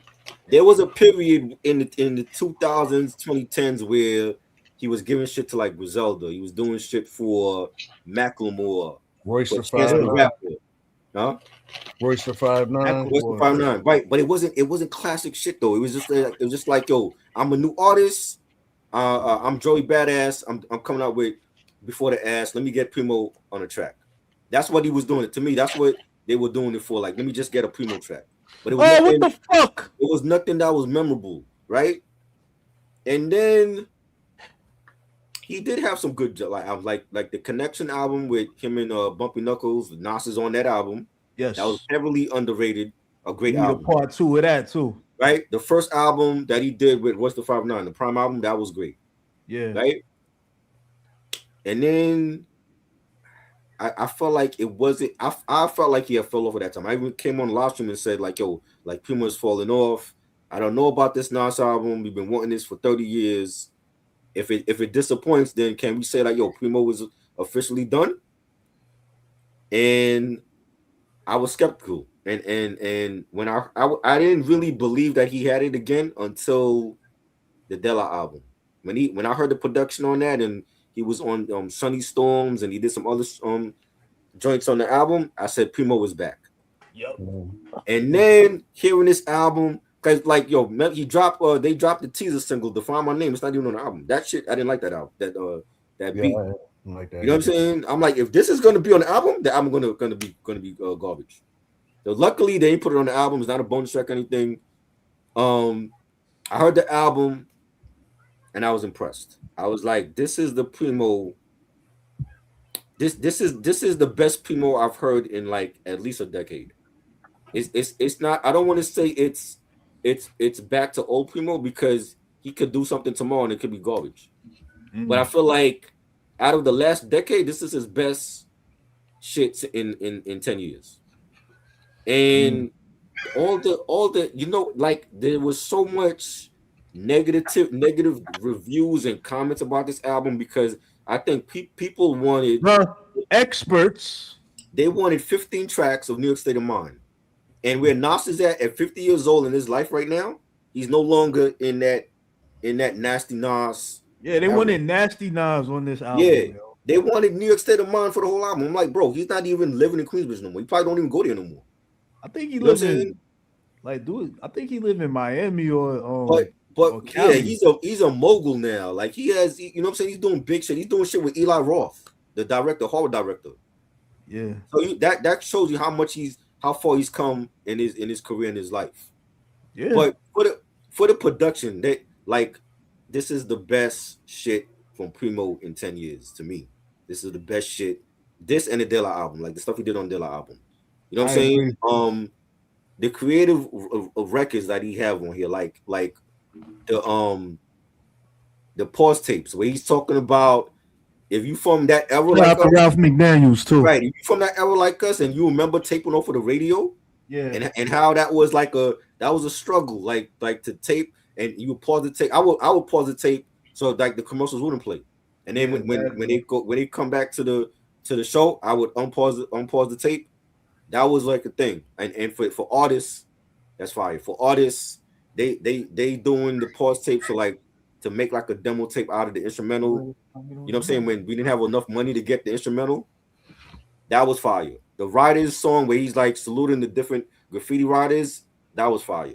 When you have It's Time and that's like a time traveling track, and he used the Steve Miller sample, I love that. That was fire. Nasty Esco Nasir, he's killing off his alter egos. He's killing off Nasty Nas and Escobar, and he's Nasir Jones. This is where he's at. The mogul. That was fire. That was a creative track. I love the beat for that. This is a track that gets severely hated on. The AZ feature, My Story, Your Story. I don't know what people are saying. There was so many people that's talking about I don't like the beat. It don't fit the mood. I'm like, bro, they've done smooth shit before. Have you all not heard the Flyers? That was a smooth track. The Essence, like every on the Asiatic album, bro. Yeah. Every collab they've always done like smooth. That's what they do. Shit. Like, you know what I'm saying? I'm like, More Money, More Homicide. That was like a smooth track. Like they talking about they don't like the beat. I'm like, bro, it's nothing different that they've never done before. You know what I'm saying? I loved it. I thought it was fire. And if they complaining now, can you imagine how much they're gonna complain when the Nas and AZ exactly. Bouquet, where like they promoting Bouquet now. I think they got like a special 12-inch version of that on vinyl. Wow. They promoting that and Nas is saluting all the female MCs from the new era, the old era. I love that. That was a fire. Shine and Together. It was good seeing all those ladies get to shine too. Yes. And like when I hear Shine Together, up Instagram that day. Yeah, when I hear Shine Together, that beat remind me so much of Guru. I'm like, Guru would have been perfect for this beat. Yes. That's like Gangstar, like Daily Operation era. I love that track. Welcome to the Underground, which they played a lot like during the NBA. You know, you watch the NBA, they played a lot. Like during the commercial break, they'll play that song. Yep. Love that song. Madman is my joint. That shit is fire. It's pretty. That's the Primo that I wanted to hear in 10 years, and he gave us that on that record. New York State of Mind Part 3, I like it. You know, there's people that don't like it. I don't like the way that Primo hooked up the Billy Joel sample, but I understand why he did it because Terror Squad, Fat Joe, Cameron, and Remy Martin, they sampled the same record and they did it better. And Primo ain't gonna do the same thing that was done already. Oh, so I understand why he flipped it and it's like a beat switch, like not a beat switch, like the melody is different when Nas is rapping on it. But he actually talked about in the interview with him and Primo, he actually told Joe Budden that they tried to get Billy Joel on the record, but Billy Joel's retired now. Yeah. So he couldn't do it. But that would have been fire if Billy Joel was a part of it. But I like it. It's not he's actually sticking to his retirement, unlike someone else. Yes, he's sticking to it. You're not coming out of it. So they tried to get him. He didn't want to do it, but that would have been fire if Billy Joel was on it too.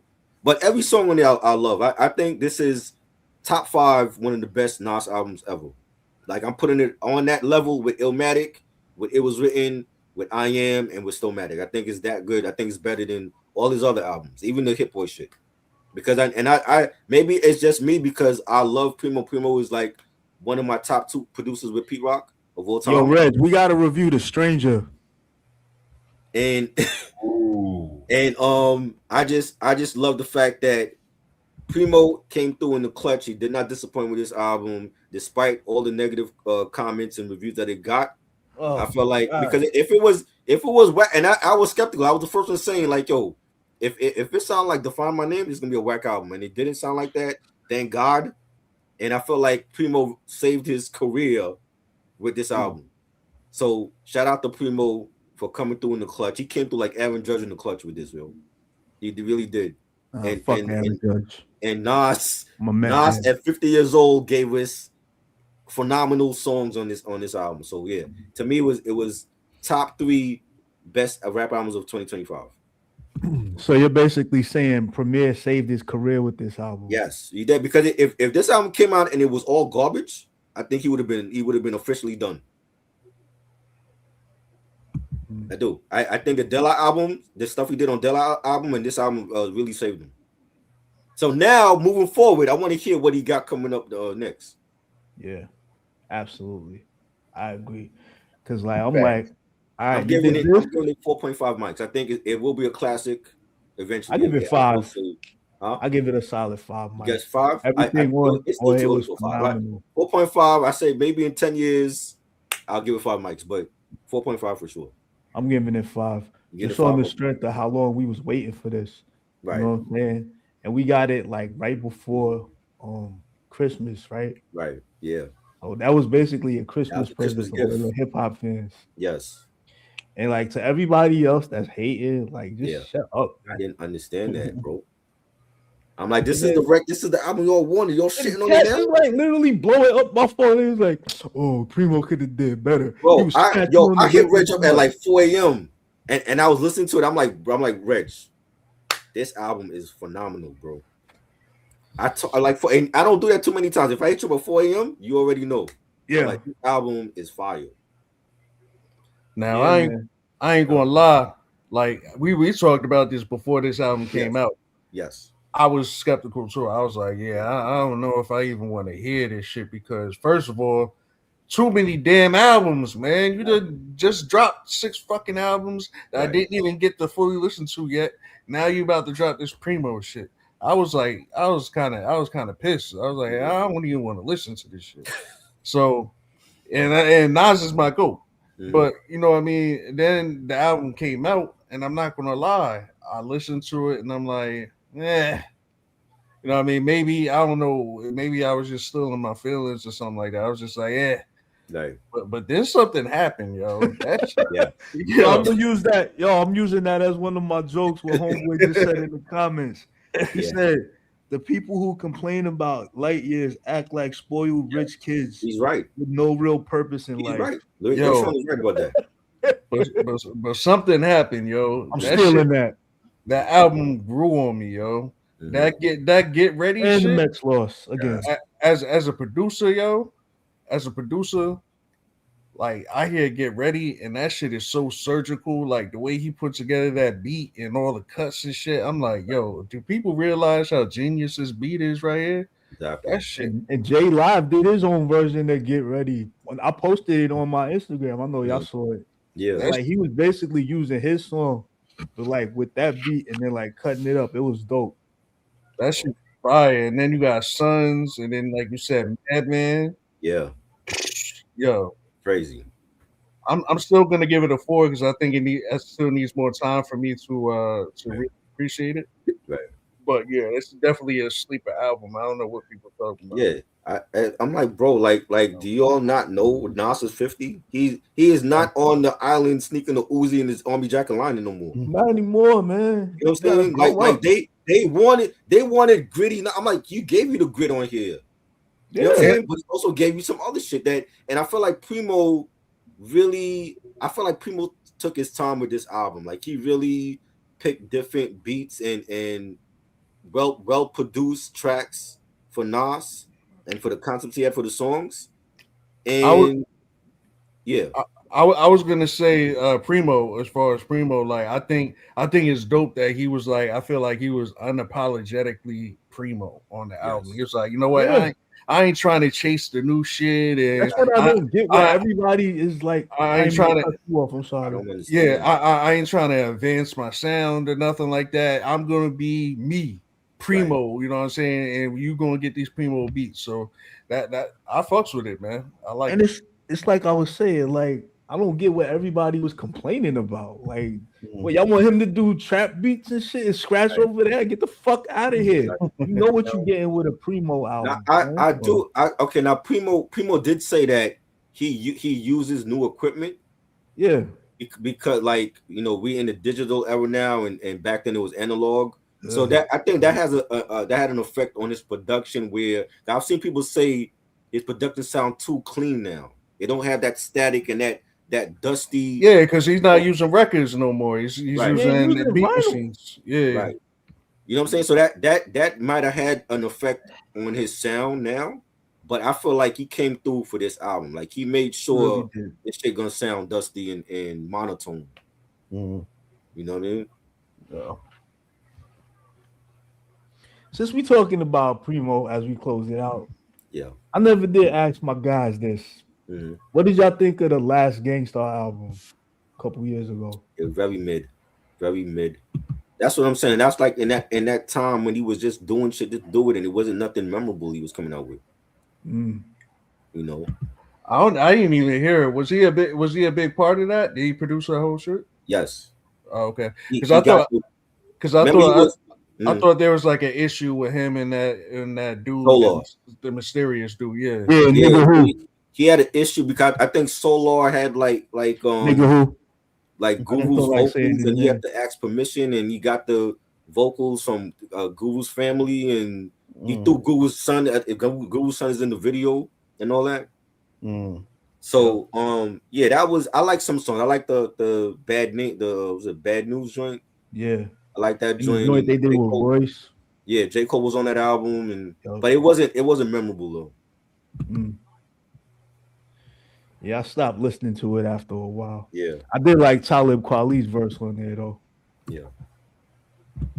That's the most gangster I ever heard. Talib So Reg, Kweli. where you putting this album? Where you placing it?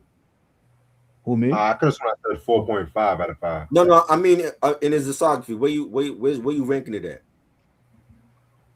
That's a very good question. Good question. I think as of right now, I'm gonna say top 12 as of right now. Top 12? Yeah. You think there's 11 other albums that's better than this? Well, I never said there was 11 other albums, but I never. It could be in the middle top 12. It could be. I'm talking about Nas's discography though. Yeah, top 12 in Nas's discography. Top 12. Yeah. So that means there's 11 other albums that's better than this. I never said there was 11 other albums. I said it's in my top 12. But you're not saying top 5 or top 3. You said top 12. I know. I said I know. For my top 5, it's gonna be Illmatic. It was written Stillmatic, King's Disease 3, and then I'll probably throw in maybe the first Magic, maybe, and stuff like that. Oh wait, scratch that. I Am. That's my number 5. This is top 5 for me of all his albums. Top 5. Top 5. Yes. Okay. Definitely top 5. Because for me, Illmatic, It Was Written, Stillmatic, I Am, and Light Years. Yeah. Really? Damn. Yeah. I don't know if I could put that in my top 5. It's definitely going to be the same 4 as pretty much everybody. The Illmatic, Stillmatic, It Was Written, I Am. Then a fifth one could be anything. Like really, like, you know what I'm saying? All right. I'm nostalgic, so I'm probably gonna go with like something like Godson or some shit. Okay. I'll fuck with that. Godson definitely. We do it with Godson, man. All right. Well, I'm gonna end this video off right here because this has been an epic but long video. Yeah. This is all. But probably I do have some more Nas content come. I do want to do that top Nas and Slime Remy collabs and stuff like that too.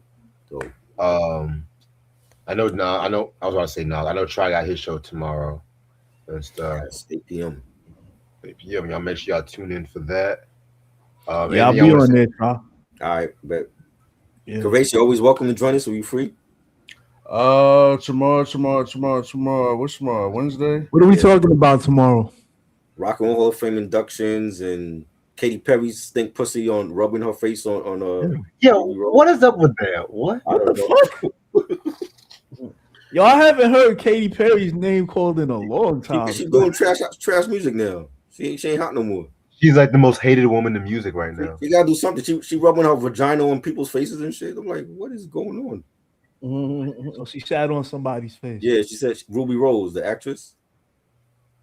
The one that did Batwoman. She played Batwoman. And then before she left, she's a lesbian, but she supposedly said Katy Perry sexually assaulted her. Well, another summer of anyway. Another summer of I hate Katy Perry. Try, how you feeling about WrestleMania on Saturday, man? Hey, come on. I feel like Roman Reigns is gonna beat CM Punk for the title. I think Cody gonna keep his title though. I don't think Randy Orton gonna win. You think Paul Heyman's gonna get involved in that match? The one with Roman Reigns and CM Punk? Why would he though? I mean, because he don't have no. I don't see him going back to Roman. And CM Punk don't want nothing to do with him. You never know. I mean, anything can happen. One man once said, "It's a swerve, bro." I want to see Obafemi against Brock Lesnar. Yeah, I think they got that on the pre-show. Nah, that should be the first match, not the pre-show though. That should be the first match though. Yo, yeah, just send me the link because you know my Fire Stick don't got that no more. So. Oh, okay. I'll send you for the sports apps. Yeah. Okay. Definitely. All right. Yeah, but I'm gonna be watching the Knicks game too, so I might have to just watch it. I gotta watch the Knicks and Hawks. Let's go. Sweep those country ass motherfuckers. Let's go. Fuck Jermaine Dupri. What are you saying? Jermaine Dupri. You know what I mean? Meanwhile, this nigga used to break dance with Houdini. Now he want to disrespect. Now he want to represent for the Hawks. Man, you ain't do that shit in everybody a fucking Hawks fan. That's why I made the post on Sunday. You ain't seen him with a Hawks jersey since Welcome to Atlanta. All of a sudden now you a Hawks fan again? Yo, I said this on Sunday. Hold on, where is that? Yeah, I said the Orlando Magic had one job to do and they blew it.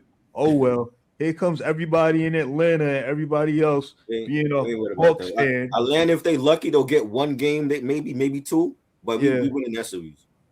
And the pick and roll is finally working now. I think they were saving that all year until now. Yeah. I wanted Bodega Cat 25 and 13. That's what he need every game. Mm-hmm. And please, for the love of God, stop going. Oh my God! If you don't get fouled, because you're hurting us on defense. The referees, when they know you're not gonna get the call if you always complaining to them. Yeah, right. And I think they should let Mitch start instead of having him come off the bench. Yes, I agree. Yeah. All right, y'all. Red, this was a epic. Thank you, man. Yo, thank you. Nobody will ever do a breakdown like this on here. Only us. Nobody else could do what we do on this, man. They can't do it. Yeah, I had a great time with my brothers, though, man. No doubt, man. Salute to you, bro. Salute to you, Kavase. Appreciate it. Y'all make sure y'all be easy. Y'all subscribe to all of us, support all of us. Yo, Reg, what you doing on Friday? I don't know yet. Why? What's up? Because I might be, they didn't add me to the list yet, but I might be getting on the mic out here at Dirty Bull out here. Dirty Bull? Friday night. Send me the info. Hopefully I'm not working that night, but send me the info. I'll see what I can do. I bet. All right. But I'll see y'all niggas later. Peace. Salute. One love.